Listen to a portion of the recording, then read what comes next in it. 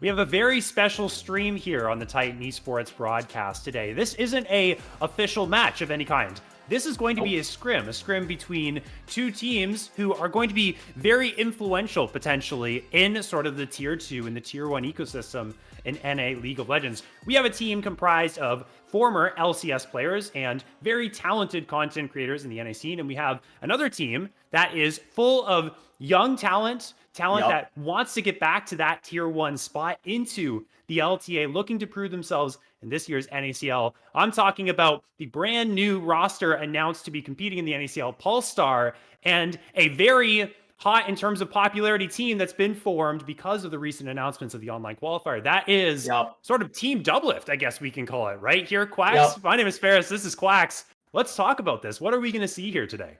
I mean, the implications for a series like this, Ferris, are endless. The amount of takes that you could get from this 5-block Fearless-esque kind of scrim are quite vast, right? On one hand, like you said, you've got Team Doublelift comprised of a ton of opposite of rookie, veteran talent in players like Spica, Jensen, Doublelift, Biofrost. Every one of those names has been in the LTA, formerly the LCS, at some point or another. And then you've got someone like TF Blade, right, who is a very popular streamer. I believe he's ranked 6 right now on the ladder, maybe, ranked 7, I believe, because I think it's actually Toasty Alex, who we'll get into later, who is ranked 6. But yeah, this is a super exciting team. It is going to get a lot of people watching the open qualifiers, Ferris, and the interest in how this team is going to do against some of the other top dogs in the open qualifiers, like Tempest, like Respawn, and various other organizations.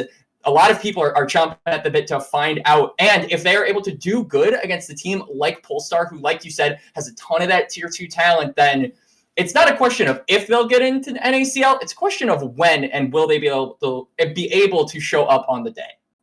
Yeah, so for those of you that might not know a whole lot about what's going on, Doublelift's team that he's assembled here of former LTA players and a whole bunch of popular people in the community, they are going to attempt to qualify for the NACL. So the level below the LTA in a open qualifier. It's going to have a whole lot of teams. This one is actually open registration. So pretty much you could come up with a whole 5-person roster yourself of your IRL buddies and go hop on and play. That's basically what's happened here with Doublelift's team. It just so happens that it's full of really good players, so they can scrim some of the best.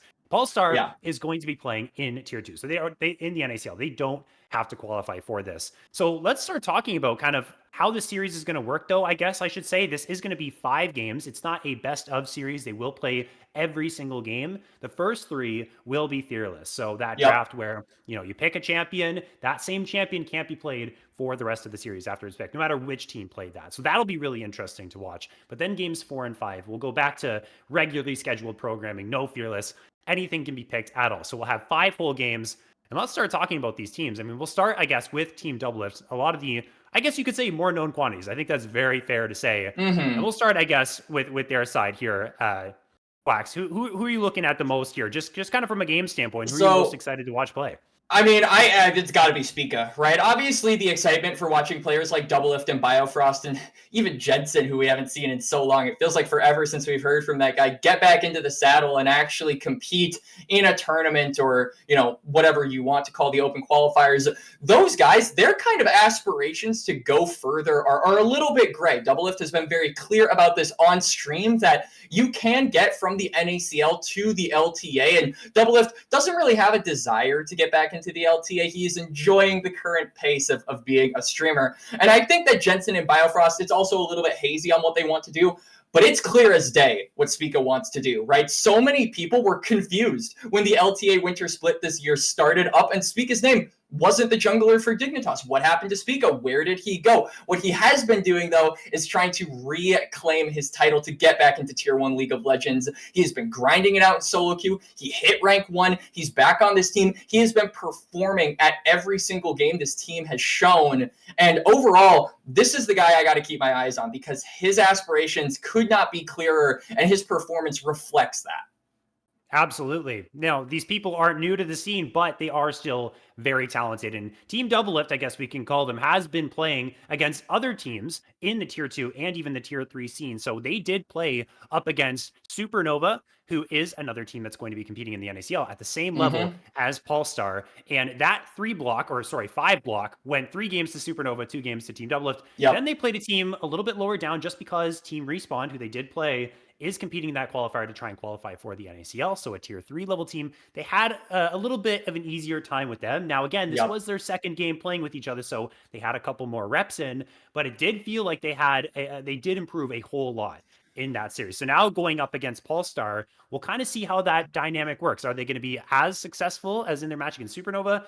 We'll see. And this is actually a really good series to see the early gaugings of how good teams are going to be in the NACL. We're seeing a lot of NACL rosters. How good is Doublelift's team going to compare up against top teams that are going to compete for those qualifying spots in the qualifier? Let's shift gears now to this actual Polestar team. We've been hyping them up so much. Let's talk about the players. We got Tenacity, we've got Kryra, Toasty Alex, Spawn, and Cryogen. Some players you might recognize if you are a very true LCS fan, LTA fan. Some players have played in that tier 1 area before. But Quacks, talk to me more about these new faces here, I guess, to someone who might be coming from tier 1, and why were they picked up by this team? Why are they so coveted and so good?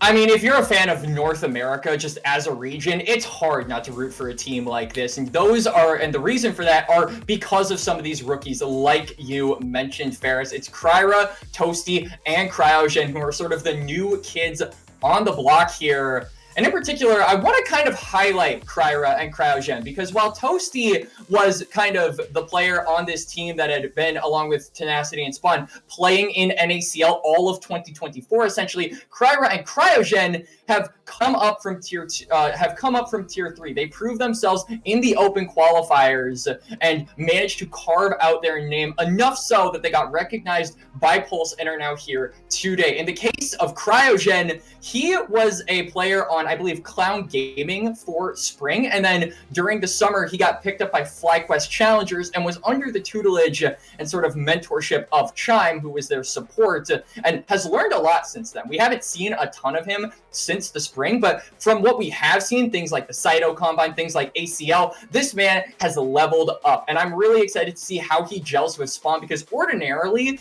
in the bot lane, when you talk a lot about these kind of old mentor in the bot lane along with new rookie, it's the AD carry that is kind of the new rookie, not the support. And so I'm interested to see if there is a dichotomy there, what the shift in dynamic looks like from the fact that the mentorship and the kind of rookie position are switched from their usual places. And in the case of Kryra, I mean, this man is the savior of CCG. He was brought in during the promotion relegation tournament. He pulled out all the stops. He was easily one of the best junglers, if not the best jungler in ACL Fall Split, and has a lot of hype backing him. So if you're a fan of North America, if you're a fan of tier 3, if you're a fan of even tier 2 now that they're in it, you should be rooting for this team and excited to see what they can hold on to in the coming weeks and months. Yeah, and Kryra was, again, recently, a lot of people, they might think, ACL, maybe not as prestigious as something of your accomplishments in tier 2, but kind of that big tier 3, I guess you could say, tournament, was the champion there with CCG Glorp as well. So that's something you can add to Kryra's kind of resume there, leading up into this moment, the time that Kryra is now going to spend on Polestar. But you can take a look here now at the roster that is being fielded for Team Doublelift. Again, the standard team, or the team that they are going to run with when the time of the OQs does come around in March, is going to be fielding Pobelter in the mid lane. But Jensen, very nice of him to step up and play. And of course, we know how historic of a player Jensen is. So this is going to be absolutely fantastic to see a former pro, and someone who could probably still play at that level, go up against a very promising mid laner in Toasty Alex. But honestly, back to that Kryra talk here, Quacks. Going up against Spica, like you said, I'll go back to the point you made earlier. Spica, of all 4 of these players on Doublelift's team, probably the one that's most likely to be the most hungry to get back to tier 1, most likely to get back there, is so talented, could definitely hang with some of those LTA junglers that are playing at the top right now. What is this going to mean for Kryra? Do you think this is the most hype sort of matchup, this lane assignment, I guess you could say, even though the jungle's not necessarily a lane, but in terms of the head-to-head, is this... Is this something that's most exciting here? And what is Kryra looking forward to here? He's got a whole lot to prove going up against Spica. I mean, I think Kryra and Spica are two players that, you know, when you look at them in solo queue, you kind of think of things like the Nidalee, you think of things like the Pantheon, you think of things like the Lilia. A lot of these carry-esque junglers are what we're used to kind of associating with them. But if you've actually watched their games, most notably, you know, Doublelift's most recent scrims, then you'll know that Spica has been kind of the glue and kind of the facilitator. Things like the Skarner, he is really really taken charge with. If you ever listen in on their comms, Spica is always one of, if not the most vocal player on the team. So the desire to get back to that tier 1 spot could not be made any clearer. And I do think for Kryra, this is his chance to prove himself, right? Because everyone is saying that if there is one player on Team Doublelift that deserves to get back to the LTA, one player that is head and shoulders above the rest of the competition in their respective tier, it's definitely Spica in tier 3. This man is going to blow everybody out of the water. And if Kryra can kind of put up with him and is able to match him, then I definitely think people are going to get a lot higher on this guy, especially when you consider the amount of people that are going to be watching this scrim. I mean, we are only one of several people that will be covering this 5 block. All of Team Doublelift are, you know, scrimming their POVs. You've also got Salty Runback who are doing their own co-stream. So a lot of eyes are going to be on these players, mostly on the Doublelift side, but those eyes could wander if we see a great performance from Team Polestar, which I am expecting here, because a lot of hype and a lot of just anticipation is backing this squad and what we can see out of them. You got to perform for the fans. You got to show out in front of, I guess you could call them Team Unk. People were calling them Team Unk. They're calling them out here. Function. Yeah, the Unction, all that good stuff. We're going to see now. We're into the draft. This is very exciting. Game number 1. Immediately, I mean, you can see the ban of the Jax over on Polestar's side. Obviously, going to take that away from TF Blade. And this player has made a name for himself with the Jaxes, the Aurelias. Super talented, lane dominant player, very highly mechanical. But you can also say the same thing here, Quacks, about Tenacity, which is another matchup that is super exciting between these two. And we're not seeing a ton of carry top laners, so I don't expect it to be heavily prioritized in this first phase here, as Poppy is going to be the last ban. I think we'll probably see something in either that jungle or that AD carry role. And with Polestar being the first pick, yeah, I would imagine we're actually going, now I will eat my words, it is actually going to be Tenacity with the first pickup of the Ambessa. That champ left open. Mel is also left open, so I'm interested if DL wants to respond with their own Medarda. Oh boy. Oh my gosh, Quacks. Just as you said it, hey, we got a caster curse this early on. Irelia versus Ambessa. That's got to be a record. I'm speedrunning. Yeah. No, seriously, you've leveled up in that game. That's pretty inspiring. But we got pretty much a really hype top lane matchup. About as hype as you could possibly get, especially expecting, you know, this is a scrim, very serious. Maybe they're playing the Cassante, even though the Cassante's banned away. So already, that's super exciting. And look at the jungle matchup, too. I mean, Zyra, some people might snooze and fall asleep in their beds because they see the Zyra pick, but Nidalee definitely something that is exciting, something that Kryra is actually very much known for. Like you said, those carries. This is super exciting to see him now. You have to take control of this game. You have to be the, you know, spearheading, you know, pun intended, I guess I can say, the tempo of the game. So Kryra in this position, Tenacity on this Ambessa, we already have a super exciting draft.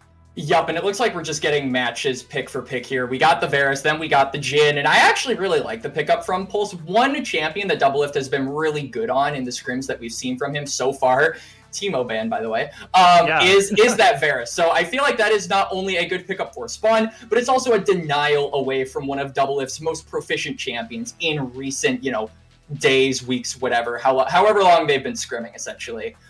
So a lot of action going to befell the Rift here in game number 1 when you've got champions like Ambessa, Nidalee, and Irelia. It's going to be a bloody one.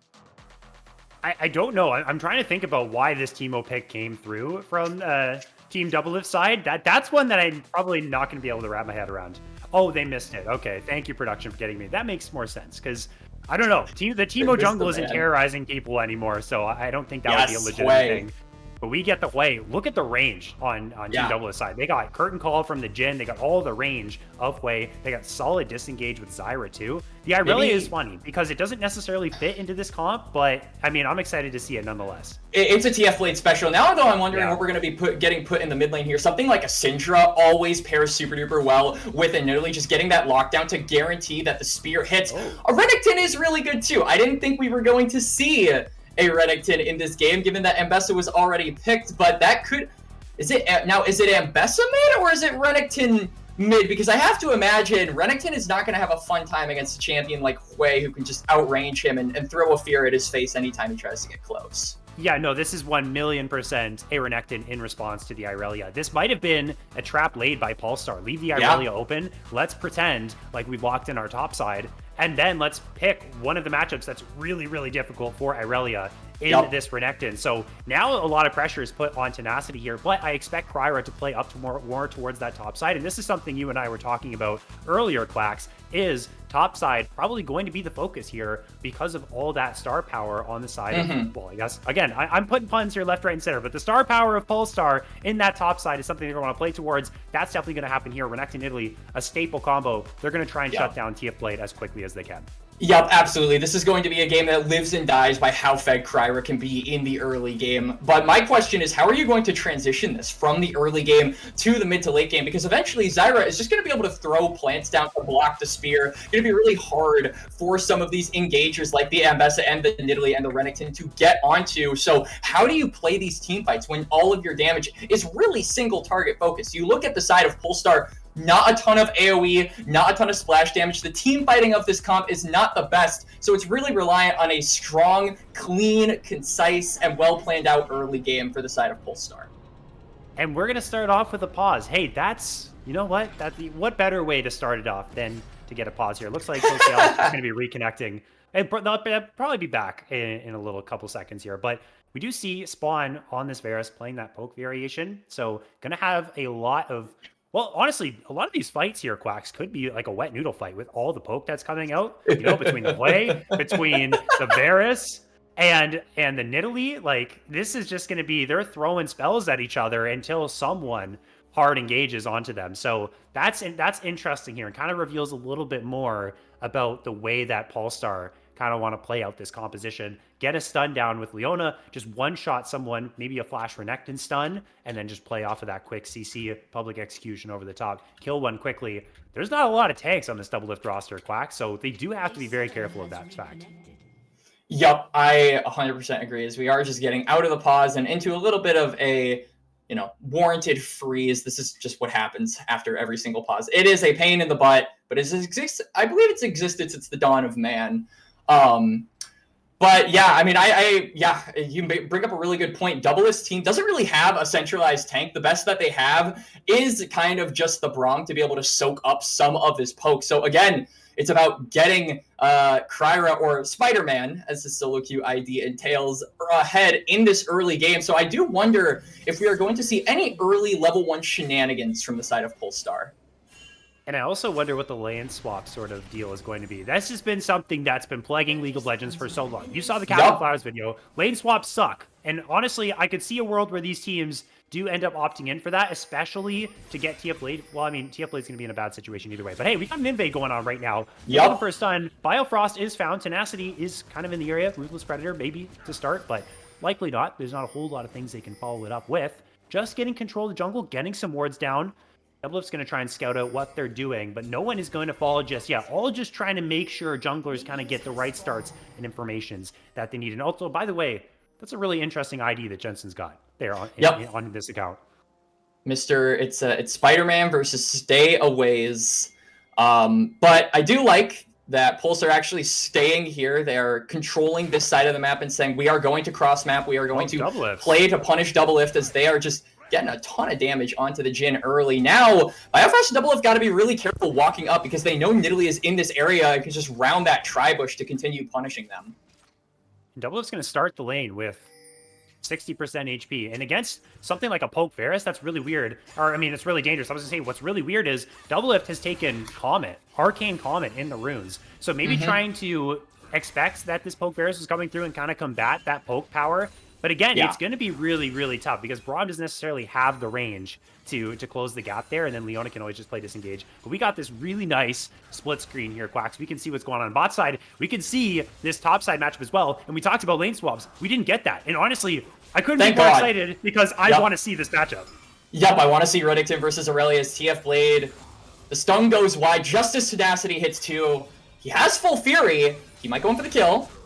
Well, he's going to look for it. Ruthless Predator connects from Tenacity, getting a couple more autos, but Conqueror. that's Conqueror. Tenacity! Oh, the flash came through from TF Blade. The kill will still go over. And the top laner of Polestar making their name known right off the bat. And this is such a good wave state for Tenacity as well. Spica's going to be crossing over the river, but it really isn't going to be a fast push from Tenacity, I think, right out of the gate. Not to mention, he still has Flash, so he still has that safety net, whereas TF Blade is completely exposed. Oh, we're jumping on to Doublelift. Well, he is actually going to be okay. Spawn couldn't quite get in range. But we got, yeah, I mean, this has been pretty exciting already. Just in the lanes. This hasn't necessarily been any jungler shenanigans. We just got the lanes scrapping it out. This is the League of Legends, Quacks, that we missed, honestly. Yep. That we have been missing for so long. It just, this game just feels like the best game in the world because it's just being played the way that it's been meant to be played. And I feel like we haven't talked enough about this matchup in the mid lane because this is a little bit odd. The whole dynamic with the Irelia has kind of shifted this to a mid lane that we didn't really expect to come through. How does, you know, is this lane better for Jensen? Is it better for Toasty Alex? Like, it feels like the range versus melee definitely going to play a factor for Jensen. It absolutely is, but one thing to remember is Toasty Alex, one of the reasons why he is such a revered, Oh, wow. Oh, no! The tower shot ends up being the bane of Toasty Alex there, and Jensen grabs that solo kill. Biofrost going to take down with the Ignite. Cryogen able to grab this one. Polestar unafraid to make plays, and Tenacity, once again, he's full HP. Spica was waiting in the wings, but just couldn't help out his top laner. And now Tenacity is here with a Cryer. Are they going to go for a dive? Spica still does have Flash. There's the slice and dice, but the Flash, Ruthless Predator going to connect. Spica is locked up. Cryer is trying to get enraged, is going to use the Flash. Connects with the Javelin toss, and Tenacity is 3-0 on this Crocodile. He is absolutely dangerous. Now, Jensen's going to TP in. They're going to try and double fight, but TF Blade's level 3. He's level 5! He's level 5! Oh my goodness, TF Blade's going to drop again! What the hell are we witnessing right now? This is a massacre up here. How is he going to dig himself out of this one, Quacks? 5-1 in kills for Team Polestar, and they are just playing with their food between the towers, Ferris. TF Blade, he's 10 CS down, and now Spica, he's getting invaded in his own jungle. This top jungle duo are taking over this game 4.5 minutes in. And this is exactly what you wanted. Tenacity is here flanking Spica. He's the boogeyman everywhere that Team Doublelift try and make a play happen. He is here to shut it all down, and it's all going the way of Polestar. And we're gonna go just straight back to the mid lane solo kill. One of the bright lights here. In fact, I would say the only bright moment for the side of Team Doublelift at this point. Toasty, he goes too far, and the Q plus the tower shot is enough to get Toasty Alex out. But then immediately, you cut off one head and 2 more grow back, and it's 2 kills to Polestar, both on the bot side and the top side, and then some. As a matter of fact, as now it's 6-1 in kills, almost it is a 2,000 gold difference. Not even 10 minutes in, Ferris. This game looking rough for Team Doublelift. And TF Blade just walked over to the mid lane. He said, I'm done with the top lane. Jensen, get up there, bro. Use your range. Deal with him, because it's just not working out for me, for better or for worse, whether Cryra's involvement made the whole thing sour or not. Gonna do it to him? Tenacity's level 6. I don't know. The dive would be really risky. Jensen has that Spiraling Despair at his disposal. But Polestar, this is a really exciting spot for them to be in. We're going to see how well can they use this advantage, because this is going to kind of give us a good inclination of how strong this team can use a lead. How good are they when they are ahead? Can they stay ahead? They have a composition that would love to be in this position and just wreck the game as fast as possible. We'll see if they can maintain this level of tempo. And one of the ways you can do that is by getting the grubs, right? You get the tower plates faster, and you are able to accumulate more gold. As here, Tenacity, he's just looking at TF Blade as a sack of gold at this point. No, it's over, man. He just continues to be punished. Good heads-up play for Polestar to find that play once again. They're trying to fight bot side. Spawn is completely untouched. Biofrost, though, with the Unbreakable Shield, tanks up a whole lot of damage. Doublelift is chasing this down. Force Shot's gonna do it. 2v2 kill. Finally now, Team Doublelift getting something going their way. Now Spawn is in trouble as well. There's gonna be the concussive blows. Barrier. The Force Shot, the barrier will not matter. Doublelift gets a double kill for himself, trying to bring back the squad. That's got to be a sigh of relief for the rest of Team Doublelift as well. At that point, you are just hoping that the bot lane, which is by far the closest lane, can get some sort of advantage. And Doublelift and Biofrost, they clutch up when it matters. So, a very faint ray of light has been illuminated onto Team Doublelift. The question is, can they keep that alive? I mean, at the moment, there really is nothing on the top side for Polestar to get. They got the grubs, probably going to try and just snag away this red buff. But other than that, a lot of the focus will be on the bot lane. The Dragon is still available. And now with the control of bot lane being in Doublelift and his team's hands, they could maybe look to try and get that neutral at some point. And Polestar can easily, well, maybe not easily, but they can look to retake if they'd like, since Tenacity is down here, but there's a 1v1 between Toasty Alex and TF Blade. There's the public execution, but this AMS is getting quite low. Irelia with the Conqueror and the passive is going to get flashed on by Crouch, and the Javelin Toss is going to go wide, but they should be able to run him down. He doesn't have Flash to keep himself safe. Toasty Alex will pick up the kill. TF Blade once again tries to find a play, tries to make something happen, gets punished for it. And it's 3 kills, or rather, it's 4 members actually of Polestar up on that top side. So this could be an inclination for Doublelift and his team to try and maybe go for something on the Dragon. You can see, as we are in a pause, Biofrost kind of looping around the perimeter of that Dragon, trying to establish vision, but you can just see how quickly and decisively Team Polestar are willing to change gears. Immediately after they get that kill, they channel the resets. They're going to go straight to the bot side. They know what Team Doublelift wants to do. The question is, are they going to be there in time to actually counter this potential Dragon take? And my answer might honestly be yes. I mean, it hasn't been started yet, and they are getting constant advantages whilst denying advantages from Team Doublelift. You may get those kills, but you're not getting anything out of it at the end of the day other than the gold to your Jhin. And I'm not sure. They have the Jhin here, which isn't the best neutral objective taking 80 carry if everyone's going to one of the worst onto the objective. But they do have the Zyra, who is pretty strong. But that really, that sort of advantage doesn't really come until the Stranglethorns are online, which is going to be online. The question is Speaker going to be willing to commit that to secure the Dragon? Are they even going to go for it? Honestly, at this point, Quacks, if they don't go for it and they're just giving everything, it's kind of hopeless. Like we talked about, okay, super smart Renekton pick. This has paid absolute dividends. The whole goal is to shut down TF Blade. Everything that they tried to do with that flex pick has been done here. So at this point, Polestar has all the conditions that they need to actually win out in this game. And really, if they just, barring any crazy mistakes, this honestly should be theirs, given the level of play here. 2,000 gold lead at 8 minutes is incredible. Speaking now, taking away that red buff, getting control, but the rest of the squad is here, like you said, Quacks. Dominus is up in a couple of seconds here. I'm actually wondering if Tenacity and Cryer are saying to themselves, nah, I can win, and are going to take this what they think is a 2v2, but is actually a 2v4. As you can see, Jensen is just waiting in the wings. All right, they might try and... I would heavily advise against trying to dive the Renekton at this point. That's like trying to face a crocodile in a body of water. Yeah, it's like going down to the Florida Everglades and trying to swing with some of those crocodiles down there. It just doesn't work. You're not built for that right now, man. That's a Black Cleaver Renekton. This is a Black Cleaver Renekton at 7 minutes, by the way. 7! That's incredible. Like, normal Renektons are having a phage at that point. It's insane. As TF Blade lands a flawless duet, but you definitely, took a turret shot. You definitely don't want this. Crouchin takes 2 tower shots, but still so risky. Now, Team Doublelift, they're jumping on that Dragon again.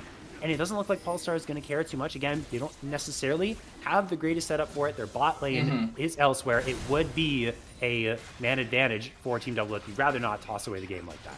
I mean, Team Polestar don't have to worry too much about the first Dragon. As Doublelift might have to worry about his life, as he's just going to cleanse away.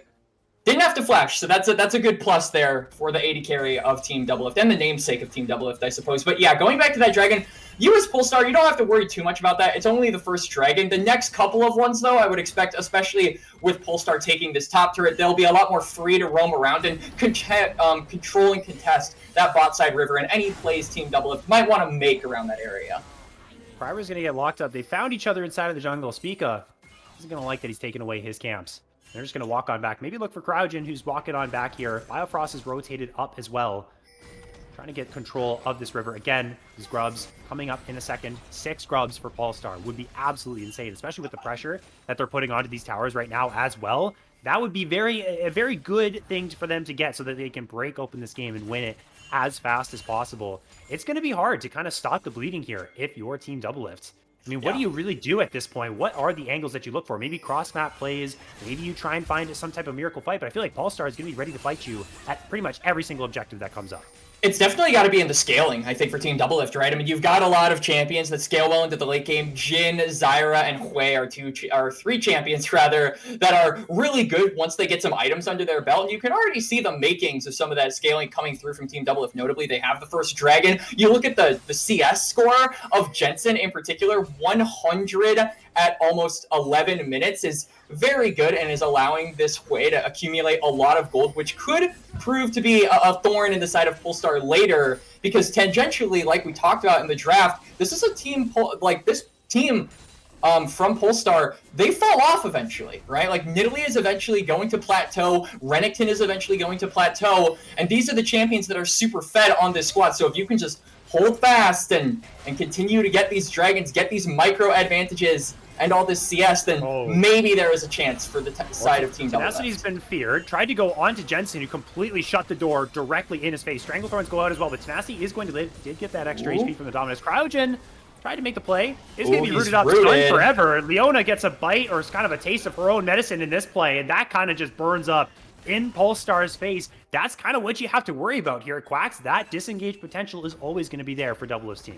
Yep, the disengage and poke, it's the biggest commodity that Doublelift's comp has at the moment, but it's really reliant on being activated later down the line. So a quick little kill to that for Spica is certainly a good thing. It's going to be his first of the game. And now Pulse, it feels like with every, one exchange for Team Doublelift, the window for Polestar, despite being up in goal, but the window to really shut this game down permanently is starting to close. And you have to think that as the game goes on, it's going to be harder to find those opportunities as your champions gradually fall off. Certainly will. Kryra is trying to fish for Jensen underneath this tower. They have multiple people here, all 3 people. Now, some people from Doublelift's side going to come down to try and prevent this tower from going down. They already were able, because of these types of swaps, to knock down the top tower. Yeah, that javelin toss, that hurts. And Blade is going to try and engage onto Tenacity here, who does have to be careful because Cyrus here, Vanguard's edge goes wide, and the root doesn't connect either. Tenacity, dipping, dodging, getting away from all the potential threats, absorbing that pressure, and that allows Alex here to knock down on this tower and get some plates. You said dipping and dodging, but you didn't say diving, as that's what Toasty is doing. Public execution, I don't know if he knew Biofrost was right there, but able to save the AD carry nonetheless. A couple summoner spells used. Tenacity is running this top lane again. But yeah, I mean, Alex is probably a little bit impatient at that point. He says, I need some action here. Tenacity's getting all the fun. I want to get involved in what's going on here. Spica's going to drop the Stranglethorns. Tenacity does have a pretty big bounty. That's 350 extra gold. Is going to find the Ruthless Predator onto Spica, but is locked up underneath the tower. Is going to find one in the end, but if I'm Doublelift's team, I'm calling Worth. I mean, it's a shutdown going over to Team Doublelift, but simultaneously, you lost a lot. It was a 1-for-1. You lost the bot lane tower. Now this is going to give the Pulse the opportunity to reset with some of that gold, establish a perimeter, which they've already been doing. I mean, look at how many blue little dots are on the bot side of the map near that dragon. Polestar used that pressure that Tenacity managed to get for himself to really good use, and now it's going to be really hard for Team Doublelift to walk up to this objective and continue that scaling through those dragons. As we are going to get a small little replay here. Yeah, Tenacity takes a turret shot, but at this point you're thinking, okay, he can maybe just kill TF Blade, but leading with the ultimate essentially zones Tenacity's ability to walk back. He's forced to walk forward, take more tower shots. The Q onto the Q from Biofrost misses, and it's just that last little slice and dice proc that manages to get the kill. It's a shutdown for TF Blade, but I feel like I'm on the other side of this argument here, Ferris. I would say that honestly is Worth for Team Pulse. Definitely could be, and you know what? They made that play, so they had to make that executive decision and decide, okay, gotta take him down here, and they went for it. They are going to get themselves second Drake as well, and that one went uncontested, so you can kind of see the setups here are pretty good from Doublelift's side, but the trades for Polestar are pretty good too. They're double TPing for this. They're going to want to look for the dive on TF Blade, or at least force the Irelia away. Make sure he can't play the game no matter what. And yeah, every single tier 2 now, Quacks, that's taken from Polestar's side is going to be so valuable. 700 gold at this point in the game. We're only 15 minutes in. It feels like this entire game, feels like we've gone through a whole 30, 35-minute game at this point with all the stuff that we've seen. Even though the kills aren't necessarily through the roof, it's just been so funny to watch how well they've been able to punish TF Blade here. As Toasty Alex, though, somehow has been able to get themselves into this position. Thankfully, Cryogen, Hero, is going to save the day. Yup, and now Spawn might be in trouble. Oh, here comes the concussive blows. It's going to proc. That means these shots from the curtain call, that flash is getting you nowhere. Spica's going to be there to claim the kill for himself. And Team Doublelift, they do not want to go out quietly. Yup, they take advantage of the fact that Cryogen was there to save his mid laner, not there to save his AD carry, and so they take Varus down. They're not going to be able to really get much in the process. They'll get some damage onto this mid lane tower, but now Kryra is potentially hunting for his next victim. Tenacity is here to box them in. The rest of the team is here. Crouchin, I think it was a Hex Flash over the wall. Maybe it was an actual flash. Who knows? Pika's going to go down, though, ticking with the Ignite. Kryra going to be able to hop over and grab that kill, but that's a big severing bolt from Jensen. And then Nidalee will go down 1-for-1, but look at Toasty Alex. Look at Tenacity. They're very important. Good disengage from Jensen. Spiraling Spray is going to go down, plus the severing bolt is going to force the flash out of the Renekton, but now they have to worry about the Ambessa. That's right here in front of all of them. Crouchin must have joined the play as well. Toasty Alex flashes forward, knocks down Doublelift. Can they close the range to get the trade back? Is not going to be the case. Maybe a couple more autos. Exhaust is down. This Ambessa refuses to die. Finally, Jensen will knock him down. Cryogen doesn't have the damage to finish off his kill. Guess what? Spawn definitely does. Jensen gets 2, but this poke Varus can't close the gap, and somehow Doublelift's team don't make it as bad as maybe we would have expected. Yeah, I mean, you're initially thinking that Team Polestar had this one in the bag. The Renekton was coming from one angle. The Nidalee was coming from another angle. It was Team Doublelift that were sandwiched in, but they were the ones that ended up being the breadwinners of that exchange, all things considered. As yeah, let's get a bit of a replay on actually Spawn going down. And you can see immediately after that Leona shows its face on the top side, and Spawn, Team Doublelift says, "You're walking up too far." The Q from the Braum lands, all of the ult charges from the Jhin land, and Spica manages to just snag that kill away. And you have to wonder, a lot of resources are going over to Spica, and rightfully so, right? We talk about the neutrals being super important, but it's really a matter of can you make use of that at this point in the game. As Spica, you can see the moment he gets locked down, he's forced to flash. The follow-up and stickiness from Nidalee is able to take him down. But then the big thing that makes the difference, the really big thing that turns the tide of this fight, Ferris, is definitely Jensen's presence. Like you said, he peels Tenacity off of his backline. He's able to buy space between Toasty Alex and the rest of Polestar who are present in this exchange. Toasty does get this brief little kill, but other than that, it just feels like really good spacing, and landing your skill shots as this way definitely saved this exchange and made it worth it for Team Doublelift. I want to go back to the play you said in the draft about single target damage from Polestar. And you can kind of see that is starting to be a problem because you have to deal with either Jensen or Doublelift, one of the two. And whichever one you go for, the other is wreaking havoc. That was certainly the case in that last river skirmish. We're seeing a skirmish in the mid lane as well. Here's a curtain call. One more shot. Spawn is down. Biofrost doing a great job tanking for the team. It was Kryra who was summoning the Rift Herald while that fight was going on, not able to get involved. +1 for the side of Team Doublelift. But here is Tenacity on the flank. Going to use the slice and dice to try and escape. But there is the concussive blows that are going to connect. He's locked down. He might actually just drop here. Overextending is the Crocodile. Oh, the shield Biofrost! Long living. But finally, he falls. And Biofrost, 1 HP, just walks on out.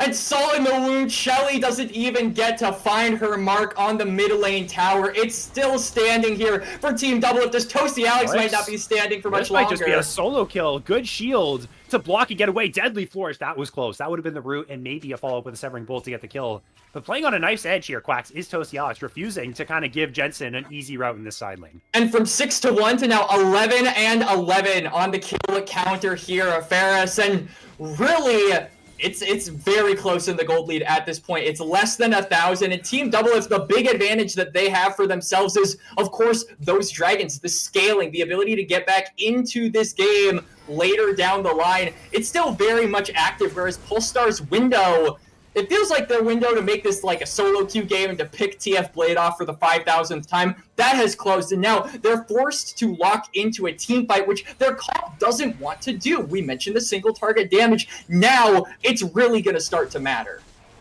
And here, finally, now Polestar is going to get onto this trade. It doesn't look like Team Doublelift care about this at all. We actually haven't seen a lot of fights, surprisingly, around any neutral objectives. A lot of these fights have just been spontaneous. Oh, I caught you. Oh, I'm tower diving you. You guys are in our jungle. You shouldn't be there. And that's kind of how these fights have been breaking out. We've kind of seen every neutral objective just been given over. 6 Scrubs to Polestar, the Rift Herald to Polestar, the 2 Drakes over to Team Doublelift. And now we're just going to scrap inside of the mid lane, potentially. The next thing that's up and alive is the Solar Flare from Cryogen. They're going to try and engage onto Doublelift. There's a double execution as well. The Strangled Thorns are down, and Toasty Alex with Spawn will grab that kill. 80 carry down for Team Doublelift's side. They're looking to crack the mid lane, and they should be successful in doing so. Yep, and you can see there are members of Team Doublelift on both sides of the map. They're not actually going to be able to get this mid lane tower immediately, which is going to force Team Polestar to respond to these side lanes. You can see Tenacity is going there to match TF Blade. Toasty Alex is going there to match Jensen. And it's a kill for Polestar, but nothing outside of that. Yeah, they really haven't been able to just take over with the plays that they have made. They haven't been able to just run the map and explode this gold lead to the proportion that they want to. Tenacity's going to dash on the wall. He's going to find two. Flawless duet from TF Blade is going to land. Crocodile's angry, and he's onto the Irelia. TF Blade does have flash. Probably is going to have to use it. Is going to use the Vanguard's edge. He does not want to use the flash at all. Isn't actually going to have to. Biofrost might want the re-engage. Puts up the Unbreakable Shield. Is frontlining for the team. TF Blade steals away the red buff. Well, I guess his team already smited that down, so he's able to grab that, and everyone from Doublelift's side is escorted out of here.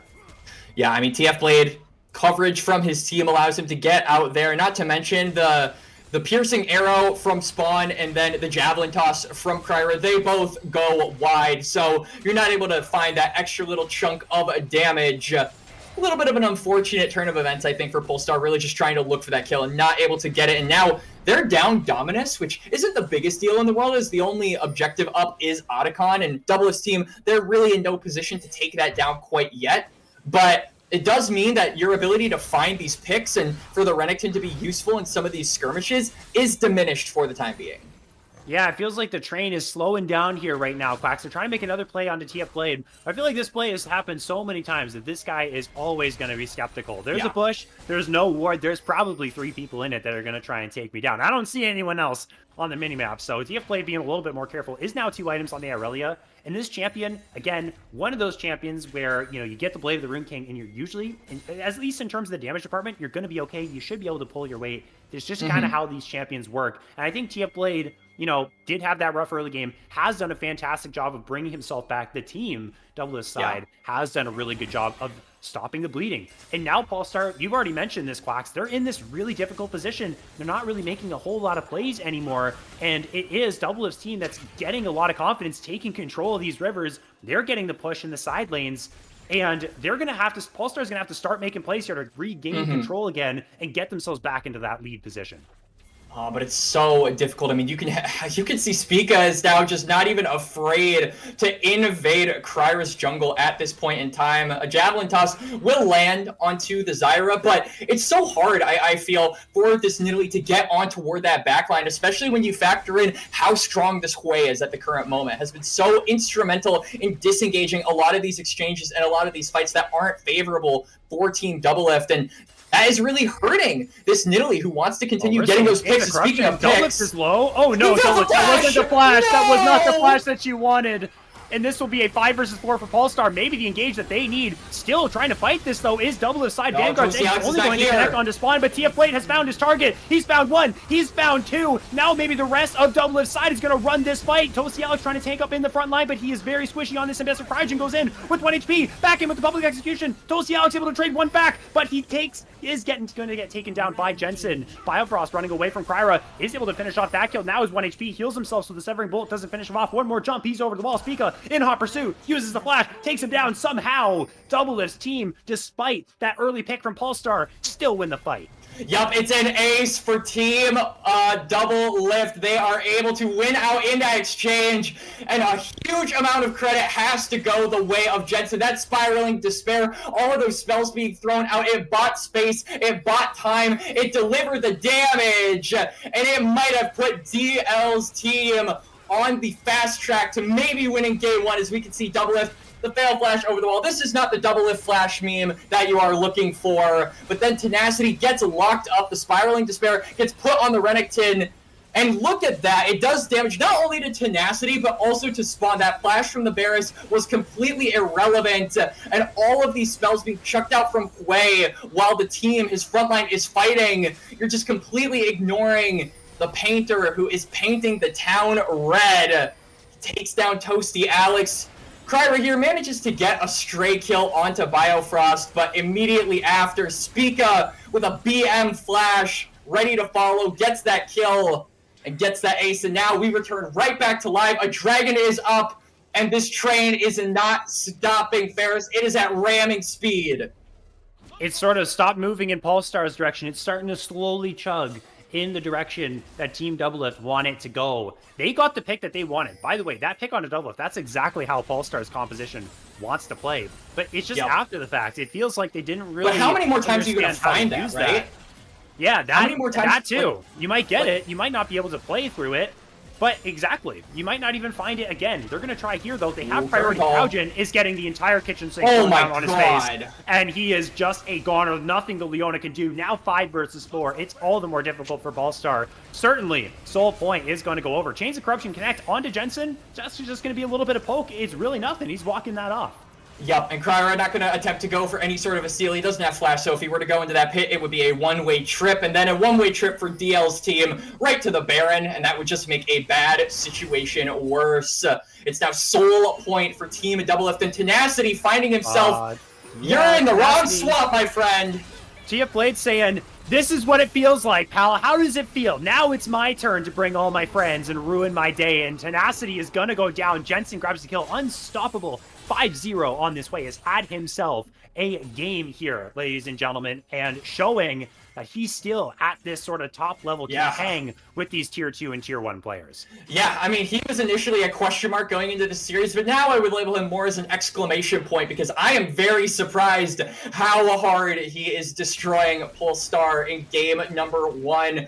He's got to be the new priority here for Polestar. If you can find a pick onto Jensen, then maybe a fight is salvageable. But until that artist stops painting, then I'm afraid this game is just going to be more of the same. The space it provides, the AoE damage that it is able to dish out in a lot of these fights is just not replicable by this Polestar team who, we got to keep saying it, all of their focus is single target here, Ferris. I love this Thornmail pick up, honestly, from TF Blade. He's just saying, to hell with all your damage. I'm just not going to die. I'm going to absorb as much damage as possible. And this is a really sound strategy. You know, honestly, Irelia only needs that Hull Breaker and that Blade of the Rune King for the damage. You can just index into attack speed and defensive stats. We talked about how nice Jensen's been playing. We might have just passed the first inning out of the building. We've done it. And that is the shutdown that's going to go to Tenacity. Honestly, we hold too much power here as casters. He's going to go down, and what's still on the table is this Otacon.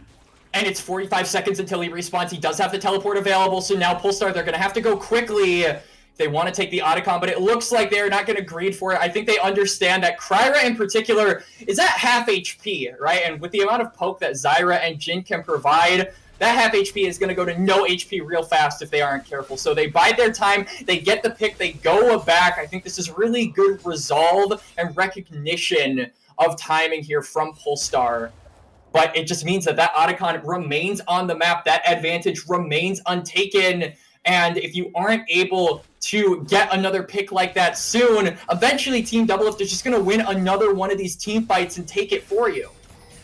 We're going to get into a pretty interesting situation here as well. Spawn could be in some trouble. Spica gets that slowdown. That Riley's is so annoying. Has to flash over the wall to avoid the curtain call, which was used by Doublelift. Flash forward from Biofrost. They want this fight. Biojin goes in onto the Zyra, and Toasty Alex should be, or sorry, Kryra rather. Now Toasty Alex joins the play. This is actually an overextension now from Team Doublelift's side. Wait, hang on! Public execution connects in this play. Cannot handle the dive. Is able to get away though somehow. Falls to lands, but Kryra flashes forward, finishes off the kill. This is the moment for Polestar to really get themselves into a good position. TF Blade able to trade one back. Crouching goes very low, but he still wants to jump on in. He is an absolute maniac. Tenacity has joined the party. Doublelift, the only one left for his team, he does have the damage. Able to take down Spawn too, but still Polestar, they come out on top with the full ace. And it is a close exchange. It was looking good for Polestar. Doublelift's team, they managed to stop the bleeding just a little bit by finding 3 of their own, but they lose their mid tower. I don't know if they'll lose another one. Yeah, it looks like that Demolish as well as those 6 grubs. That's the power of having that advantage in your back pocket. So it's 2 towers for the side of Polestar. And we're going to get a little bit of a look back at that exchange. Spawn taking a lot of damage, but then Biofrost, dare I say Biofrost actually jumps the shark here. He goes on to try and get the backline, but he leaves his backline completely undefended. Polestar turn on immediately. They take down Spica, then they take down Biofrost. A public execution finds its way onto Jensen. The spear as well lands, and it just means that this Hui is out of the fight. I don't think it's really winnable at this point for Team Doublelift, but really what makes the difference is all of these low health bars. TF Blade manages to chunk down a couple of these. The Aurelia finally gets its moment to shine, and shine it does before it gets snuffed out. But here we go. Back to is in the middle of 3. trying to tank up 3. The rest of the team isn't really here to follow up, though, but somehow Tenacity is still alive in the midst of absolutely everyone, just taking down Spica like he's nothing, and is able to slice and dice out. Look at the performance from this Crocodile public execution, and the Chains of Corruption miss onto Jensen. That was absolutely crazy. Cryogen and Tenacity continue to play. Cryo's jumped too far forward. Doublelift is taking him down. 4th shot in tow. 1 versus 1 between Alex and Jensen. Toasty can't quite finish it off. Doublelift is in the middle of everyone. It's still 3 versus 2 for Doublelift's side. They're all 1 HP. They're holding on. The Unbreakable Shield stops the piercing arrow. Are you serious? They're able to hold on and stay alive. We got a 3 for 3 knotted up in kill score. And are you not entertained, ladies and gentlemen? This is only game 1 of 5, and the teams are already chomping at the bit. We can't even cover a full damn replay without them getting right back to fighting. And it is an even fight in kills for both of these teams, but it's going to slightly spill Polestar's way as they manage to claim the dragon, deny the soul from Team Doublelift, and keep this game going, Ferris. It's like one of those spots in a movie where the person jumps in front of the bullet and that person dies, but this time Biofrost was the one that blocked the bullet and still lived. That's how big of a shield he has as we get this replay. Yup, and you can see Tenacity. This man is so unbelievably tanky. He buys time for his team to re-engage this fight. By the way, Jensen dodging that public execution and then those Chains of Corruption, absolutely insane. If he gets caught by either of those there, it's instant death and most likely just a fight win for the side of Polestar, but he manages to bide his time. He stays alive a little bit longer. Spawn manages to get a couple of kills of his own. Cryogen takes 1 too many tower shots, and the shield, it saves Jensen as well as Biofrost himself. So it's a 3 for 3. Like I said, it's Dragon going the way of Polestar, soul denial for Team Doublelift. But man, these fights, they just keep ramping up in intensity, and you're thinking, how can they get any crazier? We're about to find out, Ferris. I think this is the latest game of an Otacon. TFPlay's dead. Okay, Tenacity, wow, just annihilated that 1 versus 1. That Thornmail, hey bro, it doesn't matter. He's got a cleaver. He's shredding right through that armor. This is a huge problem now for Team Doublelift. Let's see what happens. Yep, okay, so Tenacity, he goes on in, Stride Breaker slowed. TF has really nowhere to run to, and I mean, that Thornmail, it's doing as much as it can to keep this Aurelia alive, but yeah, Tenacity, he's given TF a reminder of how the game was 25 minutes ago, and now 30 seconds still on the death timer. This is the window that Polestar were looking for, and they might just be able to burn bright with it. I will remind you, Spica is very good at stealing away Barons. He did it so many times, time and time again, on the biggest stages of them all. This is a really risky play to go for. I feel like Polestar should probably look for a turn. That's exactly what they're doing. Look at the positioning of Cryogen on the side of the fight. There goes the Chains of Corruption. Go on in. And it will be taken by Kryra. They take the gamble, and it's going to pay off. But the question is, can they get with the fight? There's no Toasty that's going to dodge that 4th shot. But into the middle of the team is Toasty Alex, being that sacrificial lamb. Teleport coming through from TF Blade. Team Doublelift wants to continue this play, but the question is, can they close the gap? It doesn't look like that's the case. Polestar, they're able to get out relatively unscathed. As Cryogen, well, never mind. We're going right back in. Cryogen says, I want to fight. To hell with getting out with the Baron clean. What?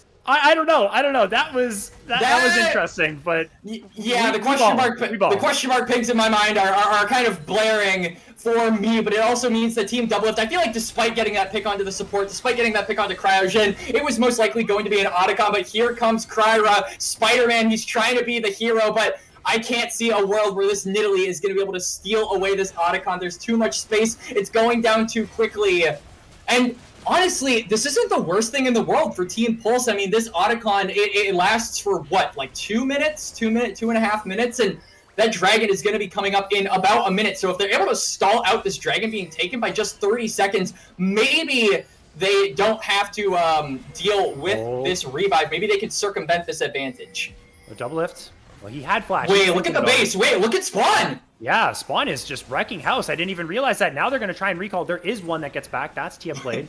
You know, Biofrost is going to be canceled, and the rest of them are going to be canceled as well. It'll just be a 1v1 against TF Blade and Spawn, who actually gets the inhibitor thanks to those Void Bites doing their job. Not necessarily the best inhibitor to grab of the 3. You'd much rather a side lane than you can try to play for the Baron in, 4 minutes time. But you know what? You'll take what you can get if you're Polestar, that extra pressure rolling on through. And yeah, good heads-up play from Spawn in the macro. I mean, that's an inhibitor, Ferris. That is a lot of space being brought and bought for Team Polestar, especially with that Baron. It means that they're going to be able to get advantages in the lanes. Now Tenacity, Yeah, Oh, boy. Tenacity, you're in for a world of hurt here. The Spiraling Despair slow is good. Everyone's Oh, no, he converging on flashed his into it. location. He goes into the Dominus. The extra HP is going to mean nothing at this point. Doublelift grabs that kill with the curtain call. This Jhin is 5 items. He's full build, 300 farm. We're kind of in the end game here, Quacks. Yep, 11, 5, and 10, but you still got to pay attention, I feel, to this Hui. 7, 2, and 13 has the Rabadon's Death Cap, has the Void Staff, has the Archangel, so has a shield, destroys frontliners, and himself is doing a lot of damage. And from a very far distance. Tenacity, though, this is tough here for Polestar. I mean, Tenacity getting picked there. He's not going to be up and available for this Dragon. He also doesn't have TP, so stalling out this exchange isn't really going to be possible. I think they might just have to give this, and that is a very unfortunate and potentially damning loss for Team Pulse. Chains of Corruption went out there from spawn, and they do lose control of the river. This is so, yeah, for Team Doublelift, we got a pretty tense fight situation that's going to happen. If the fight is anything like the ones we've seen They still have Vodacon, too. They still have the revive, too. Cinema.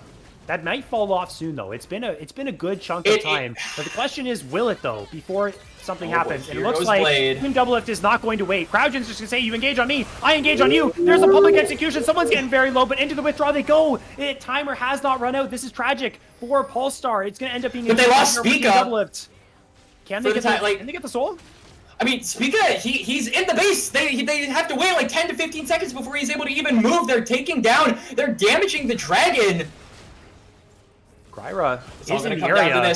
They're stalling. Spica's on his way back. He's jumping in onto Doublelift. Tries to get to the backline. There is the fall. Just trying to buy time for Gryra to DPS down this Drake so that they can take away the soul from his Altea play. Double dash is going to be able to find the kill, but Gryra mites down the soul. They are able to get it. Spica is nowhere in the area, but Spawn now is in the middle of everyone on Team DL side. Still able to trade the kill, though. Doublelift is going to drop. Able to get something back, and the soul denial, rather, from Polestar, not the soul, is in. Oh my god, Team Polestar in a 3v4 situation managed to clutch that one up. They deny the soul for a second time.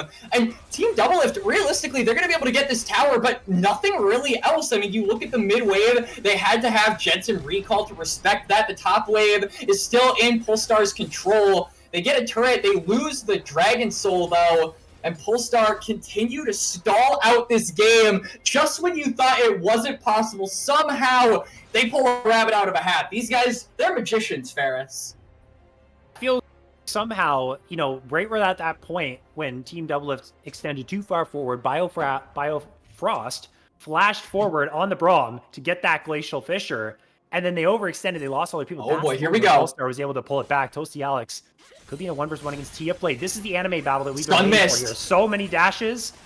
TFBlade's dashes are dependent on the wave, and that's now been cleared away. And guess what? Toasty Alex has friends to join the party as well. TFBlade, once again, is in the familiar situation he was in the early game. He's got no friends to help him out here. Is going to get a nice flawless duet, but is going to drop in the end no matter how long he tries to delay. And Polestar +1 on the map for the next 50 seconds. And it's a 60-second death timer. We're almost 40 minutes into this game of Ferris. The Baron will be spawning in about 30 seconds. Now it's going to be up to Team Polestar to transition their members up toward that mid lane where a lot of the pressure from Team Doublelift is being expended toward. Oh, let's look at the TP from Toasty. He doesn't have the public execution. Here we go. Toasty Alex trying to find the flank. Tenacity. For Doublelift.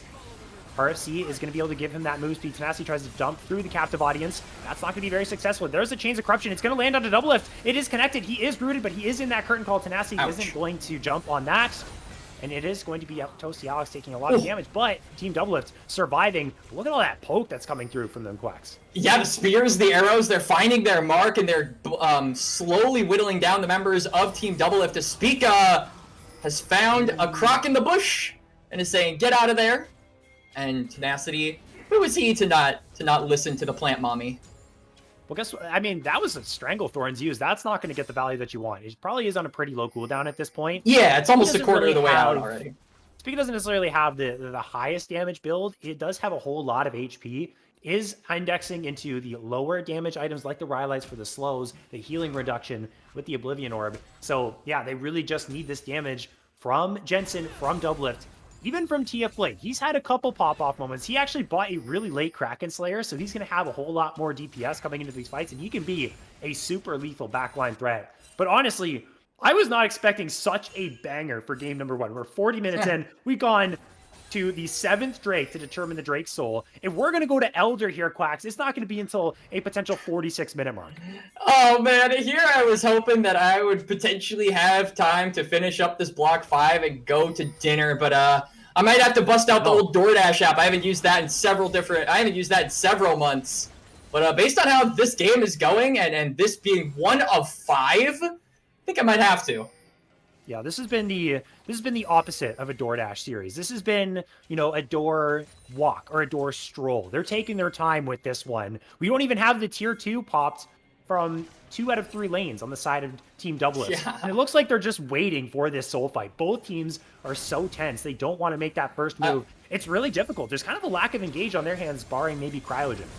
And oh my lord, there are so many traps on the ground from Doublelift. Call this map sneaky.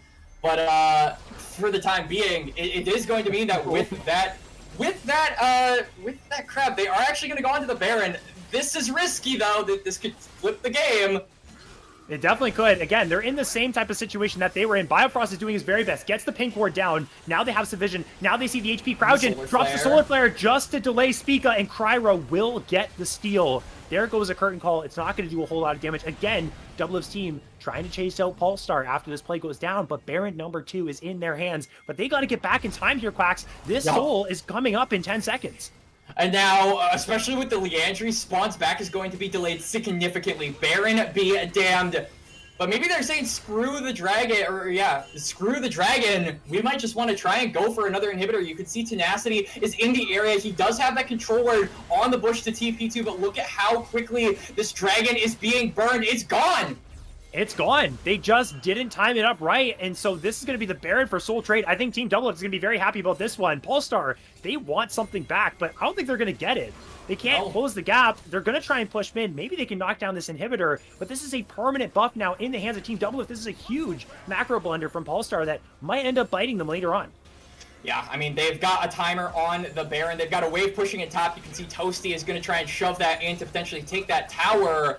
They're trying to thin out Team Doublelift, but realistically, the members of Team Doublelift, they're starting to get a ton of items. Almost everybody is level 18 at this point, getting near those full builds, so it's hard. Solar Flare. Glacial Fissure comes down as well. Chains of Corruption lands onto just Biofrost. That's not the priority target here. That was a really big piercing arrow. Cryogen is going. Doublelift has just waved his magic wand, and the Leona disappears, and that's going to be it for the hopes of Polestar to continue the siege. Wow, this is a late game Jhin. But now the late game Jhin might be in a little bit of trouble. Tenacity might be able to find the stun. Ruthless Predator, cleanse used. I don't think the stun even went down, but Doublelift's been able to escape. Pyra jumps into the back line and is able to secure this. Now it's a 4 versus 4. Then Italy in trouble is able to go golden. Tenacity trying to frontline for the team. Toasty Alex trying to get involved in the play as well, but he's not able to find the damage just yet, as the Italy is going to go down. TF Play doing his very best. The Braum will go down. There's only 3 left for Team Doublelift side. Spica doing a very good job of trying to keep the Mbessa at bay, but not a good enough job. Chains of Corruption flashed away from Jensen. Spawn still full HP in the backline. Somehow, Tenacity just died to plants. Those are dangerous. You gotta watch out for those. The game will not end, though. That's the most important part. We're probably going all the way to Elder. Oh, I think we're certainly going to be going to Elder at this point, Ferris. 4 minutes until that objective spawns. The death timers are so consequential at this point that if a single member were to get picked in this game, similar to what we saw about 10 to 15 minutes ago, honestly, I've lost track. Whenever Tenacity got that solo kill onto TF Blade in the bot side, if that were to happen now, that would be a damning kill going over to Polestar, potentially game winning. And it's really going to be a question of who can team fight better, who has the better team fight macro. And you look at the comps, and it favors Team Doublelift. They've got the AoE, they've got the rage, they've got the space making, and now we're going to see a replay of that most recent fight. Doublelift is the target. The Solar Flare goes on out. Cryogen, though, Leona, I guess, just has too much armor on, gets immediately picked on off. Doublelift, half HP, one-shots a quote-unquote tank support, and Doublelift continues to walk up, doesn't have any reinforcements, so this flank from Tenacity is good, but the Jhin does have both sums. Again, though, Doublelift He flashes after the fact. He gets taken down, and it is just a slugfest to and from both squads. Kryra, he manages to go down. These Leandries users are really putting in the work, and you'll see that especially as Tenacity, he looks so healthy, but then he randomly goes down along with Spica. Yeah, that was... Look at him. Yeah, look. I mean, I think he got hit by the Hwei. Oh my goodness. I think the he got hit by the divide. Literally, 1 pixel separated him and that spell. That is really unfortunate, as we're right back to live, right back to the action. The action never stops. Ramming speed, Ferris. And Doublelift has now purchased the QSS. I think what was really critical in that last fight was the Javelin Toss connected after Doublelift flashed, which meant he was a whole lot lower than he should have been if he just flashed a little bit earlier. If that happened, then you know what? Polestar might not have been able to kill Doublelift, and that fight actually could have gone the way of Team DL so that they could have maybe ended the game, because Kryra did flash forward, did get that kill, and that was only possible because of how low Doublelift was. Now with the QSS, it's a lot harder to lock down the Jin. He's going to be able to get away from a Ruthless Predator. As Tenacity, well, Slice and Dice is going to get him away. The Glacial Fissure is going to knock him up. Jensen is hitting him for free into the Dominus. He goes. He is gone. 5 versus 4 now for Team Doublelift.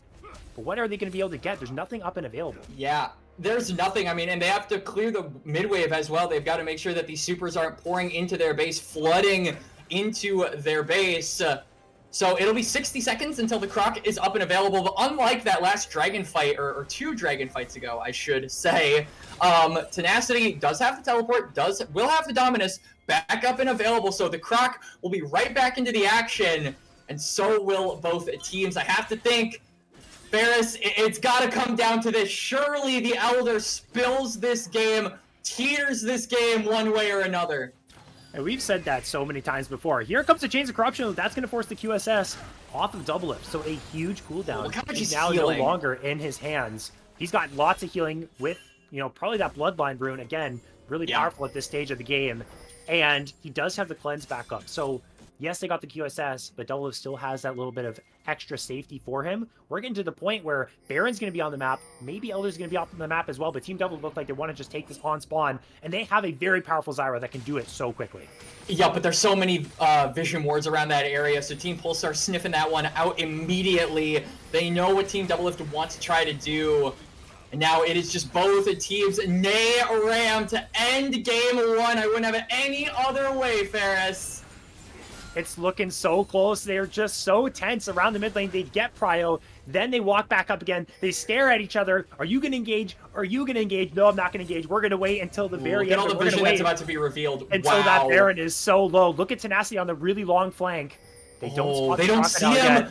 Gameplay's doing a good job, though, of making sure that the Renekton doesn't get there. Tenacity trying to force him out. There's the flawless duet. The fight is going to break out up there. They're trying to jump onto TF Blade. Not sure if that's the correct target, though. Cryogen already forced the flashbang. Now Leonis on the retreat. Here's the Vanguard's edge. And Leonis is gone. Toasty Alex is into the back line, but he's not able to find anyone. TF Blade still tanking in the front line, doing so well for his team. 2 already down from Polestar's side. Tenacity is going to follow suit. It's only Spawn and Kryra. Biofrost is jumping right on up. He is going to fall, and the Crypt Bloom will heal up Kryra to full, and they are in full retreat.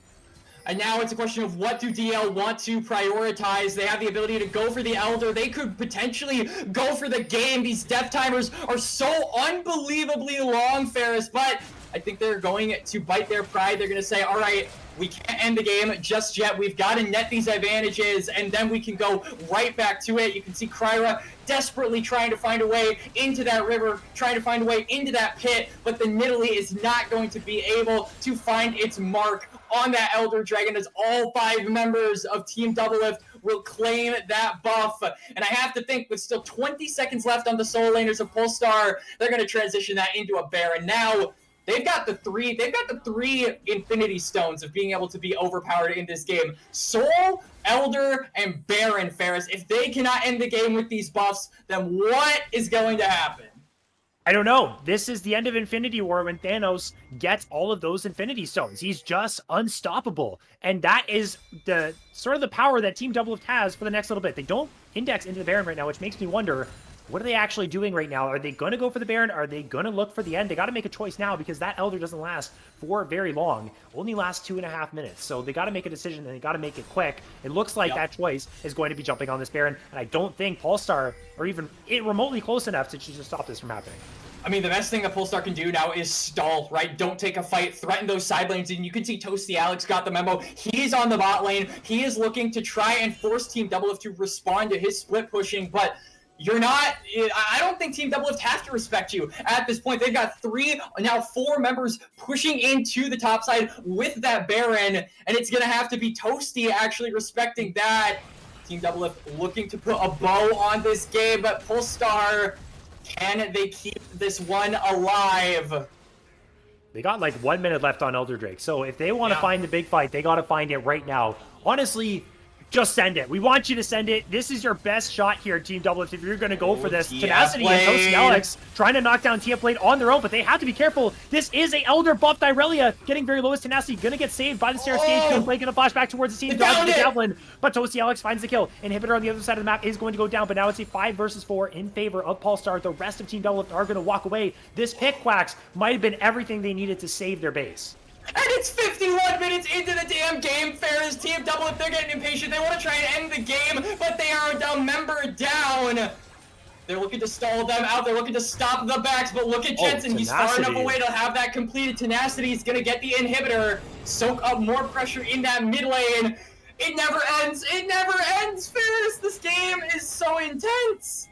This is 1 of 5, ladies and gentlemen. I want to let you all know we are just getting started tonight between these two teams. If you wanted your players to be seasoned before the season starts or to get some really good reps in, well, this is a pretty good game to do that. 52 minutes in, they're getting to practice. You got to work out the comms in this situation, and these are the 10 situations that you want to work out before the season starts. That's what they're getting right here, right now. Cryogen. Oh no, Cryogen. Don't tell me this is how it ends. Around the Baron pit. If he drops, it might not be the end of the world. It is just that support. It is going to be a really long death timer, though. That's 68 seconds. What can Team Doublelift do with this? Yep, and the Baron is still active for another minute, so that pushing ability for Team Doublelift, the siege power of this buff is still going to be around. I don't think they can use it to end the game, but I do think they can use it to, at the very least, crack the base, and they're trying to do that as Curtain Call is going on to the members of Polestar. Going to use it to knock down the inhibitor tower, and that's all that they're going to get. They're not going to be able to push any farther. And the poke is so powerful here from Polestar's side. These piercing arrows from spawn and these chains of corruption able to knock down Jensen to the HP that he is. Again, no lifesteal on this mage pick, right? Like, there's no way to get your HP back. So once you're that low, you have to play super careful. One javelin toss could mean it's over for you. Quacks, they're resetting. We are 3 minutes into that 50-minute mark. This is one of the longest games I've ever casted in my life. I think this might be up there for me as well, absolutely. But man, I wouldn't have it any other way. This game is an absolute blast, and I'm really hoping that we get to see Team Doublelift in the NACL so we can continue to have matches like this. So many people have said Team Polestar are a middle-of-the-road NACL squad, but what does that make Team Doublelift? Oh, look at Jensen. He's caught out. It found the Ruthless Predator onto him. He is dead. Spawn gets the piercing arrow. Now they're trying to continue to play onto Spica. Somehow, they were able to get into a pocket of vision, but Doublelift is into the back lane. He just puts Kryra down into the dirt. The public execution connects onto Spica. That Cyrus should go down. Now Toasty Alex is onto Doublelift. They're trying to knock down the 80 carry of this team, but they just can't do it. He gets the flash over the wall, but Spawn with the Chains of Corruption going to lock down the Braum.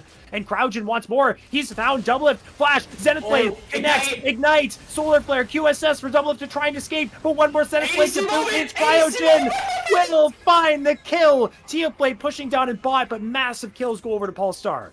TF Blade, he's just trying to stall out time for those death respawns to come out. He's saying, hey, look at me, I'm TF Blade. Pay attention to me. Pay attention to this wave going into your base. And Tenacity, he's forced to oblige. Now teleport coming in from the top laner of Team Doublelift. But will it be enough? You can see 3 members of Polestar barreling down. They have got about 20 to 30 seconds here, Ferris. Can they make the most of it? What are they going to try and get? You've got to be careful trying to go for these game-ending plays because you have to keep in mind, these turrets, they can respawn. It's 4 versus 1. TF Blade is going to use the Vanguard's Edge to try and clear out the wave. They're going to try and prevent him from doing that. He's so tanky. Can he get the wave down? It's 3 seconds on Jensen. The first Nexus Tower falls. I don't think he's able to knock down everyone before the Nexus falls. All they have to do is focus it. Polestar finally, game 1 goes to them after one of the longest, craziest Scrim games I have ever watched. It's finally over and Polestar walk out victorious. Polestar with one of, if not the biggest slug fests I have ever had the pleasure of casting. They clench out the win at the last second. It was up and down and left and right and spinning all around. This game went in every direction possible, but Polestar, they go up 1-0 in this scrim. And if this is any indication, ladies and gentlemen, not only is this stream and this set of scrims going to go the distance, but it is also an indicative, I feel, damning proof that Team Doublelift can make their way into the NACL. You should expect these guys to promote. If they are able to deal with a team like Polestar, I think this isn't going to be, even after today, this will not be the last we see of these two teams facing off. It's very apparent that they can hang with supposedly the best, right? There's not going to be a team in the OQs necessarily better than Polestar. So this is a really good sign for this Doublelift team. And the games are also just going to be as sloppy as that one was towards the end, where pretty much throw everything out the window, just try and come up with some way to get the other team down for long enough so you can siege the base. And that's exactly what Pulse did. They found that unique angle, that pocket of vision in the river that Spica and Jensen, they just weren't prepared for. Out pops the Crocodile. They get the CC, they get the kills. They run down and end the game. But honestly, what a roller coaster here. Especially because of how fast it started, Quacks, to how long it actually went. I mean, that I couldn't have expected that. It's hilarious. You said at like the 15-minute mark that this has been a game that's been going on for like 30 minutes. And if you wanted a literal visual representation of how long that game was and how long it actually felt, when we started the stream, Ferris's window had light outside of it. Now it's completely dark. It did. So there you go. Almost an hour-long game to kick off this 5-block stream, this 5-block scrim. And it is also worth noting that before we go to however long of a break we are going to be going to, that it might be a little bit of time before we actually return, because both of these teams, they will be VOD reviewing. Doublelift's team will be going over this game, and there's a lot to go over. So it might be a little bit. So get your popcorn, get your soda, order your food. And hopefully when we get back onto the show, the teams will be prepared and it will be just as exciting.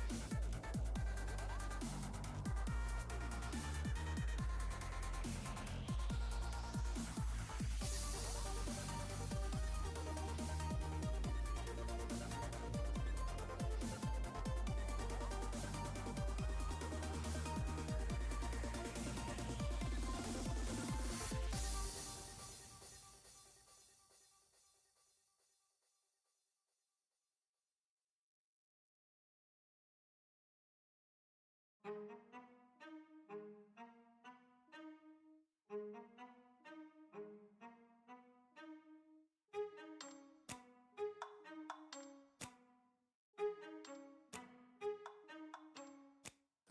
ride with me if you ride with me, you can slide with me if you feel like 550 on the 5 sticky, come get high with me, that's a deal, right?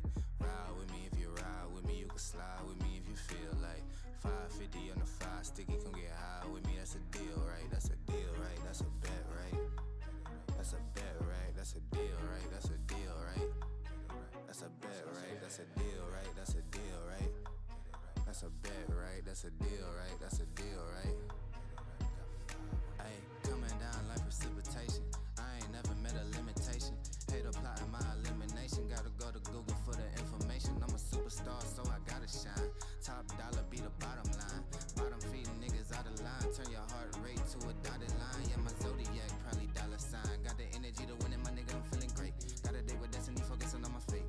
I don't give a fuck what you rapping, you been a fake. I'm everything that they ain't, it can't be, it won't be. Wanna see me fall, I can't go, I won't leave. Coming from the block with plain clothes and police. Straight up to the top with bankrolls and rollies. Ride with me if you ride with me, you can slide with me if you feel like 550 on the 5 sticky, come get high with me, that's a deal, right?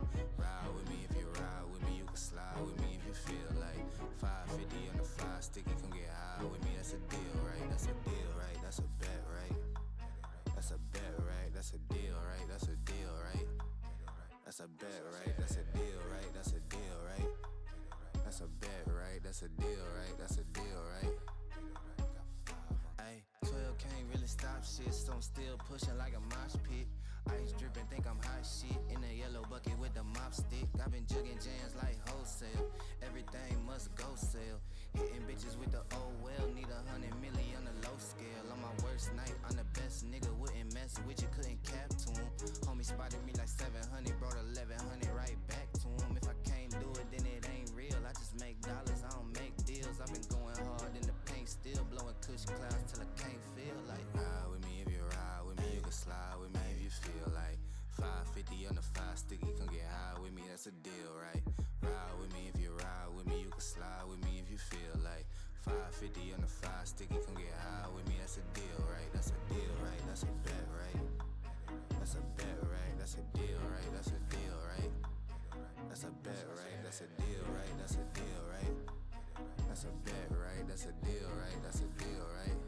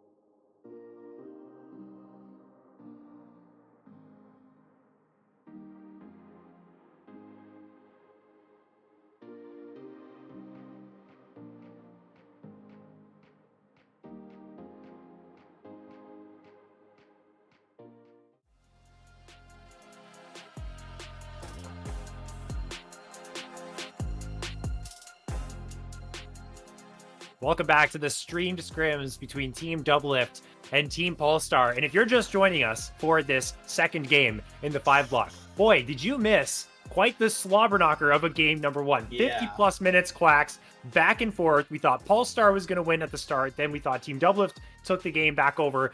Then we got some crazy fights that led Polestar to bring it back. It was all over the place. Like, it would take us a whole dissertation or essay to break that down.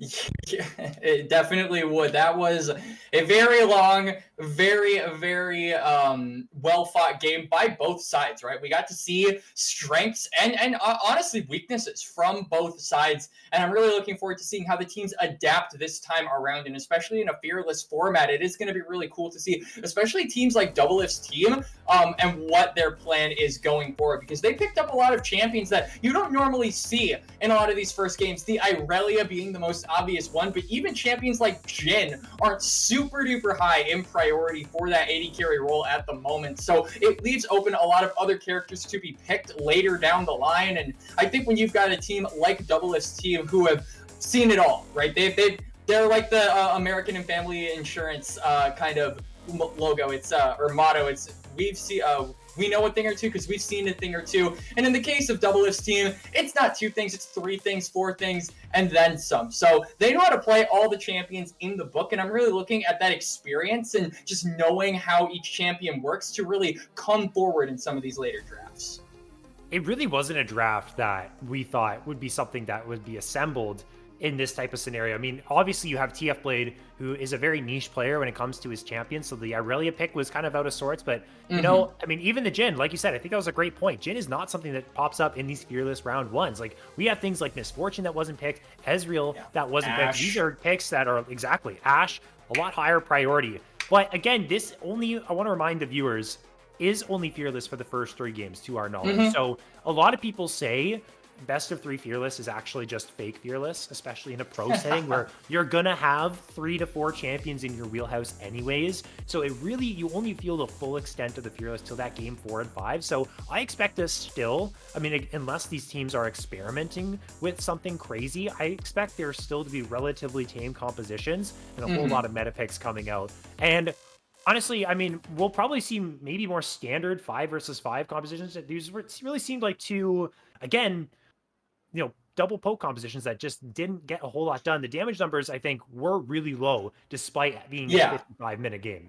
Yeah, absolutely. And I mean, I feel like a lot of advantages were netted through kind of anticlimactic means, if that makes sense. A lot of picks came across that should not have happened. You know, Tenacity would get a pick onto TF Blade, and then the members of Team Doublelift would get a pick onto Cryogen, and then that prompted the teams to move forward and take the next objective on the map, or just take the map in general. So I'm hoping that we see a little bit more of conciseness in finding those advantages. We're not necessarily relying on the enemies getting picked up, getting caught out when they shouldn't be, and a lot of those advantages being more consistent and more well earned. And I think when you have got these later games and you've got that adaptation and you've got both of these teams VOD reviewing, looking over their mistakes, and honestly getting better as the series goes on, the games should get more intense as the series goes on. And I know I'm saying that after game 1, one of the most intense games I have ever seen and I have ever casted, but it's true. We should see these players, these teams level up in strategy and get a better handle for how their opponents play after they have already played that first game.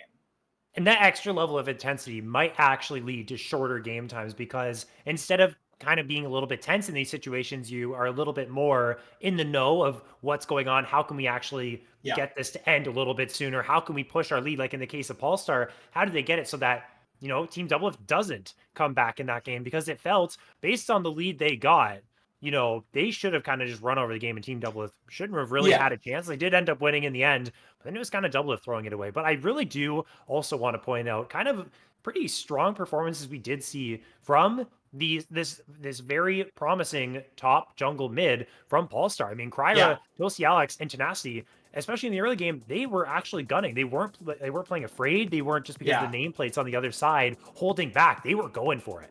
Yeah, absolutely. That early game was really, really clean from the side of Polestar, but then you kind of got to see the top side of Team Doublelift show their stars and stripes. And I think TF Blade obviously was able to come back in a little bit of a sense of the word. He was still drawing pressure in side lanes, which is one of his biggest strengths, I think, as a player. But then Spica was getting kills on the Zyra. Jensen was absolutely tearing it up on the Rift. That way was a thorn in the side of Polestar for so unbelievably long until they managed to pick him up toward that top side and get some of that gold back. So I'm looking at those win conditions to remain relatively the same this time around. I still think we're going to see Kryra be kind of one of the carries, a kind of a backdoor carry, if you will. Ordinarily, we'll be seeing, the attention put onto Toasty, potentially Tenacity, but Kryra will always be able to carry when you need him to. I'm just wondering if the draft is going to reflect that, and they're going to give him something similar to a Nidalee, right? Because obviously you can't pick Nidalee again, but there are very few champions, I think, that are meta that can do what Nidalee actually does, and that is be as aggressive as they were in that early game. Lilia is one of the champions that could fill that void, so yes. Kryra could end up indexing into that pick if they did want to. We're seeing just the Cassante lock-in, and this is a whole lot different from what Team Doublelift did in the first game. Again, they were on that red side to start, and they got that really as a supposed Ambessa counter pick. Just going to open up and grab this Cassante for yourself, and it's a really strong B1. It does really well in the lane swaps, and you know what? It doesn't have a whole lot of horrible matchups. The Ivern, though, is a little bit of a pivot from what we were expecting here, Quacks, and yeah, I don't know. It's kind of early, I think I would say.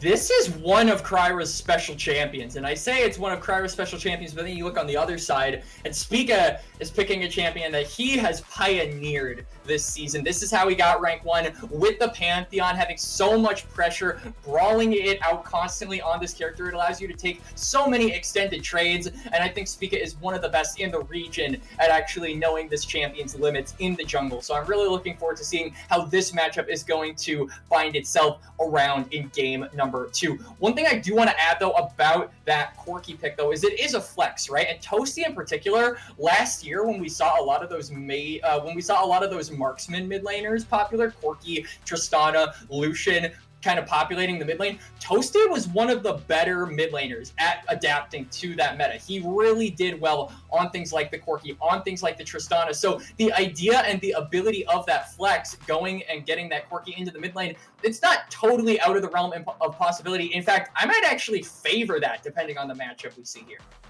I think, honestly, Team Doublelift is also favoring that matchup, Quacks, because look at what they are banning. They are banning Rumble. They are banning Gwen. They are saying if this Corki is going to go into that solo lane, they're likely going to end up picking up a Misfortune for spawn. So to pair up with that Rel, wow, we just got a Garen. That's super fun. But it looks like now Corki probably going to go into the bot lane with that AD top pick, and then they're going to grab a AP mid laner there for Toasty. But yeah, talk to me about this Garen pick here, Quacks. This is exciting stuff to see.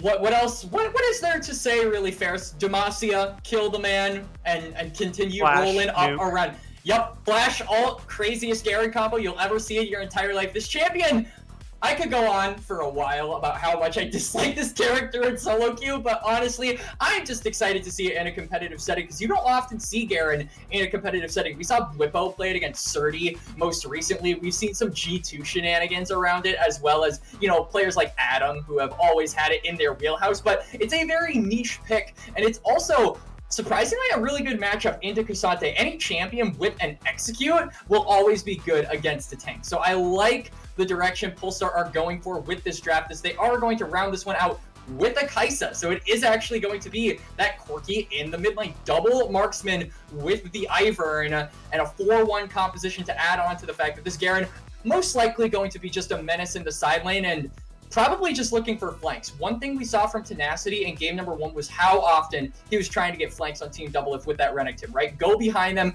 pop the Dominus early, get a stun onto Doublelift. That's the ideal scenario. Garen is more of the same, but he has a lot of lane presence and is really able to dominate his counterpart. And that's something we saw in game 1 as well. So it's more of the same of Pulse's strategy, but I think this time around throwing the Ivern into the mix certainly reinforces these marksmen as the predominant carries. The Azir for Jensen is once again a really reliable mage for this player. We talked about how good of a job Jensen did. We'll pause on that because Doublelift is in a bit of some trouble here. How'd you get yourself into this position? Doublelift starts with the Arcane Shift. and uses the flash plus the barrier this early on, able to keep himself alive. But Quacks, this is disastrous to start the game for the team Doublelift AD carry. Yeah, that is a green light for Cryer to say, all right, looks like I am going to be ending my sequence on the bot side. I'm going to continue putting pressure onto Doublelift, onto this summonerless Ezreal, and making sure he is not able to have a good time for the next 5 or so minutes until he gets that summoner spell back up. But other than that, I mean, we're actually seeing a swap here. We Ferris. thought we had it good. We had it good. We Quacks. thought we had it good. We got one game. Nothing and good lasts forever. Yeah, nothing good does last forever. 1 out of 5. That's actually pretty, depending on how the meta we've been in. It's been a pretty good ratio. 1 out of 5 games where we just get straight up lane assignments. We'll take it. So we'll kind of cherish that moment. Maybe they'll swap back and we'll get our actual lane assignment. But you know what we do get? We still get the mid lane matchup against, but it feels like we've regressed in the meta here. We're back to Corki Azir. We've come full circle. And Jensen, dude, what? Oh my goodness, I did not expect that to happen. I didn't expect him to just die like he uses the flash too. What the heck? Jensen, oh my, that's exactly what happened in game 1 as well, but it happened to TF Blade. He flashed too late, the auto followed him and he went down. Toasty Alex just gets he just autoed him to death. Ferris, he didn't even do anything crazy, flashy. If we get a replay on that, it'll feel like I'm watching paint dry.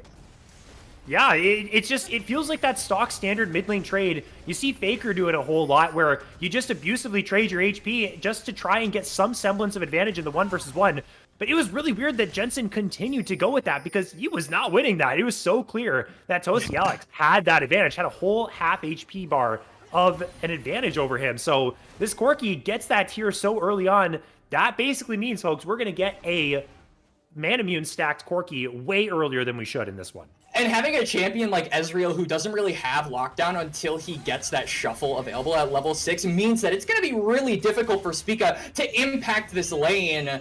And it's going to be just Toasty Alex getting constant priority, getting constant poke onto this Azir, and allowing Kryra in particular to have a lot of opportunities on these side lanes like he could potentially be looking for now. TF Blade very, very low, and the wave is pushing in. Here comes Kryra, is full HP on the Ivern. This is dangerous. Cassante is one of the best champions at stopping a dive from coming through. He is going to try and use the Pathmaker to dodge away, but the damage is in. Kryra's taking the tower, but there is the Fulberg so close to knocking him down. Spawn takes a very massive tower shot, but in the end, it was messy. But Polestar, they get themselves another kill. Yeah, I mean, it wasn't perfect, but that's flash from TF Blade. He's going to be forced to utilize that teleport as a response to catch the remainder of this wave. Meanwhile, Team Doublelift, they're looking for anything on this map. Jensen's dead. Jensen's just dead. He's got no flash. It was close, but Toasty Alex, this young and upcoming mid laner, is showcasing to all of us here why they belong at this level. And poor Spica, he's just watching the game crumble around him. He might try to do something about it, though. He's getting the movement speed. He has flash. He's going to be dead. Oh, wait, maybe not. Toasty Alex still had flash. I forgot about that. Hadn't had to use a flash in 2 solo kills and is able to escape the Pantheon. That sucks for Spica. It has to use a flash for, well, maybe not nothing, but not what he wanted. That is certainly a tilter as well when you factor in Spica committing his own flash and also now kind of sacking his tempo because now Kryra's on the bot lane because he already went for a reset. Spica is just now getting back onto the map with items. And now the Ivern is here in the bot lane. Doublelift, no flash. It was a really good reaction with the Arcane Shift on the crash down. But now, you're going to be in a little bit of trouble. The Crouchen's getting very low. Doublelift, again, doesn't have the flash from the early invade. Here comes the Garen, who's going to spin to win. Tenacity, able to pick up one more. Did we see another kill as well? It's 4-0 now. Did we see something else off camera, or am I just miscounting what we've been seeing here? We saw Oh, no. We saw the dive. Yeah. Okay. We got all our ducks in a row. Yep, we certainly do, and it looks like Team Doublelift, they're struggling to get their ducks in a row as Polestar are just running away with this early game. 5 minutes in, 4-0 in kills. This is exactly the situation we found ourselves in game 1, Ferris. And the question is, will DL and his team be able to kind of replicate that mid-game success that allowed them to stay in that game for 50-plus minutes, or will Polestar be able to transition this early game lead into a mid-game slaughter? And they've got the champions to do it, right? They've got better team fighting with champions like Rel, like Ivern. They're not as single target focused, so that mid and late game is going to be a lot harder to dominate as Team Doublelift, despite your comp. You're going against a comp that is just better suited to take you on. I feel like the play style is a lot more intuitive as well. You jump on in, Kaisa follows up with the killer instinct, and you can just make magic happen in the fight. Spawn, by the way, still loving his life right now in this lane swap. 43 CS to the 27 on the Cassante. Tenacity is actually lower, has suffered, I guess, a little bit because of the fact that he is... Oh, are they going to dive him again? And the 80 carry? They could try. Again, TF Blade is kind of snuffing this out, is walking away. But even if he stays away here, Quacks, he's going to lose this wave. And I mean, they have eyes on Cryogen. I think they have eyes on where Kryra is as well. And you can see that Spica is on the bot side. He's going to take this dragon, but I don't imagine it's going to go beyond that. He's just gone. This Kaisa and the Rel, those extra plasma stacks from the CC just eviscerates the Cassante. And TF Blade falls. All the meanwhile, Kryra on the grubs, the trade coming through on the other side. Yeah, a disrespectful walk up there by TF Blade. I have to think maybe he tried to do something with the level 6 spike, but now Tenacity might find himself in a little bit of trouble. He's at risk of getting dove. Doesn't have the same worry with the CC, but he pretty much tanked every single Mystic shot and bit of damage from Doublelift and Biofrost, and they successfully pull off that dive.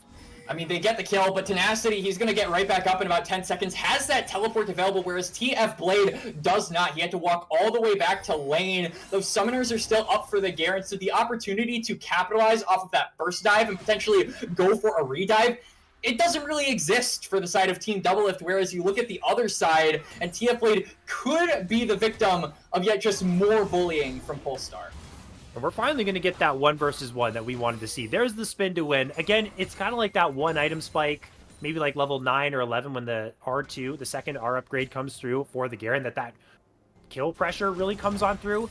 Also, because of lane swaps, you don't get the Ignite Garen that we're normally used to seeing, so that extra bit of oomph to get over the goal line, to get those solo kills isn't quite there. But hopefully we kind of see these lane assignments going forward, and with these next neutral objectives coming up, we can get to see more of the matchups between these two players and their lane assignments here, as we've gotten, well, a pretty strong lead for Polestar. Like you said, Quacks, they got to keep this going. They got that first feat of Warfare. We'll see if they can kind of build on that and see, did this review kind of really help them out here? We'll find out.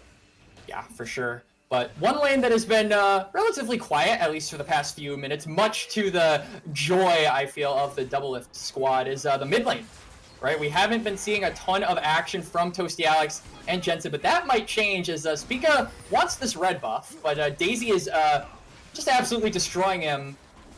Yeah, Daisy, that's what Daisy does. Tenacity might want to flash over the wall. He's going to do it. He's trying to find Spica with the Demacian Justice. He's only going to run into Toasty. Those lands a good 2-3 on to 3. Toasty Alex is wrecking house in the back of the line. Oh my god, he gets both of them. This guy is insane on the Corki. You've never seen one stronger in your life. Takes them all out. 8-2 for Polestar. They push them right out of their jungle. And Spy over in the bot lane is playing Just a Dance 2024. This man is juking all of the skill shots from Doublelift's bot lane. But if we could, I really want to get a replay on that last exchange, because Toasty Alex, we didn't really get to see it that much, but he actually dodged the Shuriman Shuffle coming out from Jensen, created the space, and knocked them down one after another. That was beautifully played from the Corki. And hey, look, I caster cursed him. Yep. I mean, we've got a couple on our hands together in this series. It's just what happens. Tenacity and TF Blade, they're going at it. There's definitely an all-out angle coming through, but as a Cassante, or in any champion in this matchup against Garen, once you get to this threshold of HP, you have to be so close and so careful. I mean, doesn't have the ultimate, does Tenacity right now, but if he does, he can execute from that HP. Doublelift could be in trouble. That is the trigger seed going to miss, but it forces the flash off of Doublelift. Good pressure from Kryra, continuing to make things happen. Yep, and we're actually going to be seeing this bot play yet again. So, Cryogen taking a lot of damage. It feels like Cryogen has kind of been the punching bag here for Team Doublelift. And yeah, Doublelift just knocks him down with the True Shot Barrage. But meanwhile, yeah, we're going to go back to this. This is what I wanted to look at. Look at that dodge. That was pixel perfect, played to perfection. Toasty Alex, he dodges the ult. He uses the W burn trail to his advantage, and he knocks them right down with the rockets. And yeah, he did get shut down by Spica, but honestly, Corki is a champion that scales, so it would be detrimental to some of those early game threats that we might have seen drafted in game number 1. But for a champion like Corki, who just never really stops no matter how hard you put him down, I don't think it's the worst thing in the world at all for Polestar. In fact, I don't even think it's necessarily a huge disadvantage for them to worry about. It's a 10-minute Trinity Force Corki. That's horrifying. Yeah. That is a really early Trinity Force. And you got Kryra buffing him up too, all throughout this game, on top of the fact that he's scaling like an absolute beast. This guy is going to be a problem. And Jensen is going to have a hard time getting back. So was able to claw their way back, was Team Doublelift in the previous game. This one's going to be even tougher. And this time, Jensen is the one that is kind of falling behind, similar to how TF Blade did last game, although TF Blade 2 has been the victim of a whole lot of dives and shenanigans with these lane swaps. We're going on the grubs. And again, Polestar looking for all 6. Spica, Doublelift, Biofrost in the area. First one goes down, but they just can't do this right now, Quacks, because the Corki's hovering. They got it 4 versus 3. Yeah, they have completely taken control of this topside river. Spica can't even walk up to maybe steal a grub with his empowered Q. He's not going to try and risk it. And honestly, this is a really good look here from Polestar. One of the weakest things about Ivern is how slow he actually takes those grubs. He is basically reliant on Daisy to take these objectives. So if you have these strong lanes who are able to back you up, you circumvent that disadvantage on that pick. And I really like that they got both of those grubs, because it means that getting the dragons, which are much easier for a champion like Ivern, will be a piece of cake in comparison, especially with how ahead they are. Now Team Doublelift are going to try and get a Drake of their own. And Kryra is here in the top side of the map, trying to keep his bot lane safe as flash forward from Crouchen. This is the engage they need. They don't even need Kryra. They just win the 2v2 like that. Unfortunately, Darrell gets the kill, but the bigger prize is going to be these plates that are up next. Good heads-up play from the bot lane 2 versus 2 of Polestar. And on the other side of the map is Spica. I don't really think they're going to be able to defend this turret, so this will be feats of strength coming out here for Polestar. Objectives be damned. They are the ones that get the first turret. 4-1 Corki, 2-0 Kaisa. And on top of that, an Ivern buffing them up all the way. It's a rough look here for Team Doublelift. They have a very tall task ahead of them. TF Blade is in pursuit. He's going to flash for it. They really want this. That's a redemption that's going to heal him up. But now Biofrost is in the area. This Garen goes down. Tenacity goes too far forward. Crouchen not quite there in time. A whole lot of Infernal Cinders on the ground. But Team Doublelift able to get one back. And, you know, despite being so far behind, Quacks, Spica still trying to make plays. Got the shutdown onto Tosi Alex. Now is able to get this kill onto Tenacity. Still making things happen. And we'll see what they can do in this mid game to try and claw it back. Yep, they give some more gold over to TF Blade, who is honestly just in desperate need of it at this point. You were talking about how rough Jensen had it. I would say TF Blade has it just as rough, and he's about to have it rougher as a potential tower dive is coming through. But Spica being in the area, I find this hard to execute. And maybe Biofrost can turn this around for them. They're just going to use their numbers to scare away the rest of Polestar, who are threatening these plates. Spawn is having himself a game right now. He's had it pretty well, always up against TF Blade, constantly getting as much farm as he can, getting that nice 2 versus 2 kill earlier. Stosi Alex in a 1 versus 1 against Doublelift, but has to back this one up. Level 9 to level 11. If Biofrost wasn't there, then certainly Doublelift wouldn't have been playing as confident there. And now the play in the bot side will continue. They should be able to grab that tower. Toasty has to be careful, though. He does still have the flash coming up, but the chance of Doublelift maybe just trying to get a sneaky little kill there in the mid lane is present. So yeah, he's going to respect it. He's going to back off. Polestar, in the meantime, get a turret in the bot lane, just continuing to tighten their grip around the map. And they're going to go up from that bot lane to the mid lane, which is forcing Doublelift to back off. These map rotations from Polestar preventing any kind of advancement from Team Doublelift. They're not able to get a tower because they know Pulse are moving. They're not able to get an objective because they know Pulse are moving. They've got the 2 dragons, but with all of these turrets falling, it's going to be so difficult for them to claim bot side vision and control of that river. Spawn in this mid lane now does have to be careful. Spiga's waiting in the brush. And there's also Grand Starfall available. So Yep. this is kind of one of those situations when you're an 80 carry where it's like, I'm a whole lot stronger. I have every right to be on this midwave, except for the fact that they have globals, and this could be an avenue for the team to come back. And Spica is just foaming out the mouth. He wants to find a play. He wants to have Spawn overextend, similar to a couple times in the last game where Spawn did do that. And sure, that was something that they probably went over in review. It was nothing major. But yeah, Spawn has been having a much better game, I think, on this Kaisa than he did in the Varus in game number 1. Doublelift himself has been able to make a pretty good situation out of kind of what's been happening for Team Doublelift in this early mid game. But yeah, it's looking a whole lot better for Spawn heading into this later portion of the game on a pick that has a lot more agency in that part. And Kryra paying respects to the lack of vision on this topside river. Team Doublelift just trying to really make it difficult for Polestar to walk up here, but Spica might be caught. On to Spica. He's got the damage reduction with the E ability. We're getting a teleport forced on as well as Jensen's actually jumping onto the Corky. Toasty Alex is pushed right in and he falls. Huge pick up there. Jensen, nice follow-up play. Even though with the flash, the Corky cannot escape. Crouch and forced to retreat as well. Team Doublelift take control of the mid lane. Yup, the shields from the Ivern will help to keep that Rel alive for the time being, but they find a pick onto Toasty Alex. They're not really able to get that Herald off of it, though.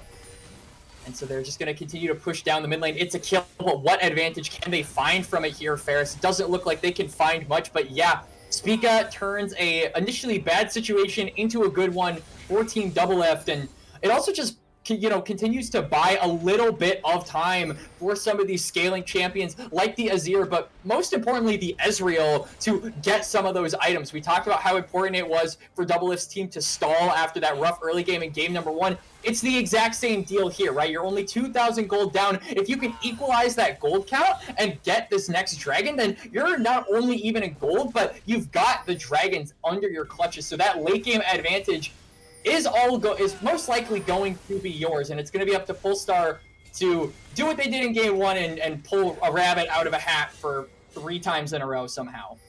All it would take is one smite steal if you do end up getting the soul here or the soul point in 10 seconds as Team Doublelift, and then you have the soul for yourself for the rest of the game. So that would be a pretty insane play for them. Jensen, well, you're a little bit overextended. The turret, I don't think that's going to protect you, man. He's got a really nice Emperor's Divide. It's going to buy him some peel for a couple seconds. But here comes the Garen. Here comes that R button. And goodbye goes the Azir. And maybe all the hopes of the Drake here. 14 Doublelift as another 2 versus 2 kill comes in. That's why Kaisa is able to counter the Ezreal right there. Spica has jumped on in with the Grand Starfall all too late. Can't trade one back, though, onto Toasty Alex. And Spawn does have to be careful. Spica with no flash. But still, Polestar making some big plays around the map. Kraujum waiting in the wings, seeing if Spica would engage onto that low health Kaisa. He's not going to take the bait, though. And so that will be the end of it. Really good timing to pull the trigger there by the marksman of Polestar. Sure, Toasty Alex goes down in the process, but you take a lot more than you gave. And it is going to mean Polestar get this 3rd dragon, stop the soul stacking in its tracks, and get some scaling for themselves in the process. And that 2v2 in the mid lane, it wasn't, my initial thought was it was Cryogen and, the Kaisa here. As we look at this dive again, I mean, there's just no way out for Jensen. He is just way too overextended. It was Toasty Alex and Doublelift here that made this play happen. Spawn actually with the aggressive killer instinct, and then he flashes forward. This man was out for blood. Comic accurate Spawn, if ever I've seen one. And he ends up living to tell the tale. His mid laner, though, is the casualty on the Polestar squad side. But all things considered, you get the tower, you get a kill onto Jensen, you get 2 more in mid lane, worth it for sure. Oh no, you can't flash. You can't get away. He doesn't have flash. Anyways, Emperor's Divide is good to buy some space. He's going to try and DPS down. Spica's on the way. It actually might be Tenacity that baited himself into this play. Yo, flash He's going to try and make the flash play happen. What the hell was that Matrix? Holy, Jensen. Cha-cha slide on the Azir. That was clean as hell, and they get the kill. And we were initially going to make fun of the Garen for flash Q and then ulting the Azir, getting that kill with the skill combo of all time. But then Jensen literally shows us what a skilled combo looks like on the Azir. He outplays the top laner of Polestar, but what is it going to cost them? Well, Spawn could be in trouble. Gets hit with a Mystic Shot, gets a shield, able to get regrouped with his team. TF Blade, though, is just dead to Toasty Alex. This Corky hurts. You gotta respect the damage. He's on that man power spike as Cryogen misses the Shattering Strike, but hey, the Trigger Seed lands onto Biofrost, and that will seal his fate. He is gone. Double kill goes to the Corky, reaping the benefits of that early game. Polestar is rolling. and they turn right back onto the turret. They take that one down. They utilize those 6 grubs, and they continue their siege onto DL Teams' top side. And now the Otacon has spawned 20 minutes in, and Polestar are pulling no punches. They're going to immediately start it up. They're going to start it. Spica is here, but they just want to find the fight onto the Pantheon. He's going to delay a lot of the damage with his E ability. But guess what? The Plasma Stacks are stacking up. Spica's forced to flash away. Tenacity is teleporting in as well. And he is a very fast Garen. R button onto Doublelift. He is gone. Kryra somehow gets that kill credit. Jensen teleported from the flank, but he's got no teammates left. Cryogen finds the angle. Good Emperor's Divide to push back 3. The missile barrages from Alex will find a little bit more damage, and able to get over the wall is Jensen to safety. And they actually might have just stopped the Otacon from going down, Quacks. They stop the Otacon, but they lose so many members in return. But honestly, if I'm Team Doublelift, I'm saying worth it, right? You prevent that objective from being taken, and you only lose just a couple of members. And at this point, stopping the progression of this snowball, stopping the progression of this game that Polestar are constantly steaming ahead with is objective number 1. And if you lose a couple of members, then so be it. So it is a rough position that Team Doublelift have found themselves in, but for the time being, they can patch the bleeding. They certainly can. We saw them come back from deficits like this in the previous game. I think, based on the scrims that I have watched of this team, I saw a couple of the times with Supernova and the ones with Respawn, the early game has been a little bit of a problem for this Doublelift squad, and it really is at this point of the game where they start to turn it on, and it just feels like it's so difficult to actually put the final nail in the coffin to beat this team. I think Polestar have done a fantastic job thus far. Maybe 1 or 2 more fights might put them in an objective place where they are so far ahead in gold that it just might not matter, but still, they're holding on. Alex working their way towards that 3-item spike, trying to get level 16, trying to get as powerful as possible, but Doublelift as well has hit this Mana Moon spike, Quacks, and working the way towards the Shojin with the Tunneler in hand. You can't underestimate the DPS potential of the Ezreal. For sure. And I mean, if you try to go onto the Ezreal, you got to make sure that all of those skill shots land, because the worst thing that happens is Spica with the Grand Starfall can arrive from Narnia and reinforces AD carry. So you've got to be really careful about these picks and making sure that you have that kill in the bag before you actually commit to it. Because if you don't, if you have to go on a wild goose chase, then they're jumping onto Kyra. They're trying to one-shot the Ivern, and Cryogen jumps in, gets some shield to get out.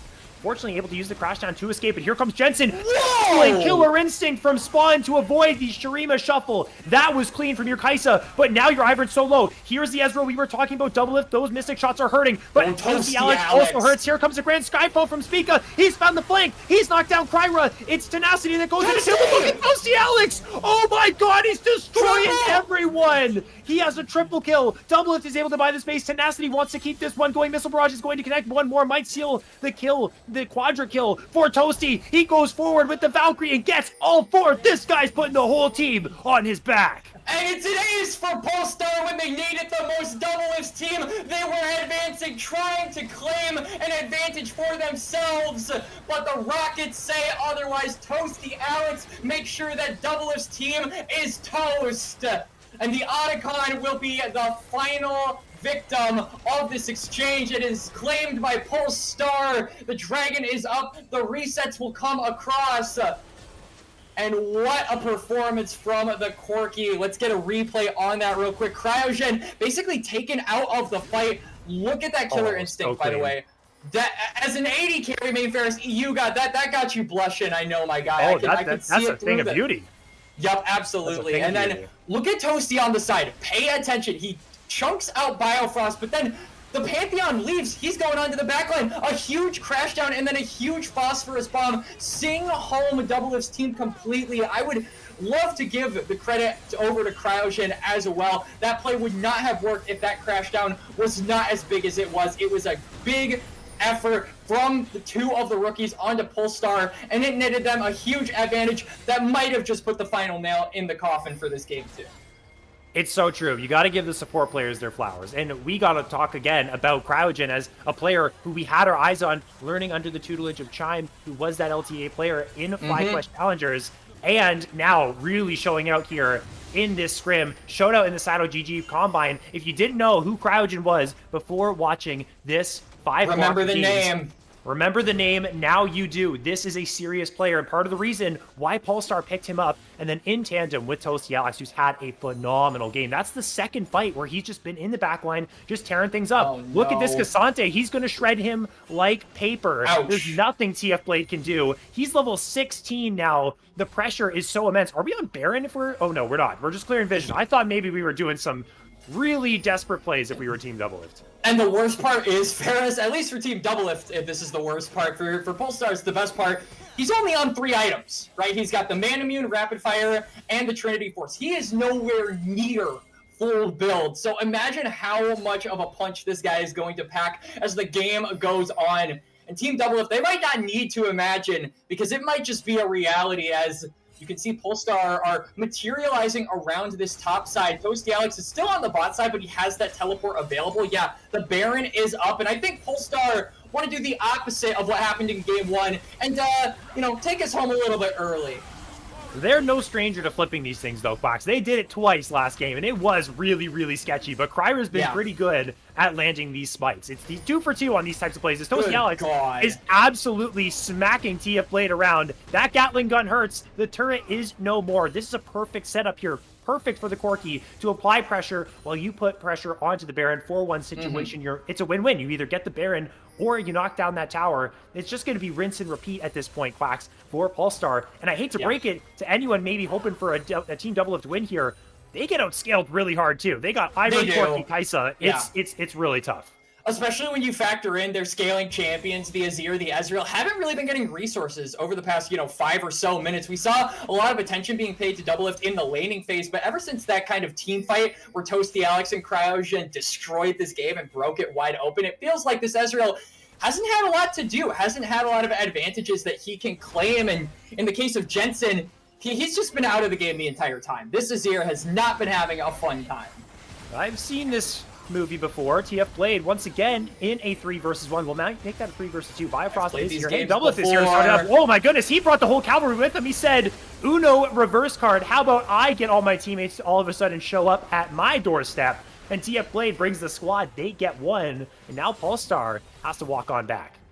Yeah, so they get the pick onto Cryogen. Death timer's not too long for the supports. He'll be back up in about 20 seconds, but it is still buying some time for Team Doublelift to clear out some of these side lanes. You can see... Oh, hang on. Toasty? Well, Toasty Alex has found TF Blade, and this time, you're going to use the flash, going to use the Pathmaker. There's a redemption kill from Kryra. Downtown, and he's shooting hoops. Look at him go. Oh my gosh, that's perfect. He gets the dunk there with the redemption, and then he's just playing hoops on the recall. That is the most BM sequence of events I have ever seen in my entire life. What a gamer move there from the support of Polestar. Toasty Alex setting him up, and then Spider-Man, the man himself, slamming him down. But it's the top laner for Team Doublelift. Put down for, another 15 seconds without Cryogen might be in trouble. Could be in trouble. Good crash down gets him out, and he's going to be all right. It's like we've swapped the roles of that really famous meme there, Quacks. Instead of Venom dunking, it's Spider-Man dunking. Spider-Man has got the time to shine in that one. And Kryra's had a fantastic game, too. Has been everywhere on this Ivern, helping out multiple lanes. The shields have been good. The redemptions have been solid as well. And he's, only getting stronger with these supportive items. And it's going to get to a point here where Polestar is just going to be able to overwhelm Team Doublelift. And we're kind of getting to that point where it's like, we're building up towards that point. The Baron is yet to go down. We're building up towards maybe a soul, although I don't think this game is going to go 10 minutes longer. At a certain point, Polestar is going to have to go for it. Yeah, I mean, now Toasty Alex, his most recent recall saw him get that LDR, so he will be shredding through these frontliners and backliners all the same. This Corki, literally all it needs is peel from Cryogen and Kryra in order to succeed, and that is a foregone conclusion. Kryra has been piloting this Ivern so unbelievably well, and Cryogen has been setting up these fights like he just knows what's going to happen. So the backline protectors are certainly ready to go. The backline is ready to go. Polestar are ready to go, and they want to try and make this a 2-0. Oh my goodness, look at that damage. Crap. He doesn't care. He doesn't give a damn, but Spica, watch Spica. He's found him. He's over-aggressed too far forward. Caster Curse is in effect, like you know it always is. 5 versus 4 for Team Doublelift. Tenacity is here. TFBlade's going to join the party as well. Kraujin is looking for an engage along with Tenacity. Spica lands the stun. He goes in. He finds 2. Spawn with the Killer Instinct jumps into the backline as well. But can he do the damage necessary? He gets stunned up by the Pantheon. He's down to half HP. Spica is a monster in this fight, being the front line that Team Doublelift needs. The Void Seeker is going to be dodged by Doublelift. Tenacity is going to flash forward and finish off that kill, but it's still in favor. Actually, it's 2-2 right now. Spica with the Grand Starfall is looking for Kryra. He's flashing forward, but he did not know where he was. He missed. But we got potentially a fight down here. Tenacity and Kraujin on the other side of the map. I feel like Jensen's going to find him out. Yep, Cryogen, he's taking his horse to Old Town Road, and he is going to get on out of there. Tenacity, though, just trying to soak up as much pressure as he possibly can and get the attention of Team Doublelift. It's a momentary advantage for Team Doublelift as well as they move up toward the dragon, but Toasty Alex has respawned. Spawn himself will be up in about 10 seconds, and you have to wonder, are they going to actually be able to get this dragon? It doesn't look like they are, as Tenacity hits him with the phase rush Garen special. Just runs away. 10,000 movement speed. Phantom Dancer to boot, and the Dead Man's Plate. That's a quick Garen. He's getting out of there any day of the week, and they're still going to get that Infernal Drake. That's 3 for them now on that Soul Point. But this is what we were talking about here, Quacks. Team Doublelift, they just refuse to lose when it gets tough. And honestly, you kind of have to put the blame a little bit there on Toasty Alex over-aggressing there, not knowing where Spica was. The fact that someone could jump over the wall and punish you for going so far forward. But Toasty Alex is so strong, you almost like say, that's warranted. You can go that far forward on the Corki, but punishing him is the jungler of Team Doublelift. And that's when things get scary. That's when they get that momentum. They find these types of fights, and they bring themselves back into it. Honestly, I feel like there's a possibility, Quacks, we're brewing for another absolute classic with the amount of length that this game could go. Yeah, I'm getting a little bit worried. I can't even lie to you, Ferris. I mean, the Baron is going to be up. No, rather, the Baron is up for Pulse to take. So one pick onto the members of Team Doublelift could allow them to just go for that objective, and it might find itself here up in the topside river. You can see Tenacity has found his way onto Spica. Well, can Spica do anything about this? Looks like Tenacity's going to back that one off. TFBlade's here. It's all about this priority of the mid lane for the Baron. And, you know, Jensen holding down this river pretty nicely. They're going to lose Daisy as well, so that's at least something off of Polestar here for Team Doublelift. And they're kind of corralling around this bot side area. They're losing vision in their jungle, and it looks like the recontrol is going to be there for Pulse. Yeah, for sure. And it's just a war of attrition on this topside river. And Team Doublelift, they're just trying to clear out these waves, trying to stall it out. And Jensen? It's just a matter of, yeah, maybe? Not quite. Almost in range for that flash combo, but Jensen's able to get that one out of there. You even saw Kryra throw out the redemption. This guy's been aggressive with these redemption throwouts. As we got maybe a flank Sassy, he's looking for these constantly, just like you said earlier. And we're back to that tense moment where literally anything can happen. One flash engage is all it needs to kind of start a fight off that's going to blow up this whole game.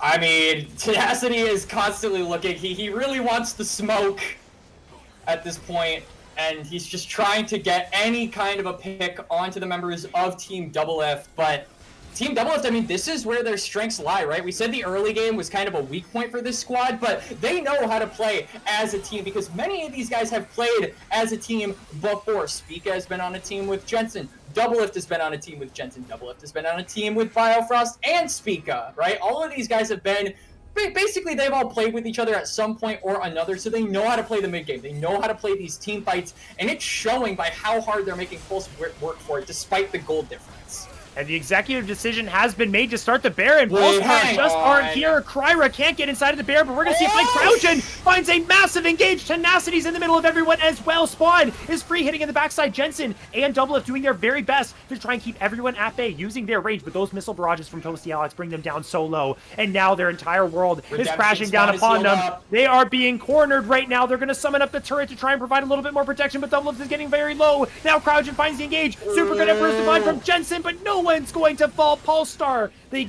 lose the Baron, but they win the fight. I mean, yeah, they don't get the objective, and Biofrost is going to be able to get out of there, but Polestar, most notably, while all of the members of Team Doublelift are dead, they're not really able to get an advantage, right? The members are respawning. TF Blade has about 15 seconds on his timer. Polestar don't have a wave up toward this top side, so they're not really able to threaten the base. It's a good amount of gold. It's a team fight win for Polestar, but at the end of the day, they don't get the Baron. They don't get any structures. And they don't really progress this game any further than it was before that Baron was taken. As we're going to take another look at that team fight. Such a good engage there by Cryogen. How does he do it, Ferris? Every single time. Even in the Cyto Combine, this man on Rel managed to find amazing crash down Magnet Storms. So 2 members immediately get dunked on. The frontliners are gone. And it's just a current objective survive. And they survive for as long as they can. Doublelift goes down. I like the effort here from Jetson. If he just had a little bit more health, or maybe just a little bit more AP, he could have maybe taken down Cryogen and maybe taken down Kryra, but alas, nobody goes down, but nothing on Doublelift team's side goes down either. They don't get a turret for their reward. And now it's time for that potential soul fight. We've gotten there. We said we might not, but we're here 10 minutes later. Polestar is awaiting this big buff for themselves. Last game, it was Team Doublelift to get that Mountain Soul. This time, Polestar, with all that extra damage, I mean, if Tosialis gets any alone time with any carries on Team Doublelift's side, they're just going to evaporate in front of his eyes. That's Infinity Edge. That is Lord Dominic's Regards. That is Rapid Fire Cannon. This Corki is as online as a Corki can be. It's that moment where Polestar, they got to finish it off right here, right now, Quacks, and this is going to be the big team fight to probably decide the game. Yep. This is Soul for Team Polestar. You can see Tenacity moving, potentially looking for a flank. The river is split between the 2 squads. TF Blade, notably absent from this fight. He is on the wrong side and might try to look for a backline access play. But yeah, here is the Garen zoning off the Cassante. The Dragon... Tenacity might actually find the kill here. TF Blade's getting really... Whoa, he almost finds the solo kill. Tenacity forces the flash from TF Blade, but he gets a flash follow for himself. 5 versus 4 now. Tenacity's going to regroup with the rest of the team. Team Doublelift have to play this fight. 5 versus 4. Can Spica find the Q smite to steal away this dragon? He can. Or will they win? The fight is the question. And Spawn is all over the place. Into the backline. Back to his own backline. Dealing the damage that's necessary. Spica's able to get one back. Here is Biofrost trying to get away from Cryogen, who's found the CC. The rest of Team Doublelift is falling. Spica will live. This should be, though, at the very least, base destroyed from the side of Polestar. It all started with Tenacity finding the solo kill into TF Blade. Biofrost is not long for this world. Daisy, they should be able to kill him soon here. I forget this is Lorel and the Ivern trying to knock him down. They finally get it. Spica lives, but Polestar, they win the fight. I wouldn't celebrate too early if I were Spica. Tenacity is on a mission, and that mission might just come to an end. I think it's over. Spica gets a little bit of healing, gets the damage reduction, but there's that R button. It's all over for you. Demacia reigns true. But, I mean, they bought a lot of time, Team Doublelift, the remaining members after that exchange to Spawn. He's going to be able to crack open the base and probably find this inhibitor as well. But I think beyond that, they'll just try to push in this top wave. But yeah, they finally crack open Team Doublelift's base. They finally get the super minions pouring in. It's a little bit unfortunate timing, though, because that Baron won't be up for another 2 minutes. The next Dragon won't be up for another 3.5. So before you can really make use of the, priority that those supers can provide, you've got to wait it out for about 1.5 minutes to, around 90 seconds until you can make use of that. Quacks, we're in it for the long haul, man. We might set the record for the longest. I guess you could consider this a best of 5 cast. We are really going the distance with both of these games. These 2 teams, they're putting in the effort. A lot of people have been started saying, scrims, a lot of them end in FFs, teams don't really try. Well, you know what, regardless of whether the level of effort between these 2, they are playing out the whole games, and they're giving us an absolute show for the fans, getting us excited for not only the NACL season, but the OQ that's coming up in March as well. We're going to see, hopefully, more games like this, because these are the ones that keep us on our toes, that just get so exciting. This is such a fun debut series here for Polestar. There were so many questions about how this team's dynamic would work, and it really feels like every single member has their own place. Tenacity's place, though, might be in the ground, as Spica and TF Blade are looking for a kill. Do they have the damage to knock him down? And wow, okay, Phase Rush. We forgot about it, Quacks. The Phase Rush is going to get him right on out of there. And yeah, that's going to be no problem. Unfortunately, though, Polestar, not able to trade a whole lot back from that. Yeah. Again, we're in that permanent lull state here. We're like, some things are made where like team fights are won, inches are won by one of these teams, but it's just not a whole lot. The Soul didn't go over to Polestar. We've got another 6 straight game. We're gonna get a 7 straight game before the Elder. It's gonna go down to it. There's only 2 minutes left. Now the Baron's alive. Feels like we're just right back to where we were 5 minutes ago, Quacks. Yep, we are in the exact same scenario. You can see Tenacity, though, is on the bot side looking to just try and pull pressure, and that pressure is going to be answered by Jensen. Here comes the Grand Starfall, but it was seen by the Void Seeker. They know Spica's down there. Oh, he's teleporting. I don't think this is going to work out because there's an Emperor's Divide that's going to stop him in his tracks, but he still has Dead Man's Plate. He's running. He's trying to do the NASCAR ring around the rosy, but whatever he does here, it's already worked out for Polestar because they've gotten the Baron. Tenacity's going to have a pretty long death timer, and they will have to play 5 versus 4. But more gold, more XP, I guess, at this point, Quacks. But I don't know. Are they going to be able to crack the base with this? 5 versus 4, it's kind of tough. It's also tough because they don't really have a frontliner. I mean, they've got the Iron who can keep them alive for a little bit of time, but at this point, you really want this Garen to be up with you so that if anyone gets into that backline, you have something that can simultaneously be that wall for your team. Blade. Oh my goodness. He's gone. The CC is overwhelming. The damage from Spawn is incredible at the 40-minute mark, and Toasty Alex as well. And now this is a real problem for Team Doublelift. It's 4 versus 4. It could be as easy as 1 dive, and that's all they would need. Spica suffering the same fate as Tia Blade. Spawn with the full stacked plasma is able to knock him down. Toasty Alex with the Valkyrie has to get away. Crowdy goes in onto Jensen. Doublelift is in a little bit of trouble. Arcade Shift is going to bring him to safety. Jensen gets locked up with the Trigger Seed. Kryra finds the root, and it will be Polestar to grab the kill. Only 2 remain. It will be no respawns coming up very soon. 4 versus 2. Doublelift and Biofrost versus the Worlds. Their chances at this game on the line, and Polestar will finally put the nail in the coffin. They'll make the plays necessary to get it done, and they take game number 2 in this scrim block. With that Baron buff, they just push DL's team to the brink. They force them to walk up too far, and they manage to close this one out. Still a very long game, 41 and a half minutes, keeping up with the theme of this series. Probably going until the AMs if we're lucky, if I should say. At least for the Eastern Standard Time gamers, I think it might. But man, oh man, that was a much cleaner game from the side of Polestar. They had a few hiccups here and there. Team Doublelift is really good at playing those team fights, and so when they start grouping up, the game kind of feels like it's cut in half, or the advantage that you got in that early game is almost cut in half right from the get-go, but they still managed to make the most of it. Beautiful game, by the way, by Toasty Alex and Crowgen. I really have got to sing the praises of these 2 rookies in this game. Crowgen finding constant 5-man magnet storms. Toasty Alex dominating Jensen in the lane phase. I mean, look at that damage from Toasty Alex. 55,000 damage. Insane. Absolutely insane on the Corki. 15 and 5. And I hope we get to see more of that from this guy, not just in this scrim, but in the NACL, because this is one of the most hyped up prospects, particularly in the mid lane, where I think a lot of people agree that talent pool in the native North American server sort of falls short. Toasty Alex is a breath of fresh air.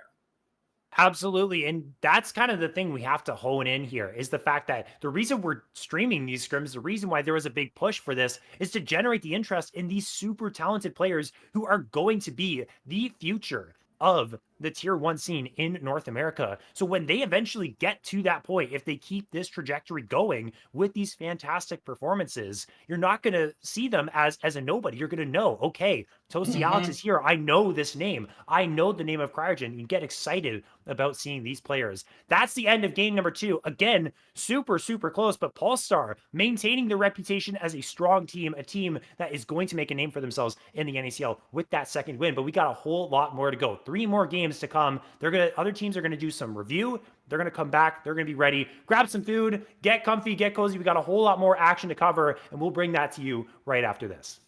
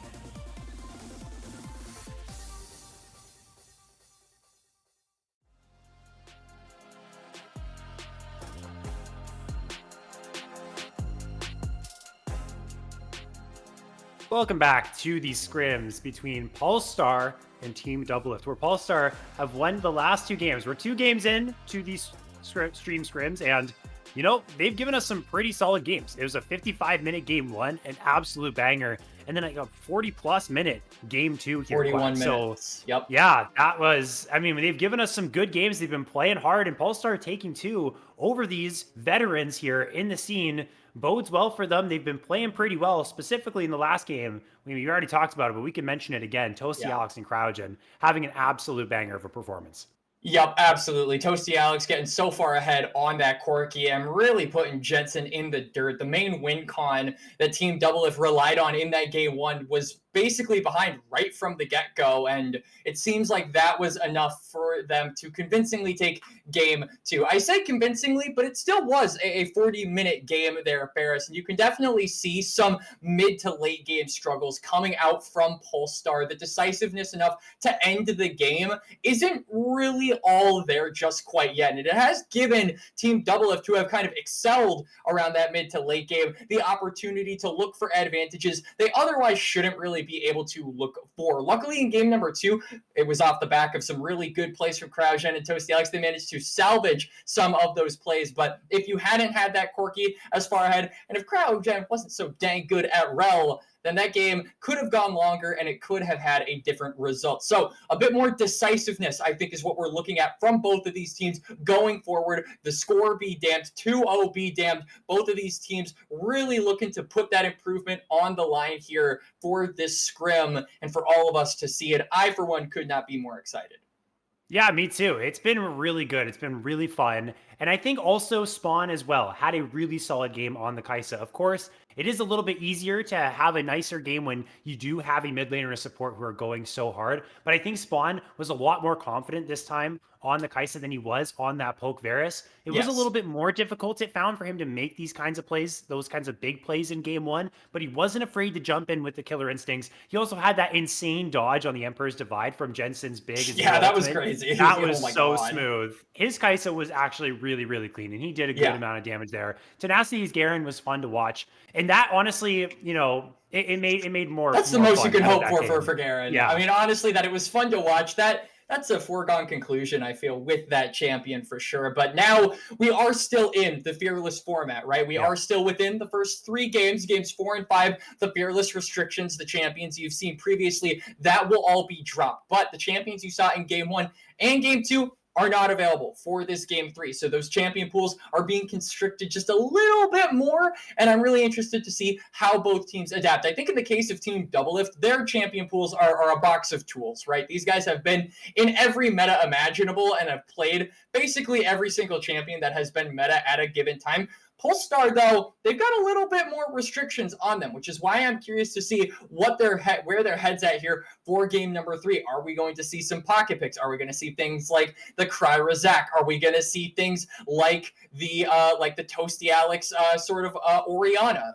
That's at least a champion that I think he's really good at. Are we going to be seeing more engage supports come out from Crowdgen, or will he be pivoting more toward those enchanters? I think there are a lot of questions to be had to how much of an extent the pool for these players go, and I think in game number 3 it's the most we're going to see them actually stretch that out. We've seen the AD carry pool, I mean, as much as other champion pools pinch, but AD carry itself has that really small pool. Polestar now on the blue side, they take away the Jinx. Doublelift, of course, a super big Jinx player. If you ever catch a Doublelift stream, you're always going to see him playing Jinx and solo. He's played it a bunch in those scrims as well. That Team Doublelift has played. Kalista has been a staple first ban here to take away from Spawn from the side of Team Doublelift every single time. So we're getting a really pinched pool. I expect to see something maybe along the lines of a Misfortune come out here. And if we do see more of those engaged supports, like you said, Quacks, that's a pick that is super powerful right now that has gone untouched in this first 3 games where it is Fearless. So I expect to see something like that. If we do, then we're going to see more of those engaged style compositions. And I think Polestar, they played it, again, we said they kind of struggled a little bit in the later stages of the game, but overall, especially with Crowdgen, they played those engaged compositions very well. So maybe they end up indexing towards that.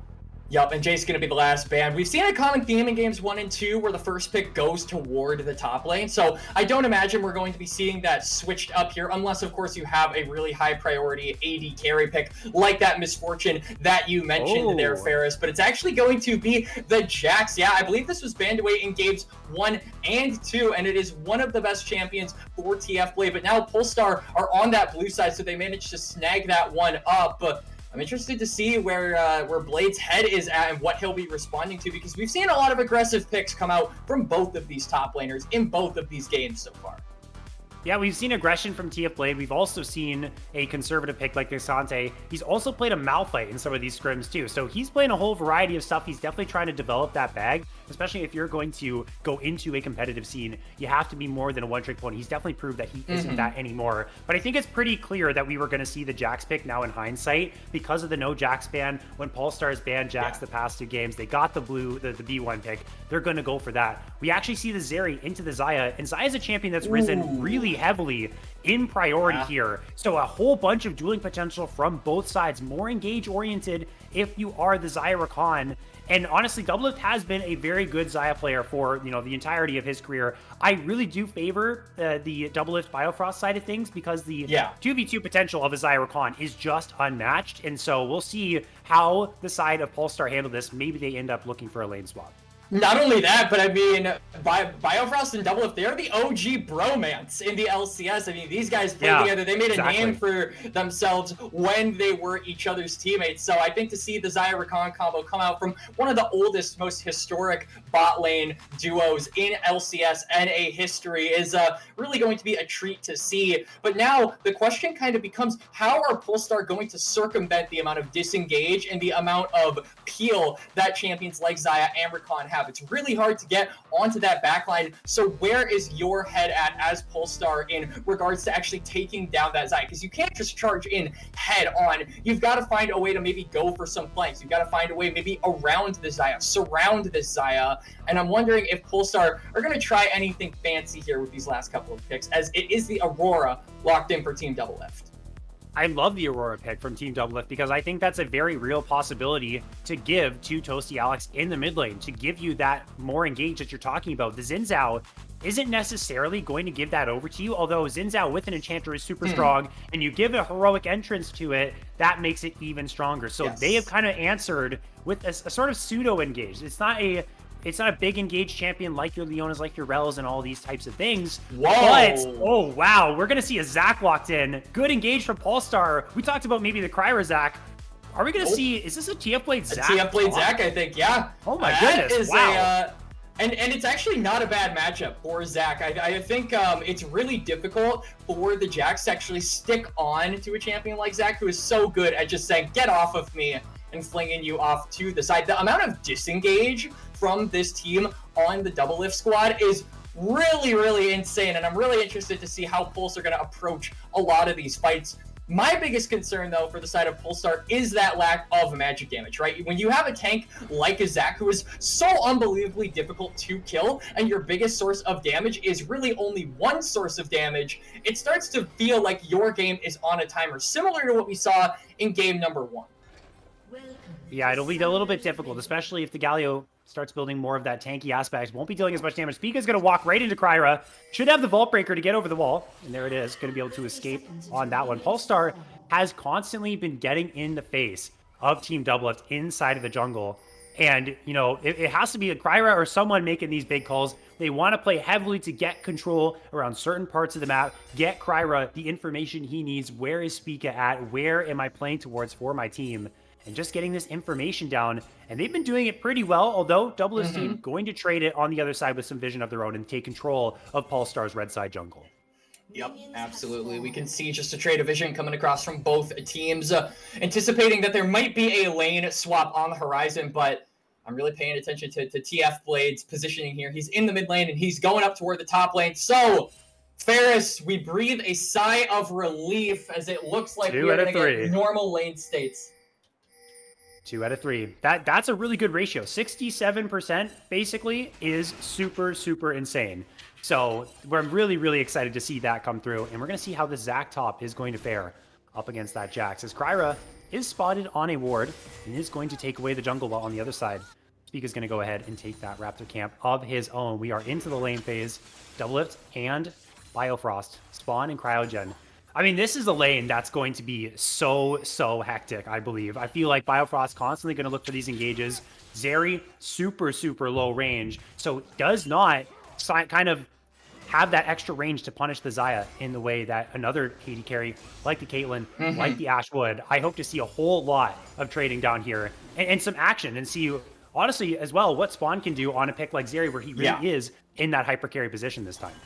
For sure. I think that Spawn is definitely in the driver's seat. We saw him kind of take control of that mid to late game on that Kai'Sa in game number 2, but it kind of felt like Polestar weren't intentionally anticipating that Spawn was going to be one of the big carries of that game. It certainly felt like it was more on the shoulders of Toasty Alex. And I mean, Toasty Alex obviously delivered, but this time around, Toasty is definitely not on a carrying galley. Jensen's in some trouble. Audacious charge here from Kryra. Gets the flash follow onto Jensen's flash. First blood for Polestar is on the cards, and there it is. Toasty Alex trying to find the peel for his jungler. Audacious charge to the side, but Spica will follow that with a flash of his own to make this a 1-for-1. Right place, right time for the Team Doublelift jungler to get one back. And that was actually a really good force flash out of Spica. I mean, as a last-ditch effort to try and get out, he uses that E.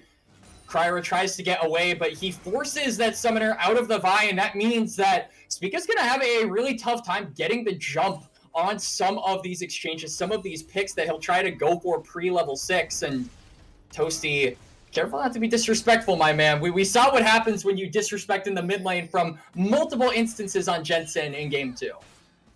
And Aurora as well. There's so many times where you get the weirding plus the Q, and it just completely eviscerates someone from downtown or out of nowhere. That ends up getting to be a really long-range combo later on. So, yeah, it's dangerous to be standing that close to the Aurora like that. And is still actually, oh no, did end up TPing, getting back with full HP. Tenacity finding the push here. We're seeing Summoner's Spell burn in the bot lane. Spawn getting very low, forced to run away. Biofrost found the engaged Doublelift.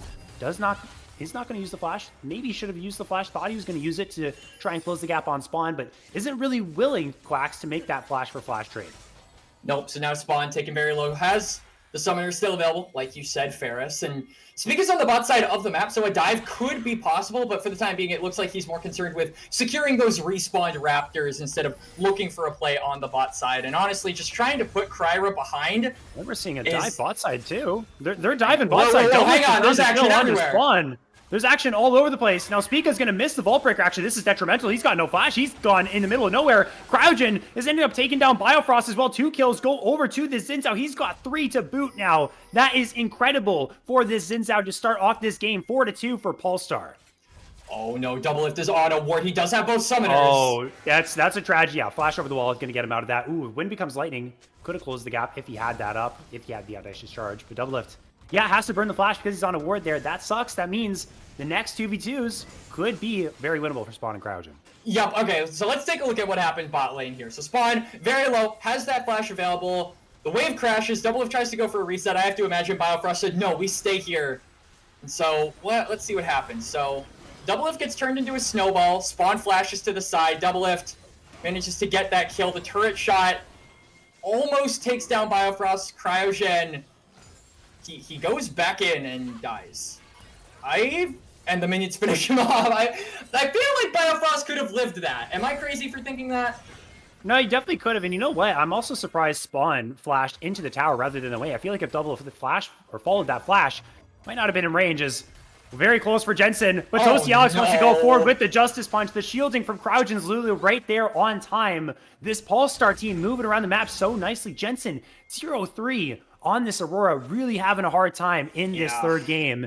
And now it's Polestar probably looking for these grubs on this sort of reassignment of the lanes. It has been a rough past 2 laning phases here for Jensen off of the back of such a good performance in game number 1 as well. It feels like these games are night and day for the mid laner of Team Doublelift, and it's just off the back of so much effective pressure, so many roams coming out from Cryogen, from Kryra, constantly reinforcing Toasty, and the amount of CC that this mid-jungle duo provide means it's so difficult to get away, especially when you don't have that flash, which Jensen hasn't had for a while. It's been, I think, I'm doing my math here, 15 out of 15 grubs in this 5 block for Polestar. They have been on the ball with these top side objectives. Now let's see if Toasty Alex can survive this dive. Just a bunch to dodge the grand entrance. And we'll get a 3-person taunt. Do they redive is the question. As well, let's look top lane. Tenacity, hey, you're in a little bit of a sticky situation. TF Blade, wow, able to just knock him down with that W. Whichever ability that is on the Zac. Knock him down. Does he have the passive is the question. He does. They flash for it. He goes into the cell division, but it should be enough here for Spawn and Crouchin to knock him down. It's getting really, really close. But Spawn ends up picking up that kill, gets the trade, and honestly, a kill onto your Zeri, something you're going to be happy about if you're Polestar. Yep, Cryer, though, forced to be the one covering in that mid lane. Wait a second. Toasty is in trouble. Toasty Alex, how'd you get yourself into this situation? Doublelift's pretty low. The Winds of War are not going to be enough. The Blade Caller is going to get the whole shutdown, too. He had a shutdown on top of all of that. Kryra, maybe Wind becomes lightning. Oh my gosh. That is a generational camera pan right there. We saw the smite go down to 200 HP. We knew it was going to happen. We did as soon as he smited it early. And then Kryra didn't even have to go over the wall himself. He got that with the Wind become lightning. That is a massive tilter for the side of Team Doublelift, because that means one more objective, and they've got the feats of strength, right? They were the first to 3 kills. They also have 2 objectives in their pocket, one more, and that advantage is netted for them. And Team Doublelift, the kill count is a little bit better than what it's been in games 1 and 2, but honestly, giving up an advantage that early in the game is a feels bad moment for sure. I wonder if the Wind becomes lightning shows when Xin Zhao is out of your vision. Like, did Spica kind of see that happen in slow motion, or did the Drake all of a sudden disappear and he was wondering what the hell was going on? Either way, I think it's out of vision, if I'm not mistaken. Is we're gonna get an explanation as to why Toasty was randomly at the wrong place at the wrong time. Yeah, he went for the kill, didn't have the damage to do it, and yeah, it looks like he gets punished for his transgressions. You're not playing Corki anymore, my man. No. He does have the dash. You know, Justice Punch kind of like that Valkyrie, but there it is. That's the steal. And the ward came down, too. I don't know if Spica knew that ward was there. I don't think he did, but yeah, that's just... It's clinical. Like, just like you said, Quacks.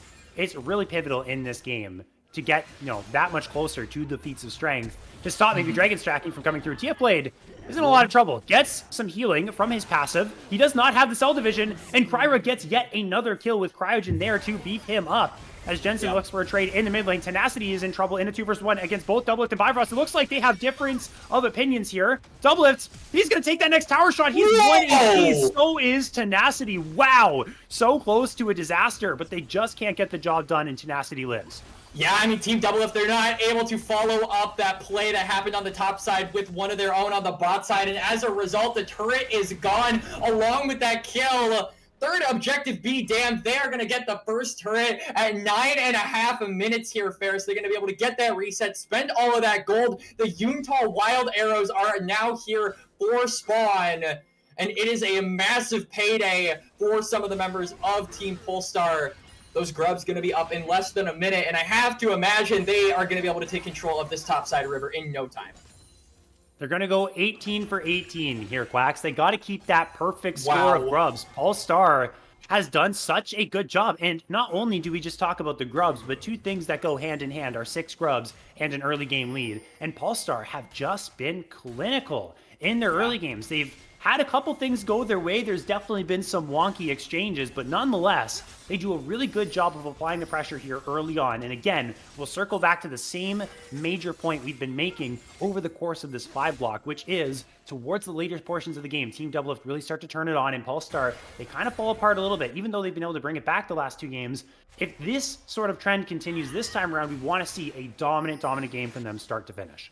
Yeah, I mean, when you have a Jax, the 6 grubs becomes 10 times worse. It's all right. Tenacity gonna get hit up with that quickness, and in goes Spica. The stun lands though, and here comes Cryogen. They're trying to finish off the tower, but they can't quite do it in time. In the meanwhile, Kryra, top side, takes the Void Grubs. The tower will fall. Doublelift almost drops to the tower because Cryogen found the polymorph, and this Lulu's just tanking 3 people. Nerf this champion, Riot Games, or something, or maybe Cryogen is just different. He certainly has been this series. He's flashing forward to polymorph. Doublelift. Tenacity still goes forward. They might pay for their hubris, though, because Doublelift has found 1 kill. He gets another with the Featherstorm. TF Blade teleported in, but it didn't even need him. And now the over-aggression is finally in. Polestar stepped too far. Polestar stepped too far, like you said, but look at the rest of the map. Ferris, it's more plates given over to Spontiev Blade. He's going to go up toward the top side, maybe try to sync up with his jungler. They're sort of surrounding two of these members of Polestar, but that turret is gone nonetheless. And it doesn't look like they're going to be able to find a trade. The elastic slingshot goes wide. And it seems like every single time Team Doublelift get an advantage, Polestar are at the other end of the map getting double the amount of gold that Team Doublelift got from their endeavors.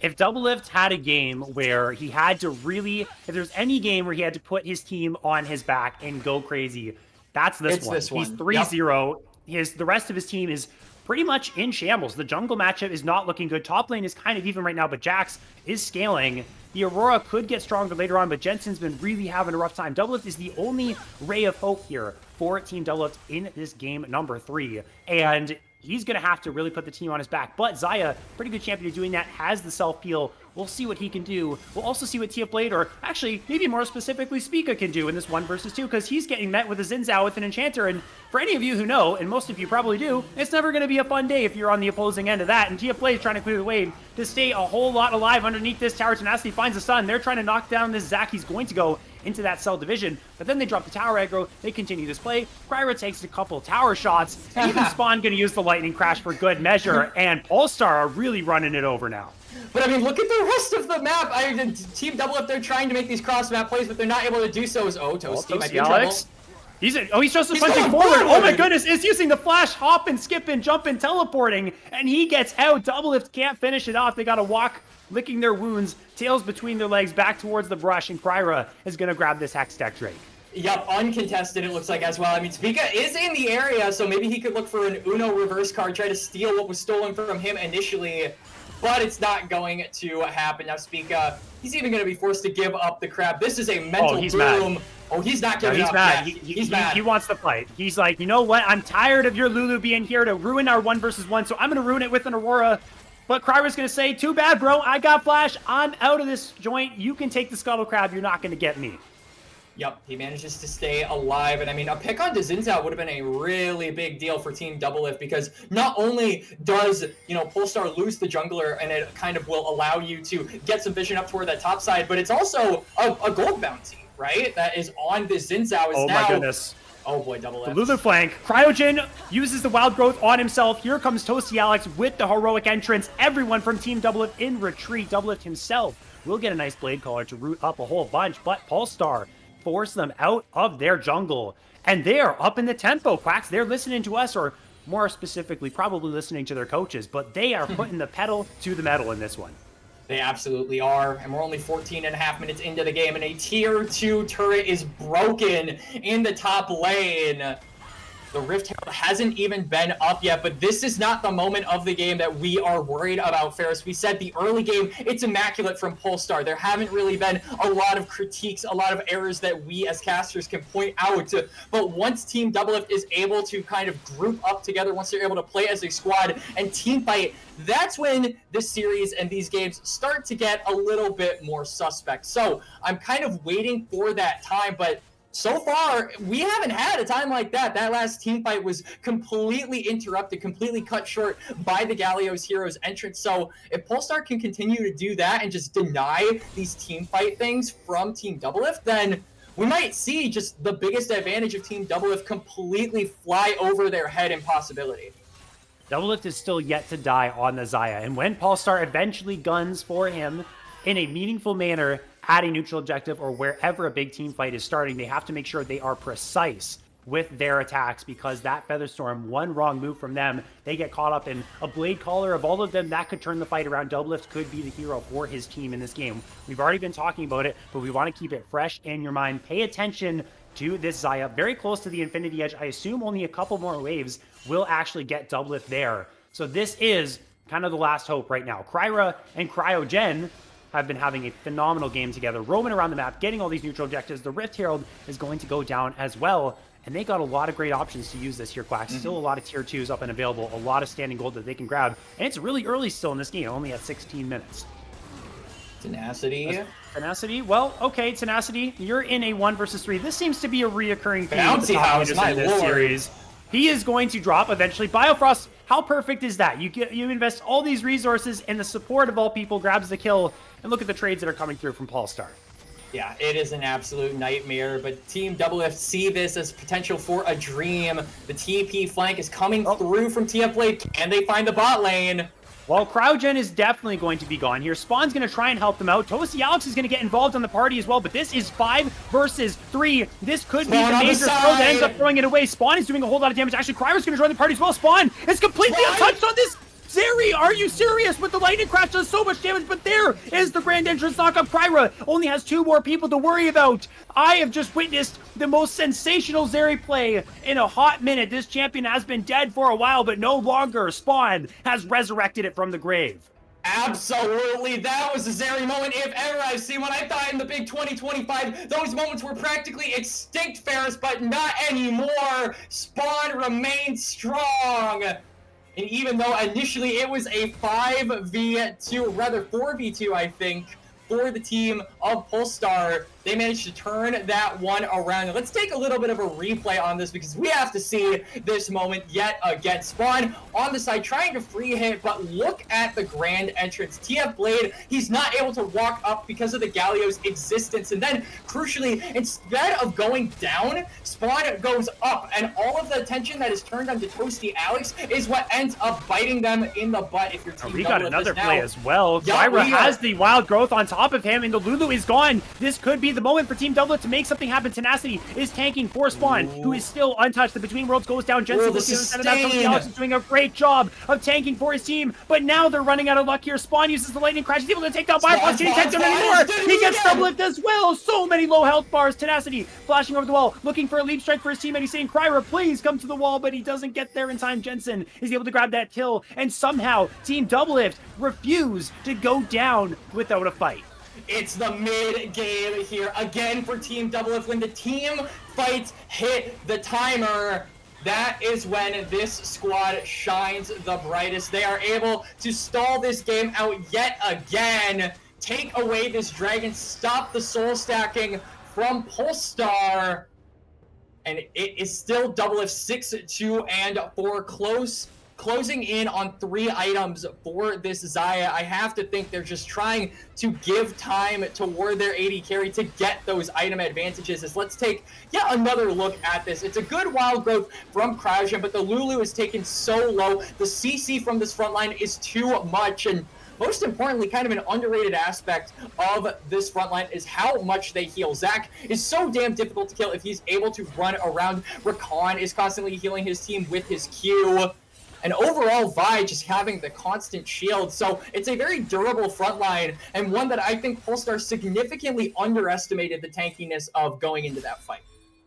I don't think Toasty Alex had heroic entrance there. When Kryra got ulted by the Lulu, that was a perfect moment where multiple people from Team Doublelift were converging onto the Xin Zhao, and that is what Polestar want when they have Galio Ultimate available. They just didn't have it there, so that was a crucial window for Team Doublelift to take advantage of. Now we're seeing a Rift Herald crash down, and Spawn is here to take down the tower, but Cryogen is in the middle of a whole lot of people. Someone's got to play protect the Lulu, and she's actually doing all right. You know what? She ends up ulting the Xin Zhao instead. That is how selfless this player is, and the entire engage of Team Doublelift has been thwarted. 5 versus 4 now. They're going to try and keep pressing forward. Wind becomes lightning is going to connect. Audacious charge forward from Kryra. There's the heroic entrance that we were missing from the previous fight, and that means the rest of Team Doublelift are fast in retreat. Nowhere to run except back towards their base as Polestar take 2.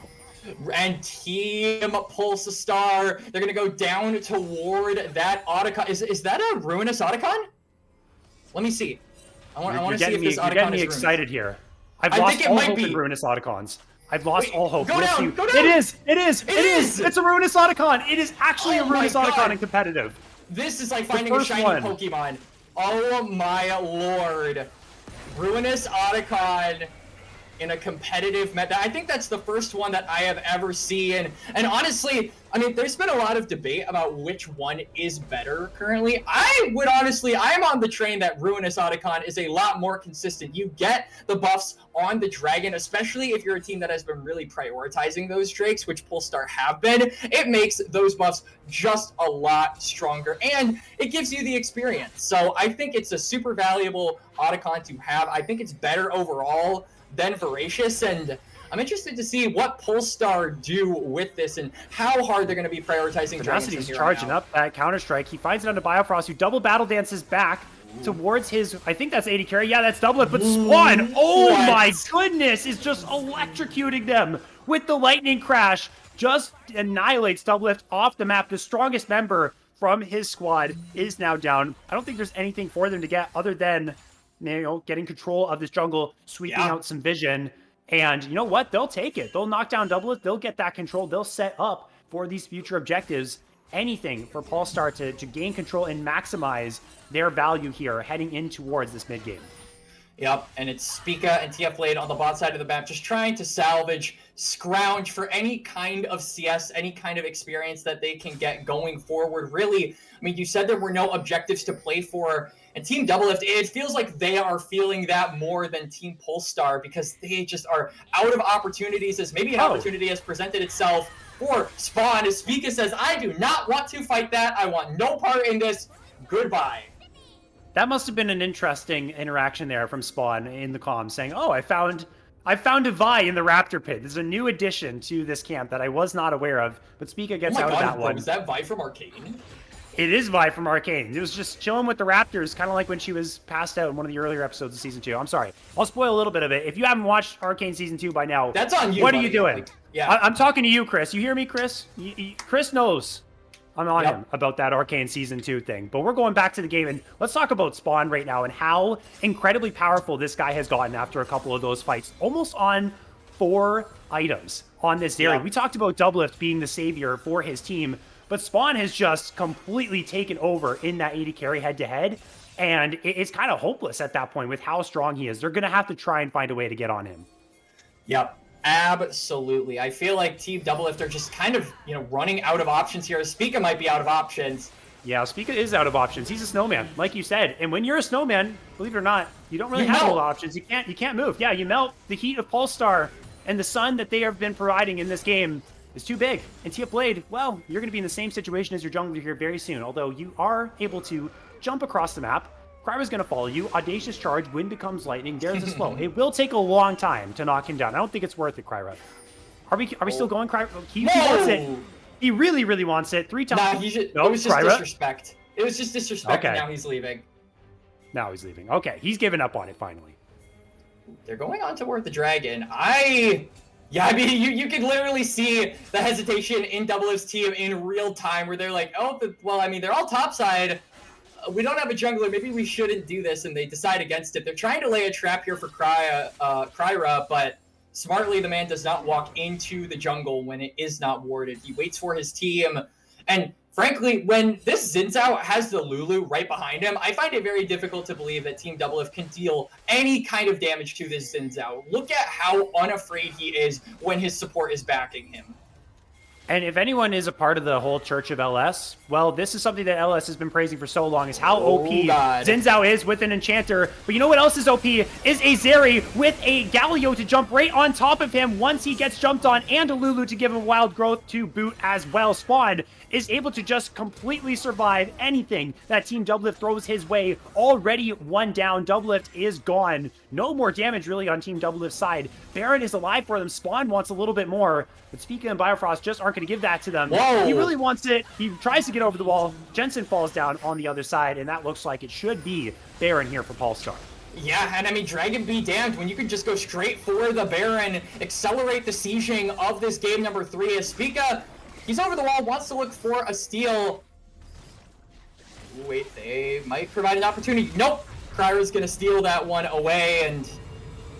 Cryogen's been found, but guess what? Spawn is here to back him up. That's Big Bro. Cryogen raised him right. That's that little kid at the very start of the anime that grew up to be the absolute strongest in the anime. We're at the end. We're at the very end of the season. Spawn is him, and he protects his support. Yeah, my God, Spawn is dealing a lot of damage. 14, 3, and 3. 4 items in inventory, including that Infinity Edge. This Zeri...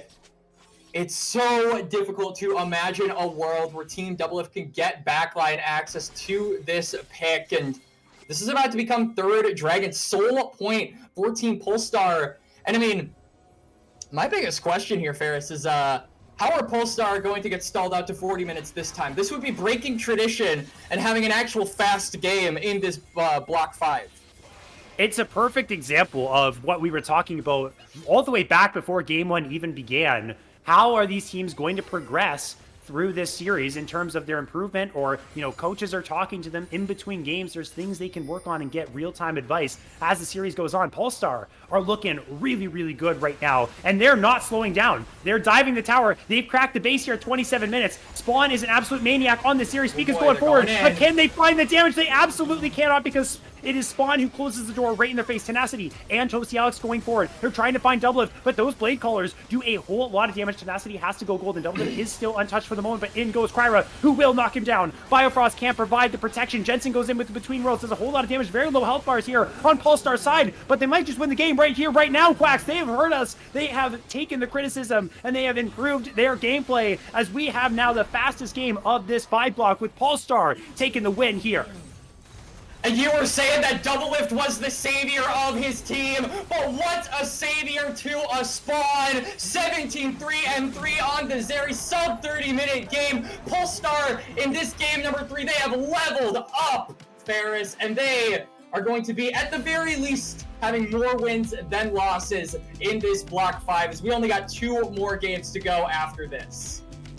What a, I said we were talking about Toasty Alex and Cryogen in game 2, and I mentioned Spawn in there. Spawn had a pretty good game on the Kaisa. He didn't look very good on the Lethality Varus, or as good as he did in that game number 2. Right, yeah. Game 3, holy crap, this guy just took over. He got a whole bunch of kills in the fights and ran with it. I said at the start of this game, we're seeing a different style from Spawn in this one. He's now on the Zeri. He's on this hyper carry. A lot of this late game is going to be built around him. There's not a lot of damage otherwise, and he took that and he ran with it. Quacks, 40,000 damage. What a performance from this guy. I wouldn't even say he just ran with it. This man, we said he was in the driver's seat, and he was going 125 miles per hour down the freeway. Cops couldn't catch him. He had 5 stars in GTA. The helicopters were being deployed to stop this man, but you threw everything at him as Team Doublelift, and you could not stop this train. And the train of Polestar's wins will continue in game number 3. And you gotta wonder, can Team Doublelift get a game? Can they snag one after this? Because it is worth noting, games 4 and 5, the fearless restrictions, like I said at the start, they are completely removed. So all the champions that you saw in games 1 through 3, they are available again. That's a good thing for Doublelift. It's also a good thing for Team Polestar, because that Zarya is also available again. And I have to think that Team Doublelift, they're not too keen on wanting to deal with that yet again in game 4.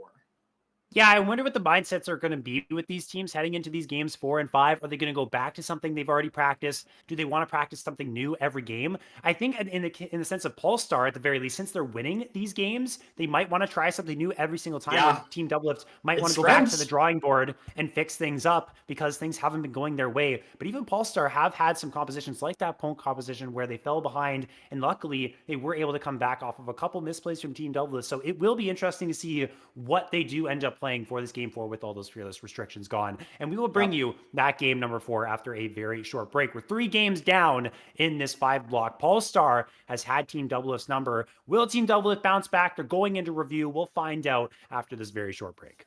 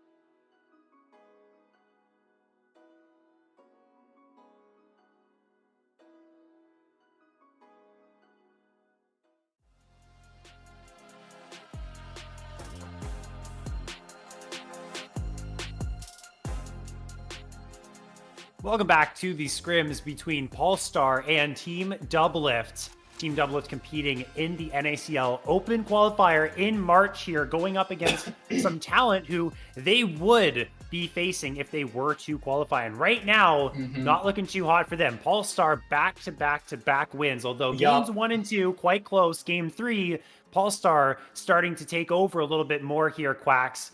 What do we got to see from Doublelift to kind of pick these things up? What do you expect? How do you expect these next 2 games to go here now that we're out of that Fearless format?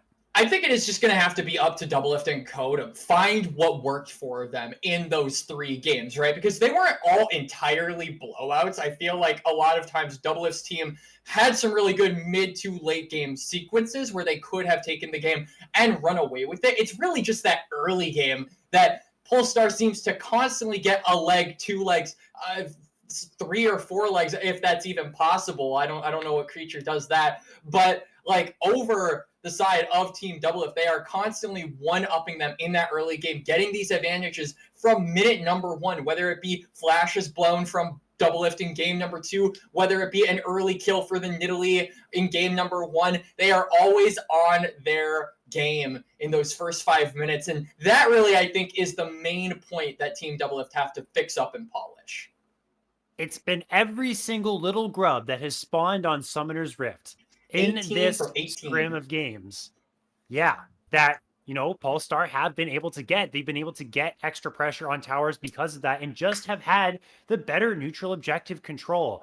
I would honestly say here, Quacks, based on what we were talking about before this scrim block even started, we said of all the players on Doublelift's team, who's the one that's probably most motivated to get back to the LTA, get back to that top form, and is maybe the best player here? It is Spica. So tall task for Kryra, who is a new and upcoming player, a young 19-year-old player who has to go up against a very big veteran in this industry, is really giving them the what for in this series. Kryra has performed like an absolute beast. Yeah, absolutely. And if you weren't hyped about this player before, you got to be hyped about him now, as we are just going to get a quick little recap on last game's draft here. And I mean, nothing else matters except for that Zeri and that Lulu and maybe that Galio. We can have like half of his portrait showing, preferably the lower half. But yeah, I mean, this Zeri spawned Zeri last game.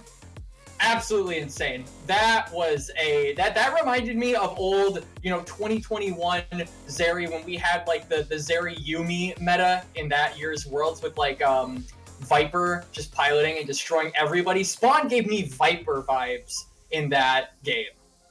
Was able to reposition so well. There was constant times when Spawn was threatened, especially by Biofrost's Rakan, and was able to use his flash, to use his E ability to reposition, get into a unique angle, and deal so much damage. Cryogen as well on this Lulu, caught out a couple times, but made some really unique plays, and kind of showed us what Lulu as a champion can do, not only defensively, but aggressively as well, using Wild Growth to knock people up, to actually engage, found a couple flanks sometimes, and now going back to Doublelift's team, TF Blade's champion pool is probably something that people were kind of criticizing maybe heading into maybe a competitive berth on this roster. He busts out the Zac into the Jax here, has Polestar planned to take that away from him in game 3.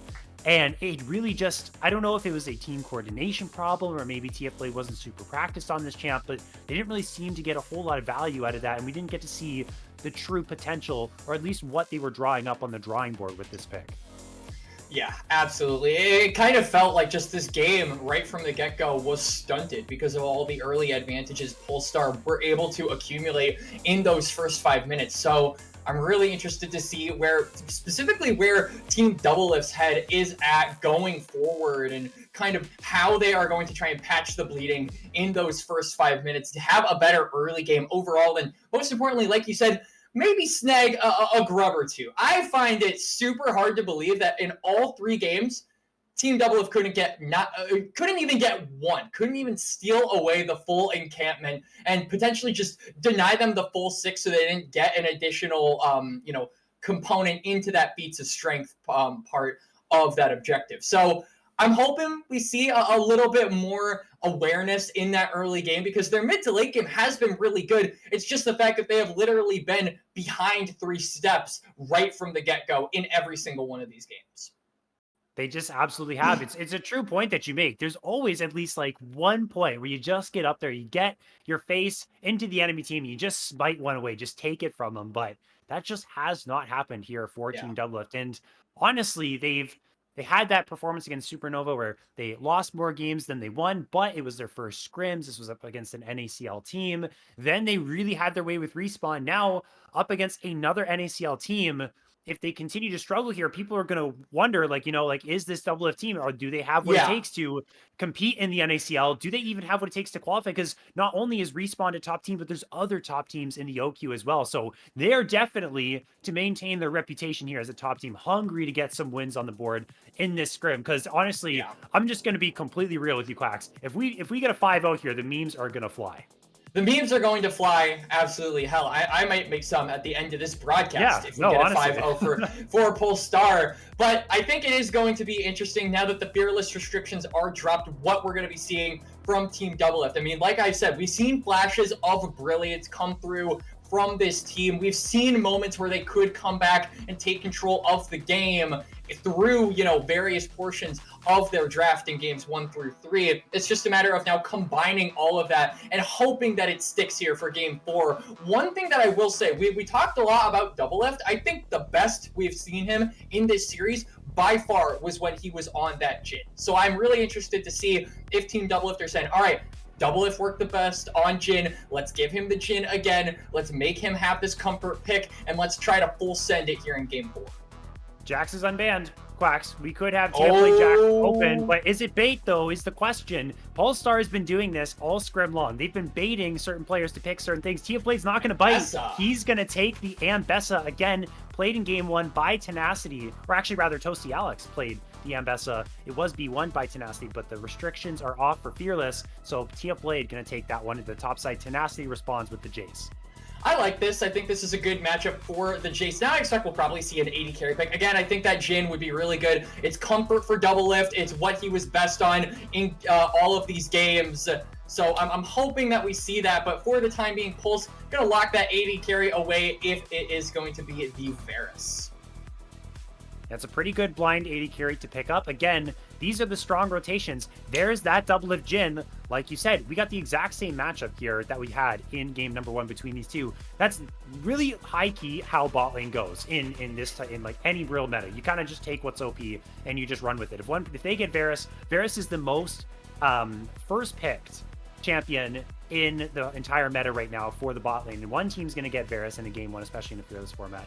Now that we've restarted things, we're going to get that again to Leona, and the Braum is going to be the response. I believe it was Biofrost who had the Braum last time. The supports are flipped. The 80 carries are the same. The supports are flipped. So now this Jhin has something more aggressive to play with rather than a Braum who doesn't necessarily match up super well because of how slow he auto attacks, and they can't stack up those concussive blows. So maybe Doublelift and Biofrost get a whole lot more aggressive in this 2v2. And now I think it's going to be on the onus of Team Doublelift to ban away a lot of those facilitators. You technically have 2 marksmen yet again. We saw this in game number 2 where you've got the Corki as well in that mid lane. This time around, it's the Jace paired up with the Varus. So they're taking away things like the Ivern. They're making sure that they don't have a repeat of that because that was an absolute nightmare to go against for Team Doublelift. I also think that the Wukong is a wise ban. I think maybe something like a Maokai could be really good here. You want the engage and you've got the double marksman. And hey, if you can't get one tree, get the wise mystical tree. There we go. They got it. Lock that in.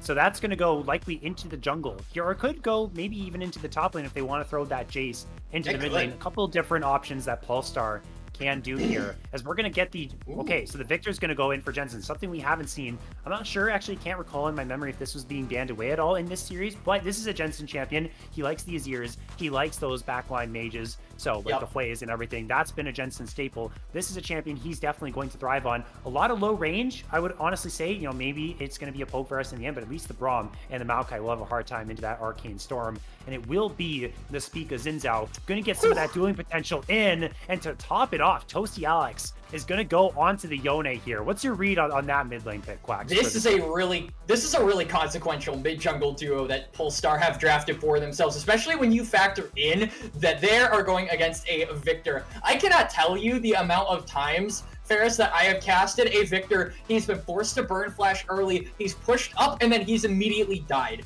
This is the kind of jungle mid duo that you pick if you want to exploit that kind of weakness and you want to circumvent the strengths of Victor and really put him on the behind foot in this early game. I think that is probably going to have to be Pulse's #1 job going into game number 4. And for Team Doublelift, at this point, it's not even just about proving yourself. It's about just trying to get a win on the board and get some pride under your belt. Yeah, just get that win and, you know, reset the mental, reassure yourself that you are a team that can get it done here up against Polestar. And they definitely are. They've been very close. Once again, this has been a staple every single game for Polestar. Get so aggressive, get vision down, take control of their pick of the jungle. They even get the ward down out of Doublelift. That's so nice. So Doublelift doesn't even get any value out of that. There's only going to be one there for their bot side. And also, what is the whole Comet Jin thing that Doublelift has been doing twice now in this series? He's been doing that. That's a really interesting rune choice, in my opinion. I think it's just for maybe some extra poke damage, not really wanting to go for a lot of these extended trades and just making use of a lot of these short trades instead. But it does have, you know, kind of the disadvantage of not being necessarily as good of a scaling rune. So, and you know, Jin being a scaling champion could want that in certain situations. But again, we saw this in game number 1. It was the best that Doublelift, or Team Doublelift's bot lane looked in this entire series. And so, hey, if it works, it works. Yeah, and you know what? Getting that extra bit of poke might be nice, especially into something like a Braum. But right now, I mean, Cryogen, he's going to be looking to force Biofrost out of this middle brush. Again, also want to point out, Quacks, look at what we got. No lane swaps. That's amazing. 3 out of 4 games, we don't have to deal with all of that as casters.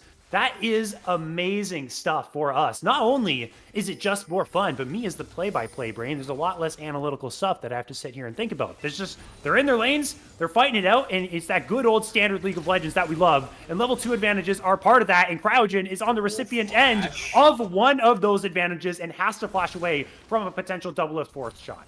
Good read coming out there by Cryogen, but now you can see Doublelift maybe looking for an opportunity to go for that flash, but he expends the 4th shot, and Cryogen healing up a lot, actually, so he'll be able to stay in lane, at least for the time being, to help his AD carry out.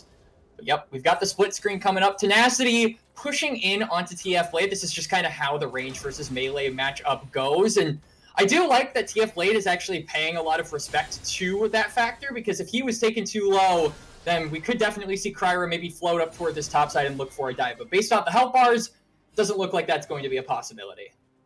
TF Blade back on a champion that suits him, I feel like, in his playstyle. We all know who TF Blade is. He's been around for a long time. He's that carry guy. He likes the dash champs. He likes to make outplays happen. He likes to go on in. Is he gonna dash in? Oh my god, we'll see what he can get as Toasty Alex has Q3'd forward, and that might prove to be a mistake as flash forward from Biofrost. Going to get the flash out of Toasty Alex. I think they'll take that all day long as they can get that regank in.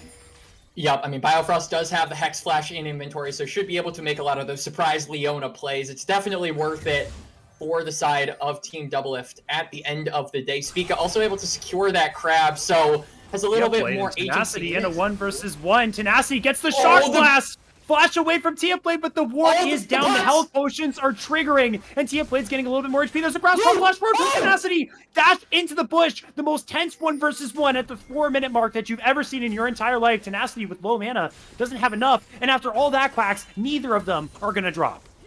Oh, but Spawn might be in trouble here. We talked about that Hex Flash. Good block from Cryogen, though, on the Deadly Flourish. Spawn is going to be in a safe position for now, but the question is, did they know Spica was round in the quarter? I think they didn't, because they looked like they wanted a 2 versus 2, but Spica's going to ruin the party, and Team Doublelift is going to grab that first blood. But Tenacity, he's being very tenacious here. He's going to bump plating his gun. Gonna knock back TF Blade, hits the shock blast as well. One more auto attack will do the trick. Tenacity again has TF Blade's number in these high-profile matchups.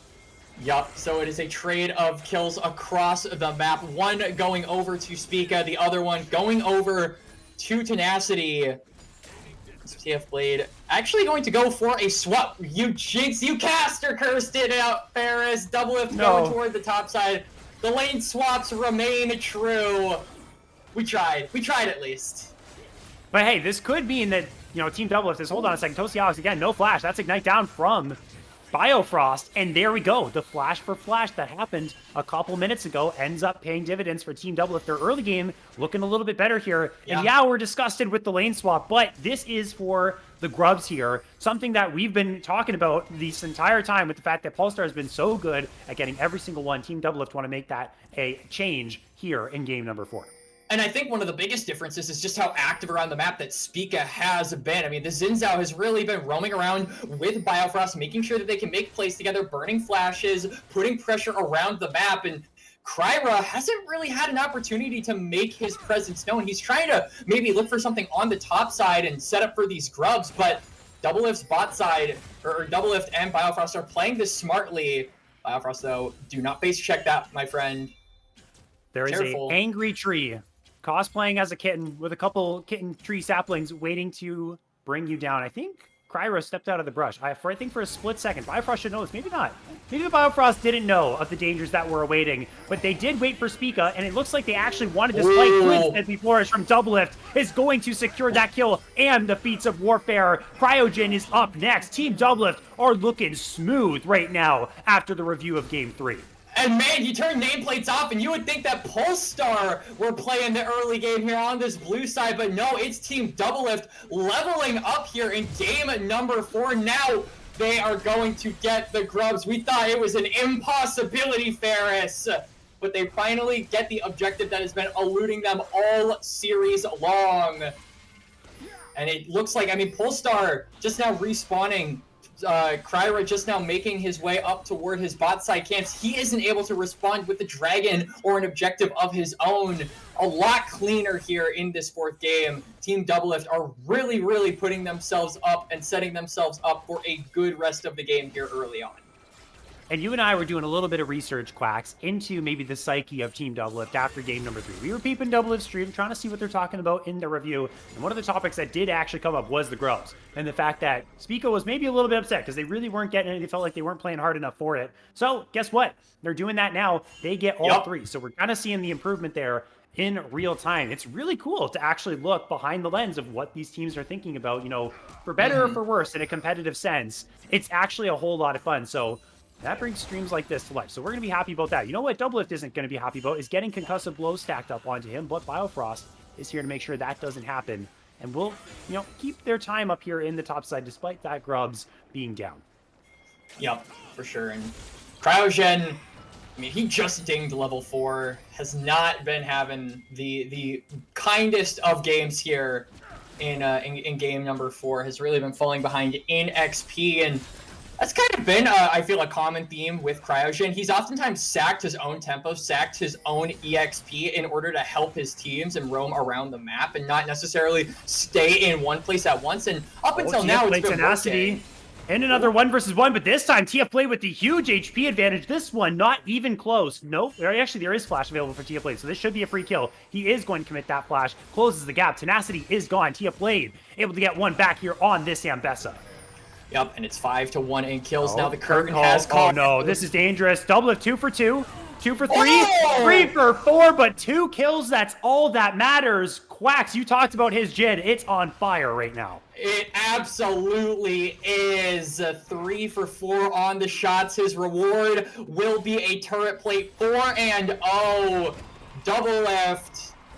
This is the hero, you know, for a lot of aspiring pro players, a lot of pro players that have most recently made it, looked up to Doublelift, and hey, the old man still got some tricks left in him, and he is showing it here in this 4th game. He is coming up big, but now he might just disappear. This might be his final act here.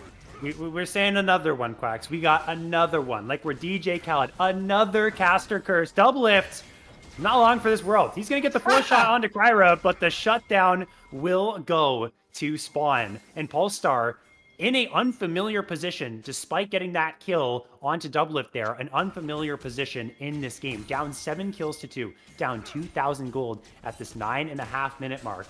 Now this is going to kind of test Polestar in some unfamiliar territory where we're going to see how they can deal with being behind so early on. For sure. I mean, that dragon still untaken, unclaimed, and both of these teams scaled really, really well. I do think, though, that if I had to give the scaling edge to one team or the other, I would definitely put Polestar in that category. So I think the importance of getting those dragons, stacking up those as early as possible is really important because, I mean, we saw what happened with Team Doublelift. Even when they were behind in the early game, they were never quite out, as now Tenacity finds himself behind enemy lines. This is not a good spot. He was walking back and he said, wait a second, the Jace is still inside of the brush. How did Tenacity manage staying so, I guess, concealed in that sense? Able to get the really nice flank there and punish Jensen for his first death of the game. Putting that Victor in that uncomfortable spot finally, because he's hovering around that 10 CS per minute mark, and we know what Victors can do when they hit that sort of threshold where they're constantly farming, they're constantly getting stronger. So able to apply that pressure. Another good kill here for Polestar, making sure that they're not down and out, continuing to poise themselves to make plays. And the mid lane waves not yet crashing. It is going to give Cryoja the opportunity to cross over and maybe help out his top laner in the 1v1. Fate sealed onto TF Blade. Cryogen is here just like you said. Quackstola and Bound going to bring him back. He's going to snap back though. Glacial Fissure connects Public Execution onto Cryogen. TF Blade trying to get out of this one. Q3 from Tosialix will close the gap. Winter's Breath, or Winter's Bite rather, will slow him down. He finally is going to drop. Tosialix gets that kill thanks to Cryogen. And Kryra's here to usher them out of here as the next grubs are up and available.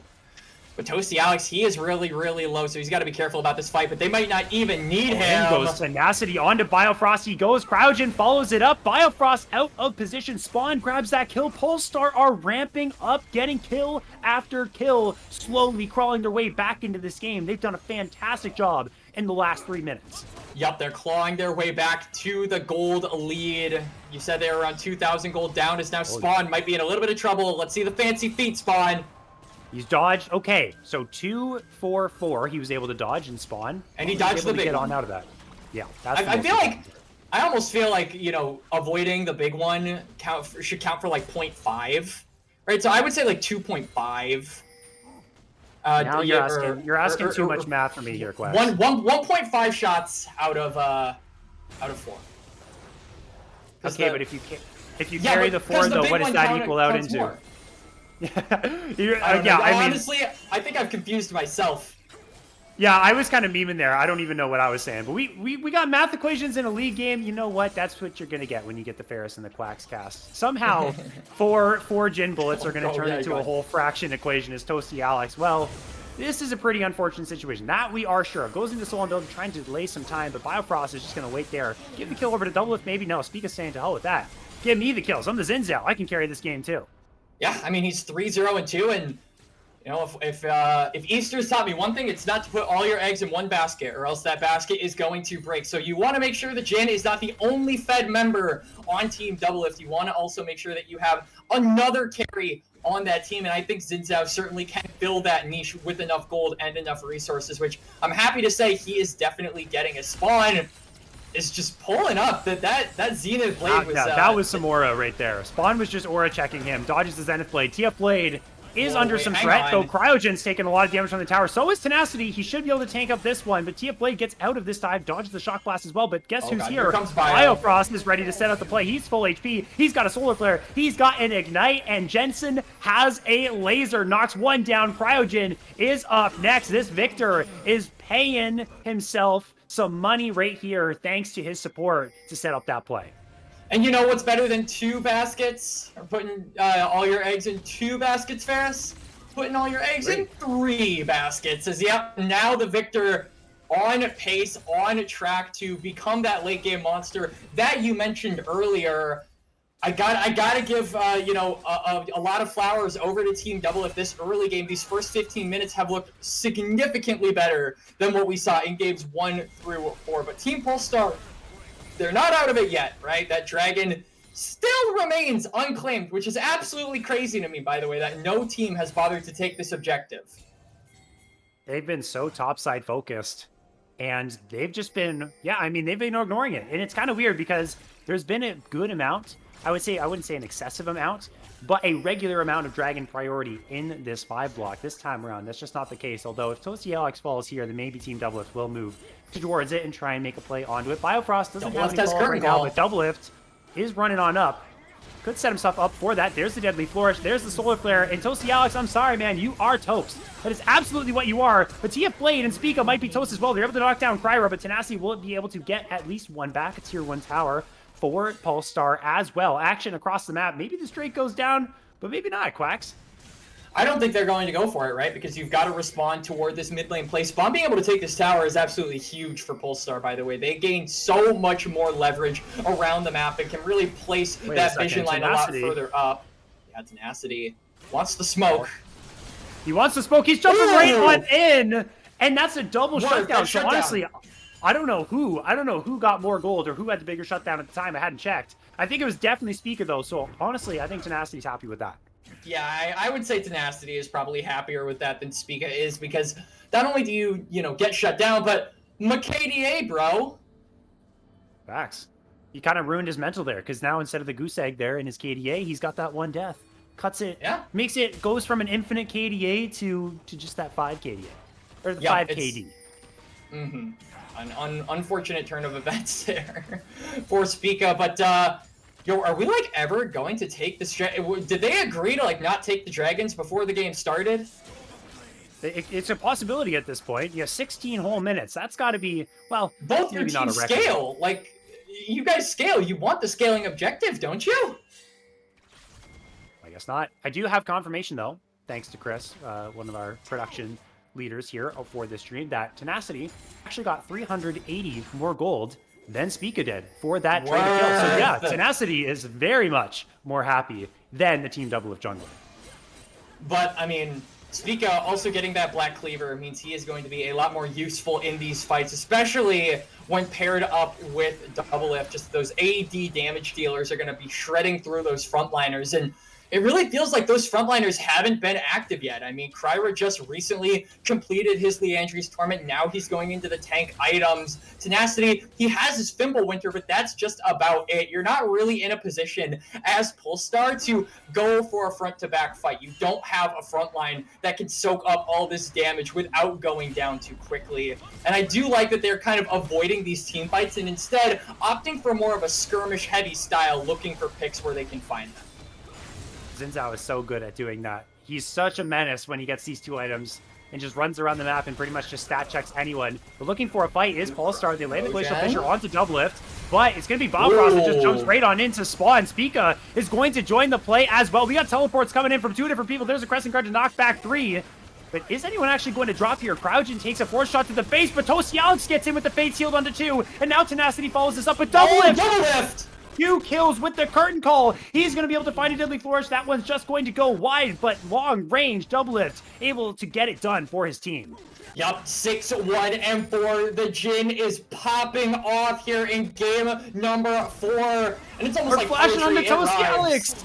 Soul Unbound is not going to matter. Spawn not there in time. And they are just up in the tempo right now here, Quacks. They heard us. Their coaches were telling them, you guys got to take it to them early on and go with it. And that's exactly what they're doing.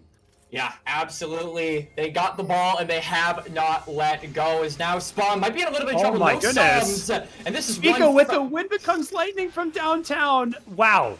Insane.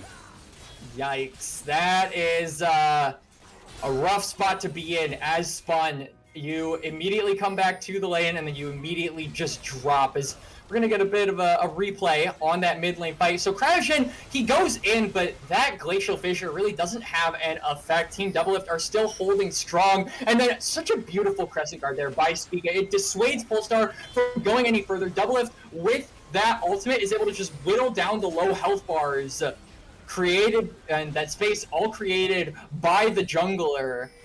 And how ironic is it, Ferris, that a champion, Jhin, most importantly, is doing really good in game number 4?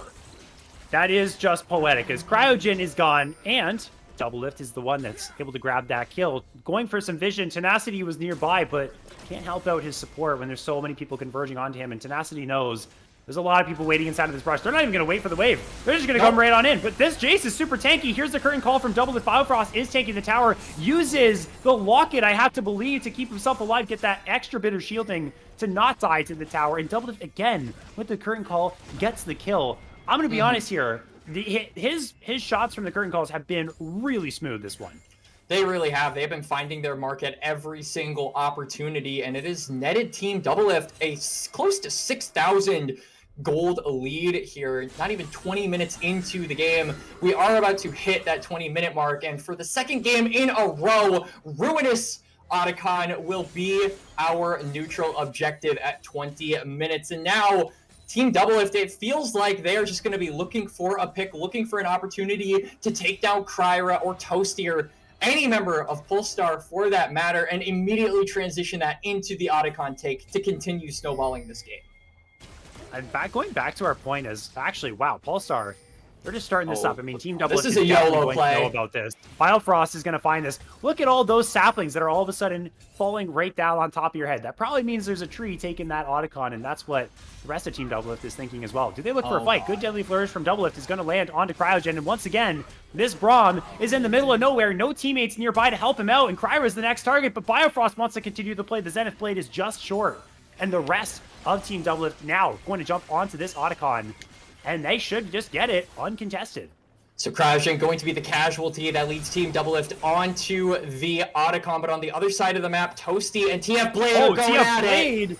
Public execution goes in. I don't know if Toasty Alex was expecting that. He flashes away, but TF Blade's got a flash of his own, and the Ambessa looking like the power levels that she is in that show that we mentioned a little bit earlier. Hey man, I don't know if Ambessa in Arcane is a good comparison, unless you want to factor in that second score line, the second digit of that score line. Yeah, well, you know what? We got a whole lot of fighting going on right now. Is like actually Polestar like that, fighting back. Spawn grabs one. That's the Lethal Tempo stack. The Ginsu's Rage Blade stacked as well. And that's a tier 2 turret down in the mid lane. But now Spawn and Kryra are in a little bit of an interesting position here. Cryogen is running with Spica in the top side of this fight, trying to regroup with his team. They just keep bullying this guy. Oh my gosh, stop with this. This is abuse at this point. This poor Braum just wants to help out his team. And you know what? The support from Team Doublelift as well. Biofrost just goes down 2 versus 1 as well. So now Spawn summoned up the Rift Herald, and he's going to take it out of here. Look at you. Yep. That's genius. But you didn't give a ride to your buddy here. He's got phase rush. He's a fast runner. He's like Usain Bolt, but Usain Bolt's not fast enough. Wait, what? Oh, he got the tower. That's what he did. I guess that tier 1 tower wasn't down yet, and he's out of here. Yep. But, wait, like Spica? Why is Spica so fast? Spica with the blue pet. He's got the blue pet. Well, he can't catch him. It was close. This is a good try. Oh, wait. Oh my god. Oh my god. Crescent Guard is used. Spica jumps back in with the audacious charge, but now Spawn is in a good spot to free hit. But my gosh, Doublelift. The damage is incredible. He's godlike now. Spica jumps back in for another. He's unstoppable himself. And now they can just jump right back over to this Infernal Drake if they'd like. Yep, it's up and available. Spica really has no reason to ignore the dragon this time around. Kryra is just now leaving the base. Oh my goodness, TF again!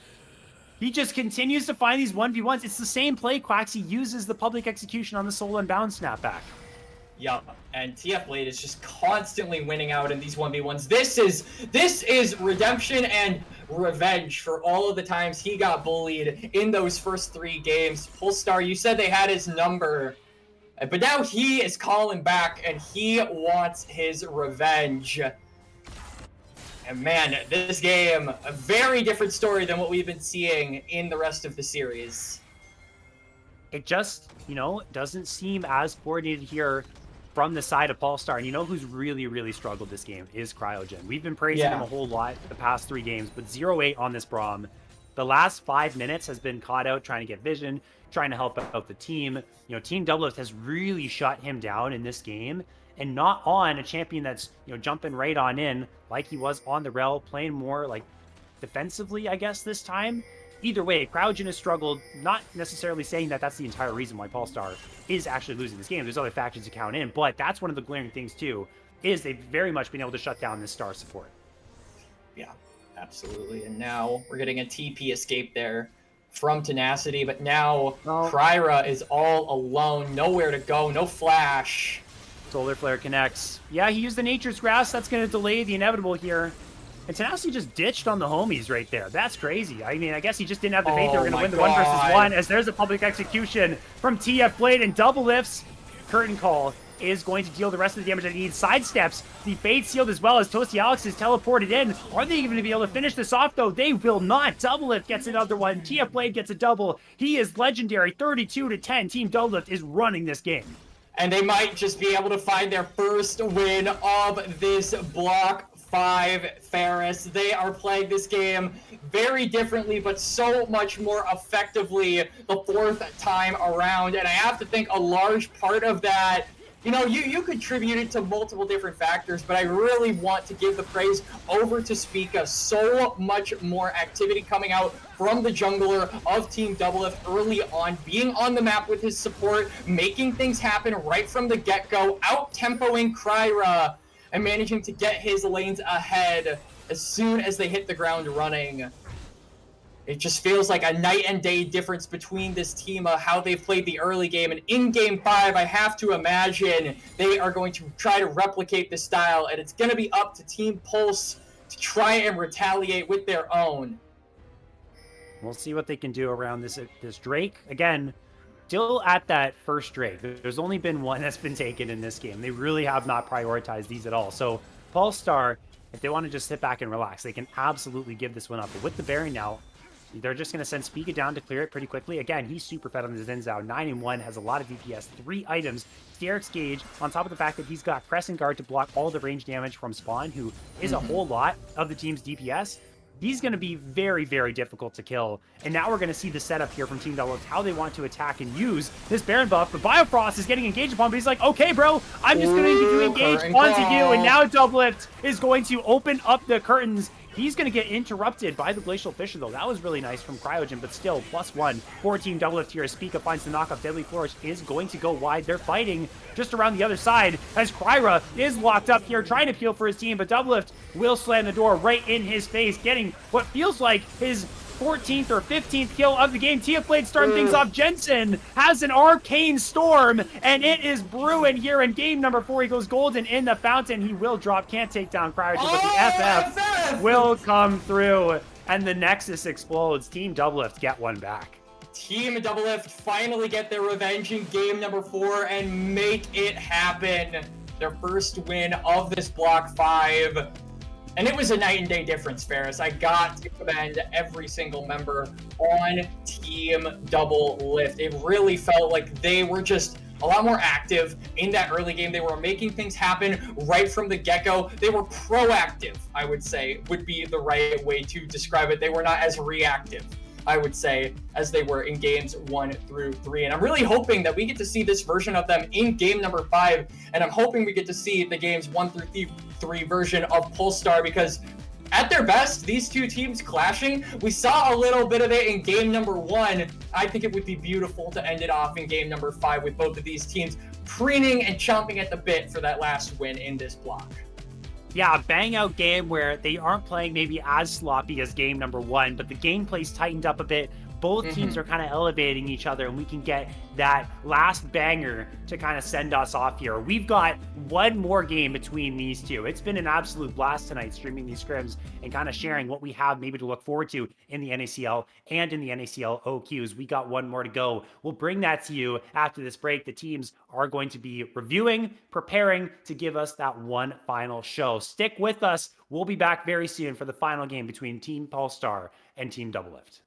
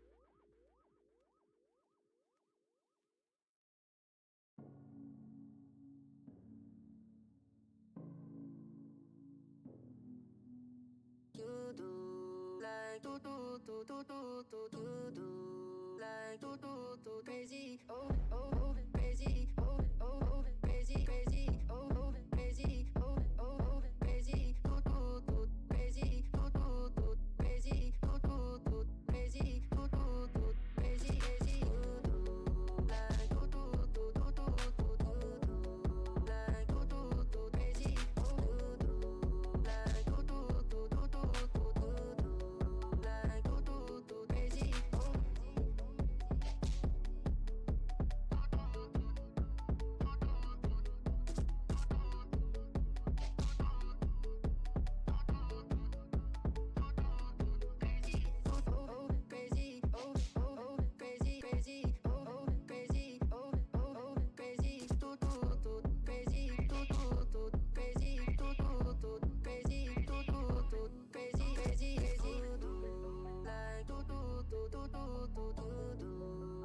do do do crazy, oh do do like do do do do do do do, like do do do crazy, oh.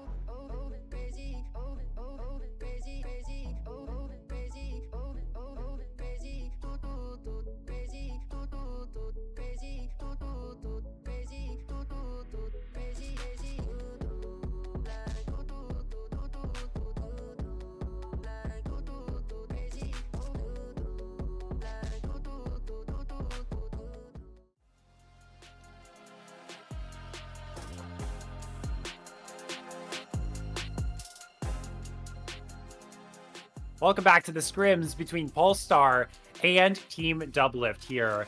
And we got the final game on the horizon in this 5 block. It's been a pretty wild ride. We've had really long games. We've had pretty short games.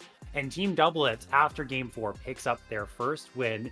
The score of the block now is Polestar 3. Team Doublelift has 1 win for themselves. It was pretty dominant, pretty emphatic. Yeah. They kind of woke up and they were able to get things going for them. And you know what? We'll see how that momentum carries into the 5th game, where we hope to just see a really strong and entertaining game from the two teams. Yep. I mean, we saw Team Doublelift level up in game number 4. We have seen what happens when Polestar are activated. I want to see those two versions of these teams come crashing down, clashing around in game number 5. I think it would be a super climactic way to end out this really exciting Block 5 Scrim showcase between Polestar and Team Doublelift. And, you know, I'm hoping the next time we see Team Doublelift, they actually have a name. I've heard rumors and I've heard kind of remarks about what this team is actually called, that they are workshopping a name around. So any day now, it's probably going to happen, because I believe signups for OQs actually close in 2 days, and you need an official name for people to call you by. Yeah, I know. Like, we've been floating around, you know, Unction. There's a whole lot of old jokes going on, like, near airport. All that good stuff. Shout out, throwback back to, you know, 2020 TSM, that Doublelift and Speaka were both on. I think that's when the near airport meme. And Biofrost. Biofrost was on that team too. Oh yeah, Biofrost was on that team too. Yeah. You're right. You're absolutely rejogging my memory. That would actually be the perfect name. Well, maybe not the perfect name, but I think that'd be a solid candidate. The reason I remember Biofrost was on that team is because of the play where Biofrost took the kill as the Thresh, and Freak was like, "You did not need to steal that kill, Biofrost." It's ingrained in my brain that that playoffs run, and luckily, them winning that last game avoided the joke I was going to make about them being 1 win short of being able to complete their most impressive feat, which was going 0-6 at Worlds. But I am not going to be able to do that. I can't blame them because they won a game. So I'm really looking to see if they can recreate that success, though, in Game 5. I'm really excited to see what both of these teams are cooking up. In the case of Polestar, it just kind of felt like they got out-tempoed in that early game. Cryo wasn't able to be as active around the map. Cryogen was heavily restricted in what he could do and was really punished whenever he was overextending. And that, unlike I feel like the other games in the series, mattered a lot more. Cryogen has gotten, you know, there's been a few times, I think, in each game, 1 or 2 times in each game, where he's gotten picked off when he shouldn't necessarily get picked off. But I think it hasn't really mattered up until game 4. So I'm hoping that both of these teams can show their stuff, show their strengths, all of it in game number 5, and that we can just have a super fun climactic finale toward this Block 5 that we can look back on and say, Well, goddamn, I'm excited to see more of Team Doublelift in OQs. I would say it's probably safe to say that we've achieved that all the way up to I even would this just this say, game 4. I If would we say, killed the yeah. stream here, we've had some pretty good showings, but we can make it better, right? And okay, these were actually this looks like This was game the 3. This was the game 3 draft, but just talking. Okay, we're back to our faces. We'll bring you the picks from game number 4. But yeah, I mean the TF Blade champion pool was something we talked about. He didn't look great on Cassante. He didn't look necessarily great on Zach. Now, whether that was just him failing to perform on that champion or whether it was just a bad game, regardless, looks a whole lot better on those carry style champions. That's just who he is as a player. And on that Ambessa, I mean, the Toasty Alex versus TF Blade matchup is the one that we saw very often in that side lane. And I think TF Blade was up 2 on solo kills there on Toasty Alex. He played that matchup so well, showcasing his skills there. Yeah, that was like a Zeka versus Scout moment where Zeka and Scout would constantly 1v1, and it was really exciting, but Zeka always managed to beat out his counterpart. TF Blade and Toasty Alex 1v1'd a lot, but with how fed that Ambessa was comparatively to that Yone, it was an absolute wash, I feel, in most of the times we saw these guys face off.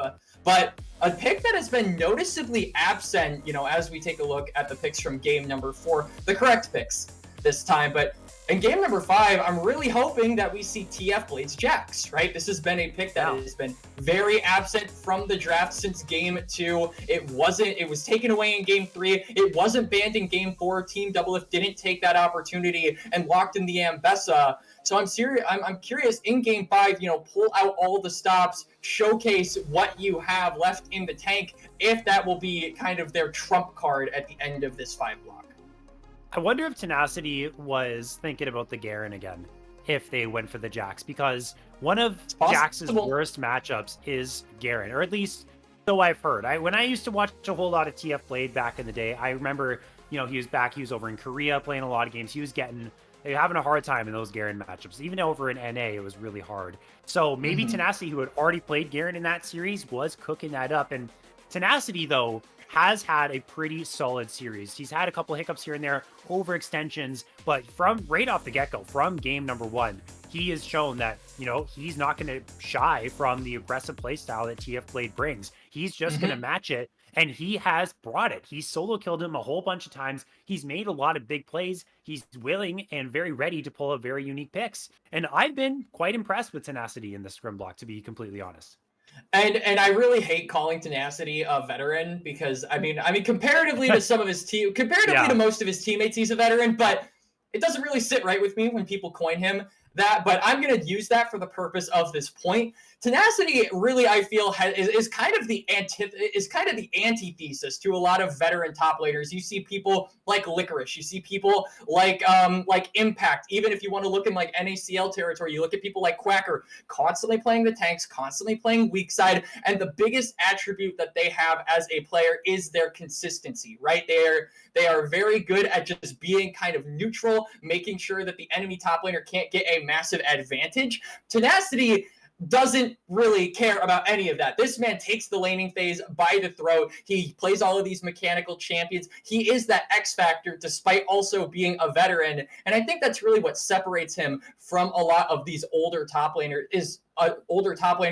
is that he can play those carry top laners. And we've seen that time and time again in this series. And in game 5, I certainly think that is a very real possibility where we just continue to see that trend in the top lane for Polestar onward into this final game.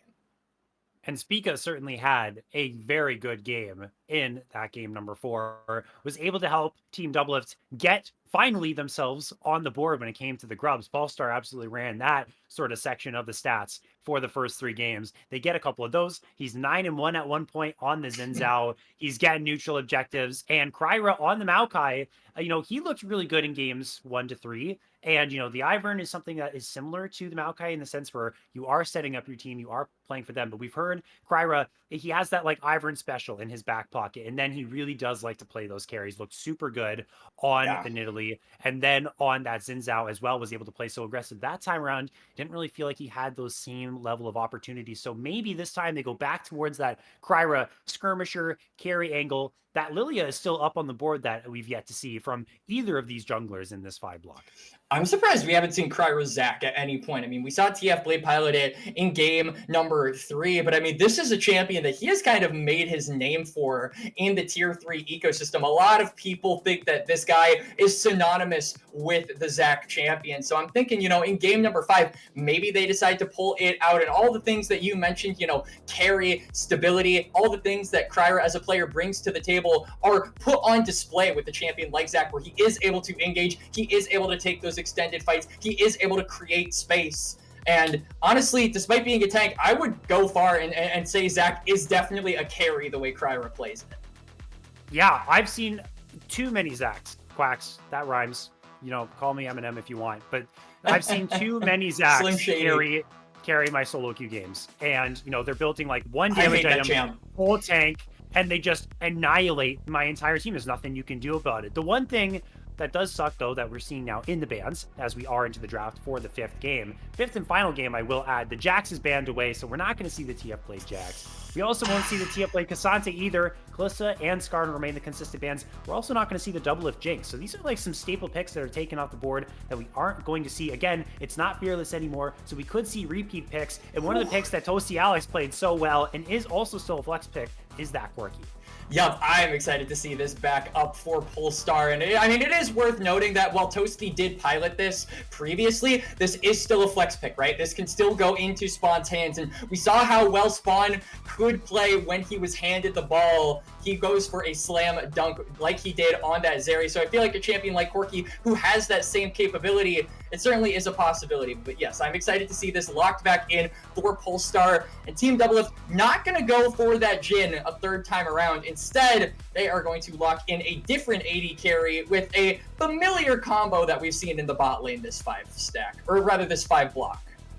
Yeah, the Kai'Sa and the Rel are going to be a pretty nice combination, but the Alistar in response for Cryogen, really nice into the Rel. I wonder if we'll see Xayah come through for Spawn. Not going to be the case. A lot of times the Xayah is the response into the Kai'Sa. It is a pretty solid matchup, but going to take that Zyra, AP junglers, carry-esque jungler for Kryra. Again, going back to that sort of performance where you take the resources and you run with it. But we're seeing the reverse of the jungle matchup from game number 1. We are now going to see Spica take on this Nidalee pick, see what he can do on this, take the reins at the helm of the team, and kind of see if he can just evaporate all the tempo away from Polestar and just take over.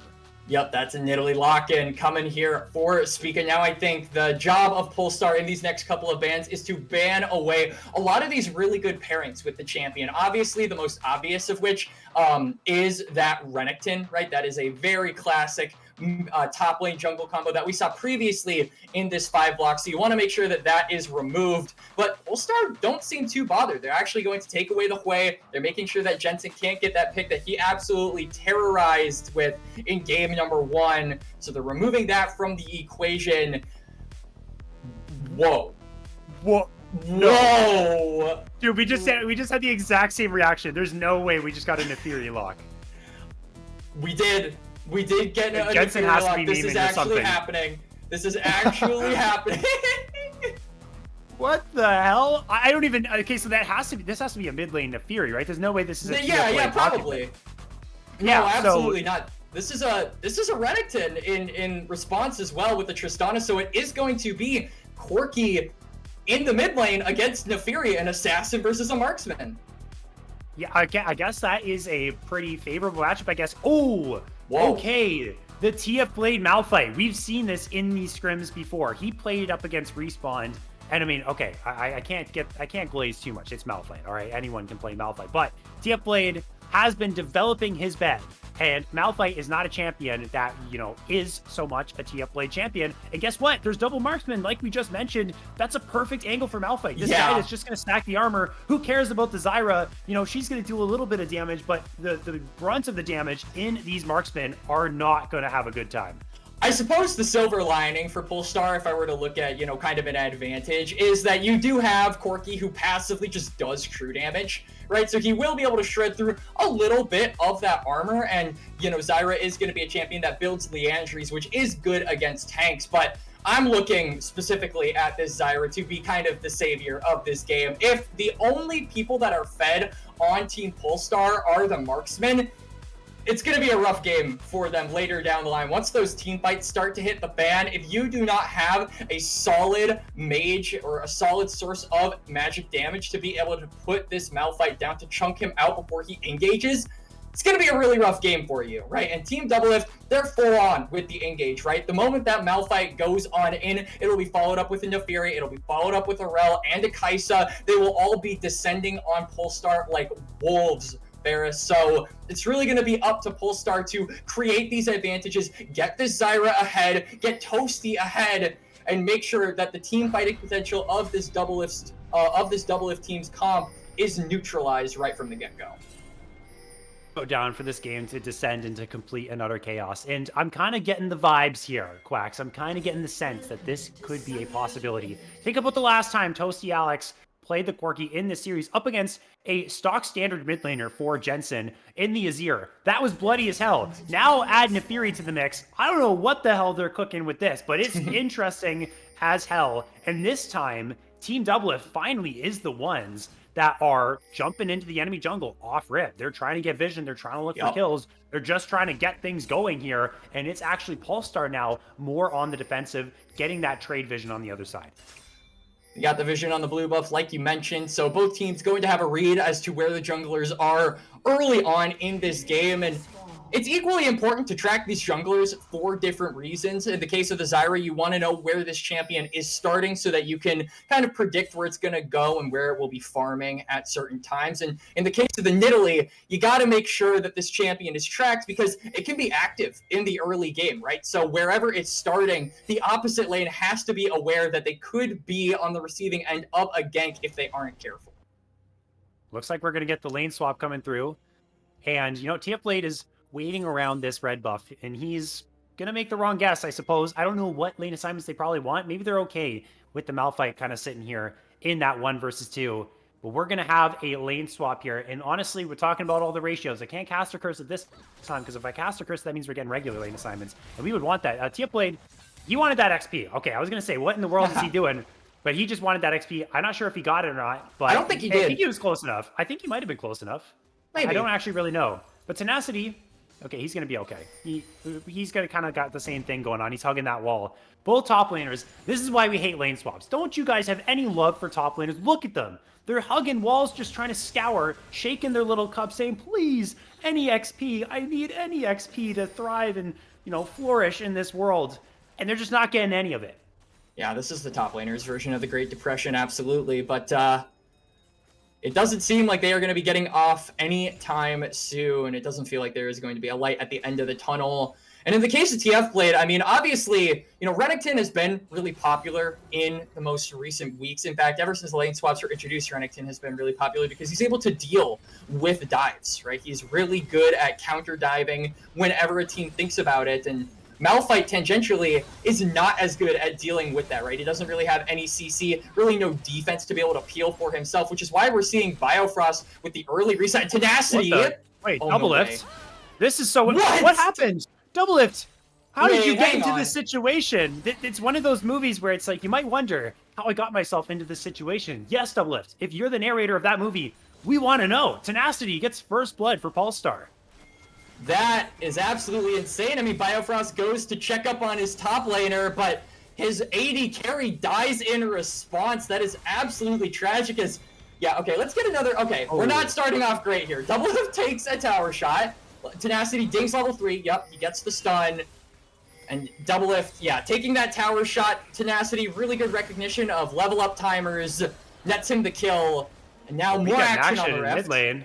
Toasty Alex gets a really nice trade onto Jensen, but Spica's here, so is Biofrost. Flashes are available for both. Toasty Alex has a flash of his own. He's in a whole lot of trouble here. Comes a crash down, flash away from Toasty Alex, flash forward. Whoa. Was that a flash from Spica? But what a route from Kryra to save his mid laner, at least for the moment. Good dodge on the Javelin toss. Toasty Alex is doing a fantastic job. Valkyrie away from the Shattering Strike. This was so clean, but Ignite from Biofrost. He's actually going to get away. It's not enough. That's a great escape. Kryra and Toasty Alex, the dynamic duo on the escape there, was clean as hell. Biofrost level 2 has to walk away with no kills to talk home about. That is a real unfortunate sequence of events for Team Doublelift, from the death of the AD carry down in the bot lane to them not being able to secure the kill on to Kryra, or not Kryra, Toasty Alex.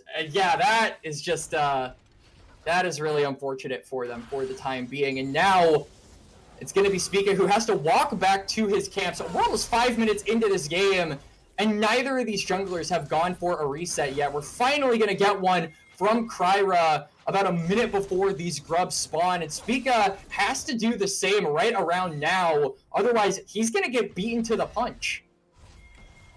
We're going to see, okay, Doublelift is recalling inside its brush. Tenacity walking on forward. Doesn't know he's here. We're not going to get a part 2 of that happening. And we got the Drake now. That is live. And the grubs are available here. We see Biofrost moving up towards this objective. Already here is Cryogen and Spawn. We kind of haven't really had, it's really kind of crazy to say this, we haven't had an all-out brawl over the grubs, like at all in this series. It's been just one team has given it over to the other, and that's been that. We've kind of, it's kind of like off-putting. You feel like you are going to get into this situation regardless in these League of Legends games. I've been watching too much LPL where they literally fight over absolutely everything in the game. Tooth and nail, that baby. just hasn't been the case. Tooth and nail, exactly. And it looks like Polestar, if they get the first step, they might just grab these up and just walk on away. Yeah, I mean, it's difficult for Team Doublelift to actually contest these. They don't have Cryo in the top lane. They don't have Cryo in the mid lane. Not to mention, Spawn also has that BF sword, whereas comparatively, Doublelift only has a couple of long swords and a dagger. So item advantages are also present for Polestar. All the pack from Jensen. And Toasty Alex is to walk on away. He's level 5, but look at bot side too. That's Tenacity pushing away TF Blade, but Speak is actually here for the contest. Not able to grab that first one. Still has a smite, and Kryra does not. So we will get, I think, our first split grubs of this 5-block. Good headbutt away from Cryogen to cancel that crash down. Part of the reason why they picked up this Alistair. Such a good matchup into the rel, and Polestar successfully disengaged. Yeah, so it's 2-1. Polestar, though, getting the better of that trade. And so far, the game going to return to some form of normalcy. Kryra going to ding level 6 before he completes that reset. And now might be the green light to maybe look for an engage play. They don't have eyes on Spica, though, so they have to be careful about this Nidalee just waiting in the wings, ready to strike. The Tenacity's having a grand old time in this bot lane matchup. And again, as the Renekton, you're never going to kill this Malphite, really. There's honestly no hope in that. You're just going to be able to last hit as best as you can, get really strong, and then hope you can be impactful later on in the fights, being the front line for your team, holding a side lane 1 versus 2. And that's almost guaranteed. You're really not going to be shut down that hard. As Cryogen got a recall canceled or something, he's going to have to walk on back and have a desync timer here. This Mountain Drake is still alive. Neither of these teams with a huge sense of urgency to get down there and start taking it. Could be similar to last game where I don't think we got a first Drake until like 18 minutes. And you can see Spawn rotating down toward the bot side of the map. Cryogen, like you said, his back was denied, I would say, off of some disrespectful backing locations, but they will be down toward that bot lane where they rightfully belong, I would say. And it does mean that we'll have a 2v2 and a lot more priority will be put on that bot lane. So maybe we will see that Dragon get some attention in the next couple of minutes if either jungler decides to pay a visit and impact that bot lane matchup. I feel like, you know, we haven't had a whole lot of time, or we have had time to talk about this Naafiri. We just don't really know what to say. There hasn't been a whole lot of action going on. Jensen's got a 10 CS lead. That's not bad. I have to be honest with you. I was really surprised that you just knew Naafiri's ultimate ability right off rip. I know that's partially the job of a play-by-play caster, but like, what was the last time you saw Naafiri? Okay, well, to be completely honest, I did do some research about it, but I haven't heard the ultimate name in a whole long time. Speaking of this Naafiri, he's probably going to go down, maybe not. Cryogen went too far forward. Oh man, Speaker was there. I think the Nidalee heal actually kept Jensen alive there. But yeah, I mean, on the side, I did a little bit of research and made sure I knew kind of generally what the names were. I'm just kind of going off my memory of like maybe a month ago, the last time I checked it. It's called the something of the pack. But I think it is called the pack, something along those lines. I think you're right, but I mean, it's impressive because if I was a play-by-play caster, I would have completely forgot. I would have just said Naafiri ultimate or something like that. But yeah, I mean, we've completely forgotten kind of what Naafiri's job. I mean, Assassins in the big 2025. What are they doing here? And also, it's a assassin that is meant for like low elo too. Like this champion is notoriously difficult. Well, I mean that's not going too far. With you. I mean, it was designed for low-level play, and that's the reason why it's not something that's picked in competitive too often. It's just, it walks up to you, dashes at you in a straight line. It's basically an assassin that says, hi, I'm just going to walk up to you and kill you, and if there's something you can do about it, that's good for you. If there's not, I'm going to kill you. So it's just an odd champion to see. It really is. And yeah, I mean, I guess as we go forward, we're going to see how good or how not good it is as Tenacity is going to jump on in, but guess what? There's another person here. That's Spica, and Doublelift is going to reposition with the Killer Instinct, but that will be some nice healing for Tenacity. He's able to absorb this pressure. That's what we were talking about with this Renekton pick, but here's Spica on the flank. Does he win this 1v1? It looks like he does. He takes a lot of damage. Tenacity on this Renekton is so smooth. Oh my gosh, he gets out. I need to just stop saying things before it's happened. Tenacity, I did not believe in you. I'm very, very sorry. Tenacity, that was an absolute outplay if ever I have seen one. The top laner for Polestar with the fancy feet, with the movement, manages to escape that exchange. And there's so many attempts at just trying to get a kill from both of these teams, but everyone is living with the sliver of HP Ferris, and that has led to, by far, the slowest early game that we have seen in this 5-stack, or rather this 5-block. 2 kills at close to 11 minutes. And it looks like Polestar, having Cryo in that top side, having rotated Spawn and Cryogen toward that top lane a little bit ago, are just going to be able to pick up this next objective. Polestar back to their ways in this 5-block, being very dominant when it comes to getting these grubs. They get 5 this time, not 6. Spica, again, was able to grab 1 just at previous time with the smite here. TF Blade walking down from the top side, maybe looking for something, but Polestar are going to completely disengage. Spica's in the area, but they're just going to keep on pushing out this mid wave. And okay, the call of the pack. There we go. Hey, you know what? Shout out to our producers for getting that up on the screen. And, you know, my street cred remains intact, bro. On the play-by-play, I gotta know the ultimate names, bro. Yep, you got it. Street cred goes street cred. I love that. Yeah, my reputation's maintained. It's a good day. And it looks like the reputation of Spica is going to be maintained, as him and Biofrost are just going to go up toward this, or rather down toward this dragon, and try to at least get an objective for themselves to get this Drake stacking up as soon as possible. And it is kind of worth mentioning, we talked about this a little bit in game 1, the full, kind of the single target ability of that Polestar squad in game 1 when they had the Nidalee. This time around, obviously you've got the Malphite, but kind of removing the Malphite and the Rel from the equation, your big 3 carries are very single target focused, right? The Nefiri is looking to assassinate one person, Nidalee is looking to do the same, and Kai'Sa doesn't have a ton of AoE damage outside of that ultimate. So you're really going to have to look for a lot of these picks utilizing that Rel, because team fights are not going to be nearly as one-sided as I think a lot of people are thinking. Well, Tenacity, okay. This time, I'm going to keep my mouth shut, but you did actually drop in this one. I was going to say, Tenacity looks like it's done and dusted there. Not able to outplay that time. But you know what? Has done a pretty good job in those situations before. The cross-map play for Polestar is going to be a whole lot of plates on the bot side. And we did see that Mountain Drake go down for Team Doublelift. Toasty Alex, Cryogen, Kryra doing their very best, trying to get that first turret of the game. I don't think that's fallen yet. Is okay, Biofrost taking some damage here from Kryra. They really want this. Can anyone come down from the side of Team Doublelift and knock this one down? It looks like Spica is on the way. Yep. And they're going to try and hold on to this. Question is, for how long? What are they willing to go for? They're willing to put everything on the line, as in goes the Alistair. But Cryogen just holds his ground. Toasty Alex is getting engaged upon by Jensen. Here's the power of the Nefiri, and the call of the pack has now been reset. This is a reset ultimate, and Jensen is going to maintain this level of power and get 2 kills alongside his jungler. Actually, they kept the tower alive too here, Quacks, as Doublelift is somehow 1 HP on midwave too. Wait, yeah, Spawn I think attempted to go for a solo kill there, but Doublelift managed to get the better Spawn's of him. dead. Kryra is going to get dove now. Spica's taking the tower. Do they have the damage to knock him down? It doesn't look like that's the case. Wait a second, Jensen. One more tower shot would have done the trick. Don't tell me they look for the redive. You guys are absolute mad lads if you try this. And they do go for it, and they outplay it. Oh, actually, no. The shutdown goes onto Jensen. Able to get one back in this crazy exchange. As Tenacity and TF Blade Come on, are you guys actually going for this? Is this actually a 1 versus 1? Are we still going here all across the map? This is the most extended play-by-play call Dominus is coming up of soon. all Dominus is time. coming up.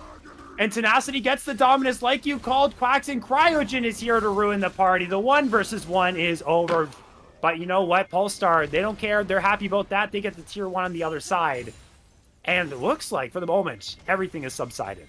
Yup, Pulse is starting to take a lot more of the map. I mean, Doublelift and co managed to get a couple of kills under their belt in that bot lane, managed to have a successful dive, as we're going to get a bit of a look at what exactly happened. And this is hilarious because Spawn has a health advantage. He goes for the dive, barrier popped with the ultimate. Doublelift goes in, beautiful killer instinct.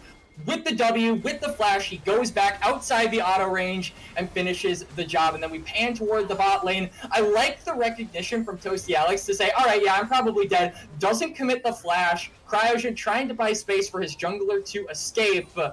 And, I mean, you could have just stopped right here as Team Doublelift, but they decided to go further. They got the successful dive, the 1-for-1 trade, but like you said, on the other side, it was a turret in the top lane, and then later Spawn respawns and then goes to bot lane, gets that turret. So a lot more map now being owned by Polestar. Well, Cryogen's in trouble now, uses the Unbreakable Will, in jumps Jensen on this Nefiri, and so does Spica, but hey, that cow's pretty tanky, and he absorbed all of that, and now maybe Polestar want to turn it back onto Team Doublelift. But they are going to hold out on that for now. I feel boy, here we go again. Every time we look at this top side or the top laners, TF Blade is on his enemy team's side of the map, and Tenacity's on his enemy team's side of the map, and they're just kind of like teasing each other on when they're going to jump in to try and find the solo kills. But, I mean, it's so hard to find the damage when you're up against the Malphite here as Redactive. Spawn so close to dropping. Magnet Storm from Biofrost, just a tad bit late to pull him in, gets the rocket jump to escape. Oh god, look at TF Blade. The pings are coming through from the Malphite to do the funny thing. You just click R. And yeah, I think the recognition is there from Polestar saying we don't have eyes on Malphite. We have to give up this turret. So an advantage coming through from Team Doublelift, and right in the nick of time as it is 40 seconds until that dragon. Toasty Alex likes living life on the edge. Yeah, and fortunately, he didn't fall over the edge. He was able to get himself back over top, and Jensen wasn't able to cancel that recall in time. And I wonder, I mean, it's kind of hard to gauge.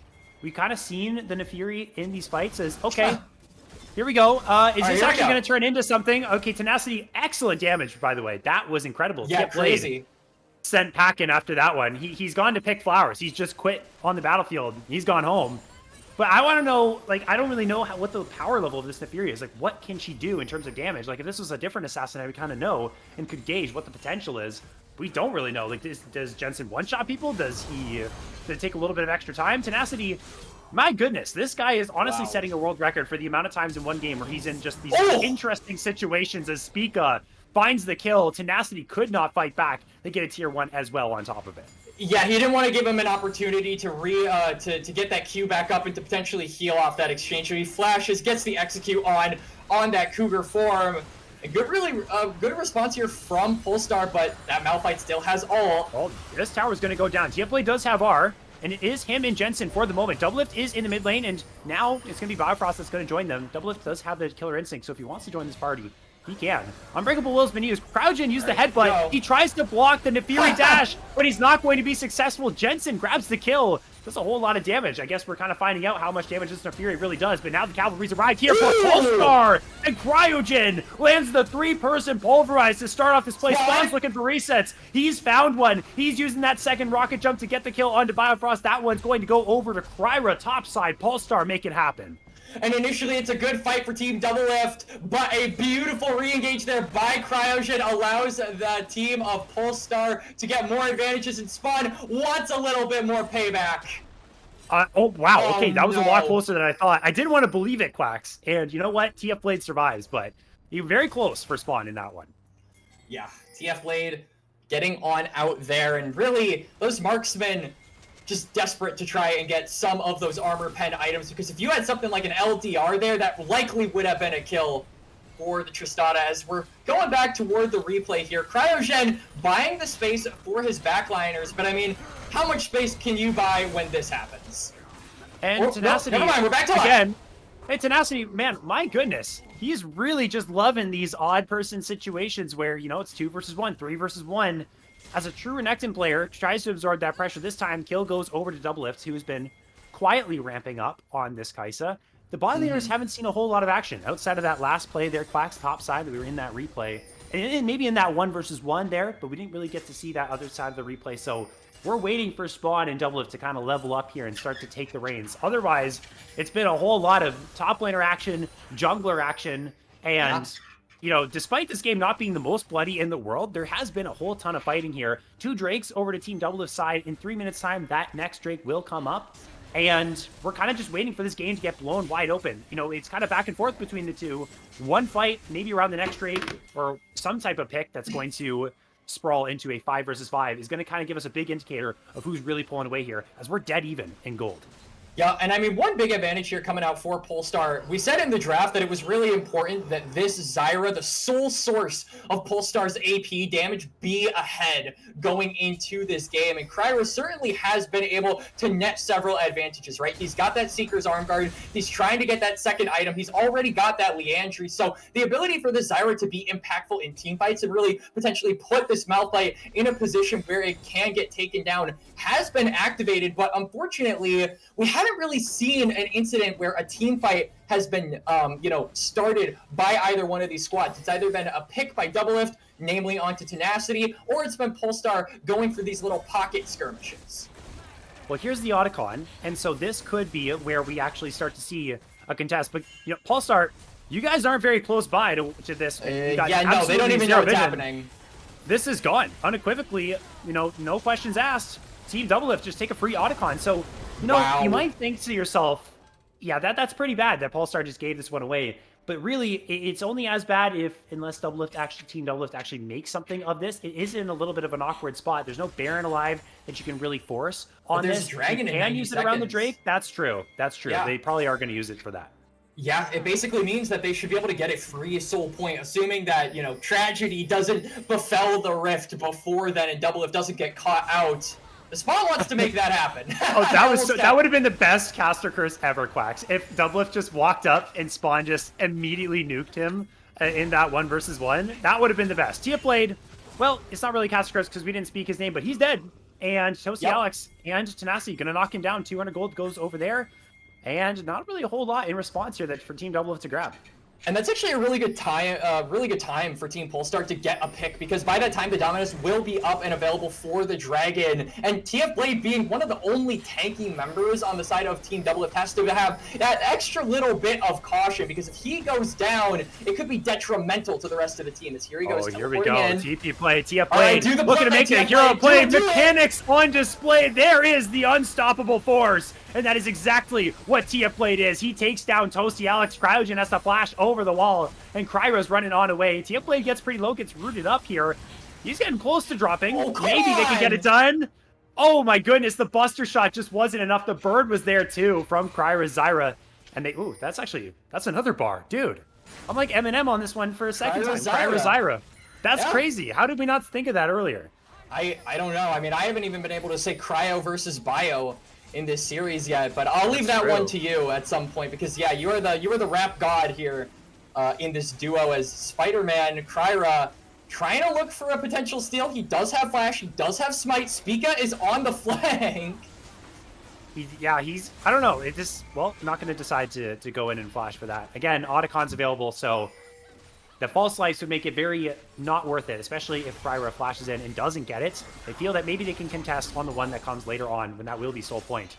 As, okay, Jensen, this is not a 1v1 that you win. Unfortunately, Assassins versus the Bruisers, we know how this one goes. Fortunately, yes, he has the thing. And so does Biofrost and Spica, but Tenacity's going to walk this one out, and the rest of his team's there to usher him through. And now Polestar trying to take control of the top side of the map. We're not really going to see a lot of pressure being put by either team on the bot lane, because it's going to be another 4.5 minutes until Dragon spawns. But it's 90 seconds until the Baron is up. And so these picks are going to start to mean a lot more if you can get them as either team, because then you can transition that into a potential game-winning advantage / buff. That was depressing. That was an auto and an E from a full tank. For other people in this game, that is half your health bar gone, and that's a flash burn. That is like Michael Myers showing up at your door when a Corki just spawns on you like that. For Malphite, no, that's a whole lot of nothing. His health bar is not going to move, and he's actually going to take you to half HP, believe it or not. So, yeah, I mean, this is the funny thing is, yes, there is solo AP on the other side for Kryra Zyra, but I mean, it's not a very high damage build to take down this Malphite. Yeah, okay. I don't think it matters. Unstoppable force. TF Blade. Or maybe it does. Not gonna find the knockup. Tenacity is quite tanky. Here comes the double TPs. We'll see what ends up making, or what ends up happening in this play. Alex immediately gonna Valkyrie back, but here comes Final Cross. Kryra! And he has found Kryra, who puts down the Stranglethorn. Tenacity actually gonna flash forward and find Doublelift. That was an insane play. Heads up play from the Renekton. Now Spawn and Crouching gonna join the party. Gets one reset. He has another. Jumping on forward, trying to take down this raid boss in TF Blade. Gets the shutdown Spawn once again. Being that backline damage that the squad needs. He's looking for more. He's challenging the Assassin, the Nefiri that Jensen is playing. He's got a whole lot of dogs on him that are doing a whole lot of damage. That should mean that Jensen walks on away. But Polestar hold their ground at their bot side tier 2. Polestar end up winning out in that exchange, and Tenacity manages to stay alive for so long by so much time for Spawn and Toasty Alex to free hit in that fight. And the Baron is up, but all the members of Polestar are still on that bot side. Their health bars are also not completely full, so they're not going to chance it. They're not going to risk going for that objective. And still Team Doublelift, despite losing that exchange, they are the ones with soul point. And unless Team Polestar can find a detrimental advantage onto Team Doublelift, it feels like despite that fight win, it's going to be all the same as TF Blade. You know, you win some, you lose some, you hit some, you miss some. He sliced away. You know, to be fair, he did slice away, you know, and it was just kind of like him and the minions, right? Like, I feel like TF Blade would have hit that, and he just kind of didn't really expect this to go down. But look at this play from Tenacity. This was really, really nice. Onto Doublelift, and kind of seeing that through all the chaos of this team fight to make that kill onto Doublelift, and then here comes Spawn with those resets. We hope to see more of this Tristana as it scales really nicely later on. Yep, and it getting that shutdown also means that it's getting closer and closer to that third item. That LDR, I really have to think that that is going to be the doomsday point for the side of Team Doublelift, because without, you know, this Malphite to be that predominant front line, you don't have a lot of other champions that can buy the space necessary for champions like the Kaisa and the Nefiri and the Nidalee to free hit from a distance. If this Malphite is made of paper, he's gonna get sliced on up by these marksmen. Yep. And working towards those armor penetration items is, I would hope to be on the cards for both of them here. Actually, it's going to be Toasty Alex with the Zeal in hand, opting into the RFC third and not the LDR. So that's actually really surprising to me, because it feels like the first priority for you, as both of these marksmen, is going to be knocking down that front line as well. Jensen, once again, yeah, you don't like this matchup into the Croc. The Croc is stronger than the dog. Unfortunately, it's the bigger apex predator, if you will, or just the bigger predator in general. I don't know if dogs are predators. Oh, but bro, no one messes with crocodiles, bro. Yeah, they are that king reptile there, and Tenacity is certainly that in that 1v1. And now able to get that in 5v4 for Team Doublelift. So hold on. Well, let's see now. It's now Crocodile versus Rock and a very angry Cougar. And Tenacity, yeah, doesn't quite have the damage to finish this one off. He once again overextends, but could be a response play maybe for Polestar elsewhere. The dog couldn't do it, but the cat will be able to, with a little bit of help from a rock, like you said. But all of those resources burned on the top side, all of that manpower given over to get that kill onto Tenacity, leaves that dragon open and exposed. And it also means Team Doublelift don't have the unstoppable force, so they don't have the Malphite art, which significantly hinders their ability to take a lot of these fights and to potentially go onto that Baron. You can see the pings, they were thinking about it, but I feel like without these key abilities, it's very risky to go for. And it looks like Polestar is aware of this. They're going to get the dragon. That's Toasty Alex on that. And too scared to walk up. I mean, it's really tough to see what's going on over there. And it looks like Team Doublelift is going to pull off. So the alarm bells have stopped sounding for Polestar. They know that Baron is not going down. And we are kind of in a slow burn game here. There's been a lot of picks. A lot of objectives, you know, it's Team Doublelift on that soul point, but that's not going to come into play for another 5 minutes here. You know, kind of shades of what we saw in game number 1. We could be in for an absolute banger. But hey, that's what we said we wanted. So Quacks, like, we're building up to what we wanted in this one. I'm actually really ready for it. Yeah, ask and you shall receive. Both teams putting on display their best attributes as squads here. in Game 5. And you were talking about it being a slow burn, and I absolutely agree. I would say the slow burn pace of game, though, certainly favors Polestar with their double marksman, right? Because as you can see, getting right back onto the Rift is Spawn, now rocking that LDR. Toasty Alex doesn't yet have that armor shred, but he will soon. Okay, well, now, I was going to say, this is a trilogy of this 1 versus 1, but you know what? Jensen said, no, Wait, I'm not the Baron is finishing that open. trilogy. In this one, I'm bringing all my friends, and then you know what Tenacity says? Absolutely right, Quacks. Okay, that means my team is going to jump onto the Baron, but guess who's here? It's Doublelift, it's Well, can they go Biofrost. for We got a this? TP coming in from Jensen as well. This is going to get very dicey here for Polestar. The jungler for Team Doublelift is not here, so they should be able to secure this one. They're trying to get it low enough, and there is the smite from Cryo. Cryogen is trying to buy enough space for the rest of the team to escape, but hot in pursuit is the rest of Team Doublelift. Toasty Alex on the bot side. The other two channeling their recalls, and those Baron-empowered recalls will go through, but Toasty Alex, I feel like you're the goner here. You should have went, actually, maybe you shouldn't have went with the team, because then they would have found the other three, but I for don't the think he sacrifice survives either here, way. Yep. almost knocked down Doublelift, but you know what? Polestar, they walk away with the Baron. Yep, and they got the two Baron, the two ones rocking the Baron is going to be the jungler and the AD carry. Now Spawn, oh god, is he gonna get funny moment by the tanked? By This the is tank? frightening. Oh, He's no. got Oh, it. no. He's got the unstoppable force. He's not using it though. Spawn doesn't flash. Okay, he's gonna get the flash, but guess what? He gets rooted. Maybe he fell for the bait. Maybe Spawn was the one that laid the trap this entire time.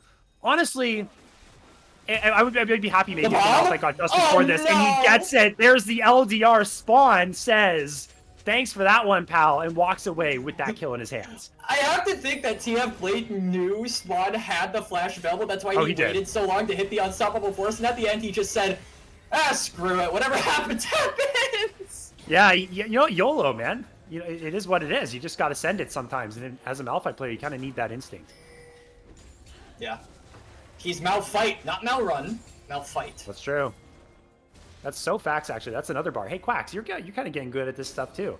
We dropped a couple of bars on this cast. You know, I guess Hey, that's you know, what I- happens when you're casting I together learned- for 6 hours straight. I learned from the best, alright? Hey, well, you're not W Glaze. I'll take it. You know W what? Glaze. I got called handsome on cast by Shibby yesterday, and so now you're saying I'm the rap god here and I'm the best in the biz. You know what? Dude, I'll take all these compliments. And we got a game on our hands. 31 minutes.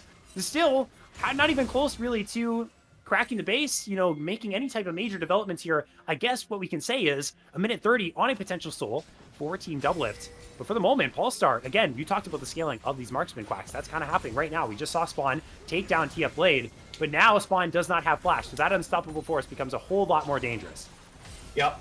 And the unstoppable force is up. Spawn used that flash in the last exchange, so the backliners in particular are very vulnerable to getting picked off. Spawn. Oh my gosh! Oh my gosh! Yo, assassins are weak, by the way. I should know. Oh! Wait, the Baron cannon minion. What? And then on the other Wait, side of the map, what? Polestar has What's just happening? absolutely blown everything wide open. Spawn has given the team spirit to the squad right now. Doublelift's looking for the 1v1, but Spawn says, "I don't give a damn," and sits right in his face and finds the solo kill. This might just be... Is this the end of the game here, Quacks? All of a sudden, out of nowhere? What? This might actually be it. 30-second death timers. The next one up is Biofrost in about 15 seconds. They're jumping on in. Cryogen! Spica goes golden. This could be it for Polestar. Out of nowhere, they pulled the rabbit out of their hats. They pulled a whole blue whale out of their hats. How does that fit inside of the hat? Who knows? How did Polestar just win this game right now? Who knows? But that's going to be it for the 5-block. Polestar, 4-1. They take down Team Doublelift. Polestar, out of literally nowhere, managed to take the final game of this 5-block. What an insane turnaround. Absolute cinema. I am in agreement with you, Ferris. We have got to do this Yes, sir. every single time. There's just an absolute banger series. This 100% qualifies. What an insane run of 6 hours this was. This was fun as hell, honestly. And man, for those of you who had curiosities about how good Polestar could be, how quick they could be on the draw, here's your answer. This team is one to watch in the NACL going forward. And for Doublelift Squad, they are definitely one to watch going forward. You already knew you were going to watch them, though. It was obvious, but now I feel like the results are certainly going to speak for themselves once this open qualifier starts on March 1st. Yeah, I mean, this was just a fantastic teaser. Yeah, I think you summed it up absolutely perfectly. What a blast that was. You know, kind of falling off the rails there in that last game, but I mean, it's always a good time. And I cannot believe the sudden impact we just got right there with Spawn winning the 1v1 against Jensen. And then all of a sudden, that was Polestar's moment to just say, okay, let's pull the trigger here. Like, that's a big source of damage that's not here from Team Double's side. They win the fight. Toasty Alex gets a big double kill, and they end up winning the final game there. They go out 4-1. I think we saw some great things here, Quacks. It's safe to say from everyone on Polestar in this series. I think all of them had their key moments in this one, whether it was, you know, this game or that game. I think they all showed us something, which is really awesome to see with this new team who this is kind of like the first time anyone's ever seen them play in a scrim. Yeah, this is our first look at Polestar. Absolutely. We are the ones that get to first not only take a look at them, but Ferris, you and I, we're the first ones that actually get to cast these guys. Yeah. So I'm really looking forward to seeing kind of what they can pull out once NACL starts. That date cannot come soon enough, by the way. I am so unbelievably excited for Tier 2 League of Legends. And the fact that we are going to get 3 teams that we do not yet know who they are added into Tier 2 between now and then, that just makes it all the more exciting. So I am super duper excited for the NACL. You should be too, if this was any indication. And one last thing before I let you send us off, Ferris, I just got to say, as a Kha'Zix main, getting 1v1'd by an AD carry as an assassin is like, to my core, your glass is broken, bro. I felt your pain.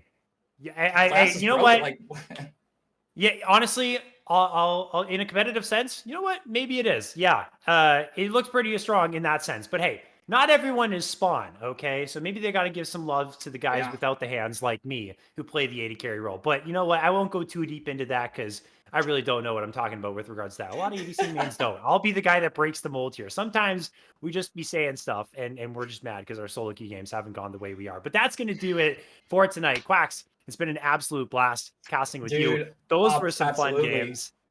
And thank you so much to everyone in the chat who is gassing up Polestar. I saw a whole lot of Pulse wins. I saw a whole lot of curse words when they weren't winning, stuff that I can't say on stream, but all the support, all the people in the chat watching this, making it happen, whole lot of fun. Happy to be here. And hopefully we can do it again very, very soon. But for now, we will say goodbye. Quacks and I are a little tired. There was a whole lot of casting, a whole lot of games. Now it's time to rest up. Man, it was fun. The adrenaline is running. I don't know. Maybe I'll go play some solo queue after this. Oh, you are the only one. Don't ask me to duo because I'm not joining up with you. That's going to do it for us tonight. And we'll catch you guys in the next one. We got Titan Immortal tomorrow on Thursday. It's actually going to be us too because I'm taking Slayer's spot. Slayer's on a perilous quest doing other things. But catch that tomorrow if you want to check that out. And as for us here at Titan, thank you to Chris and Wookie in the background who are our producers for this wonderful stream. And we'll catch you in the next one. Have a good night, everyone.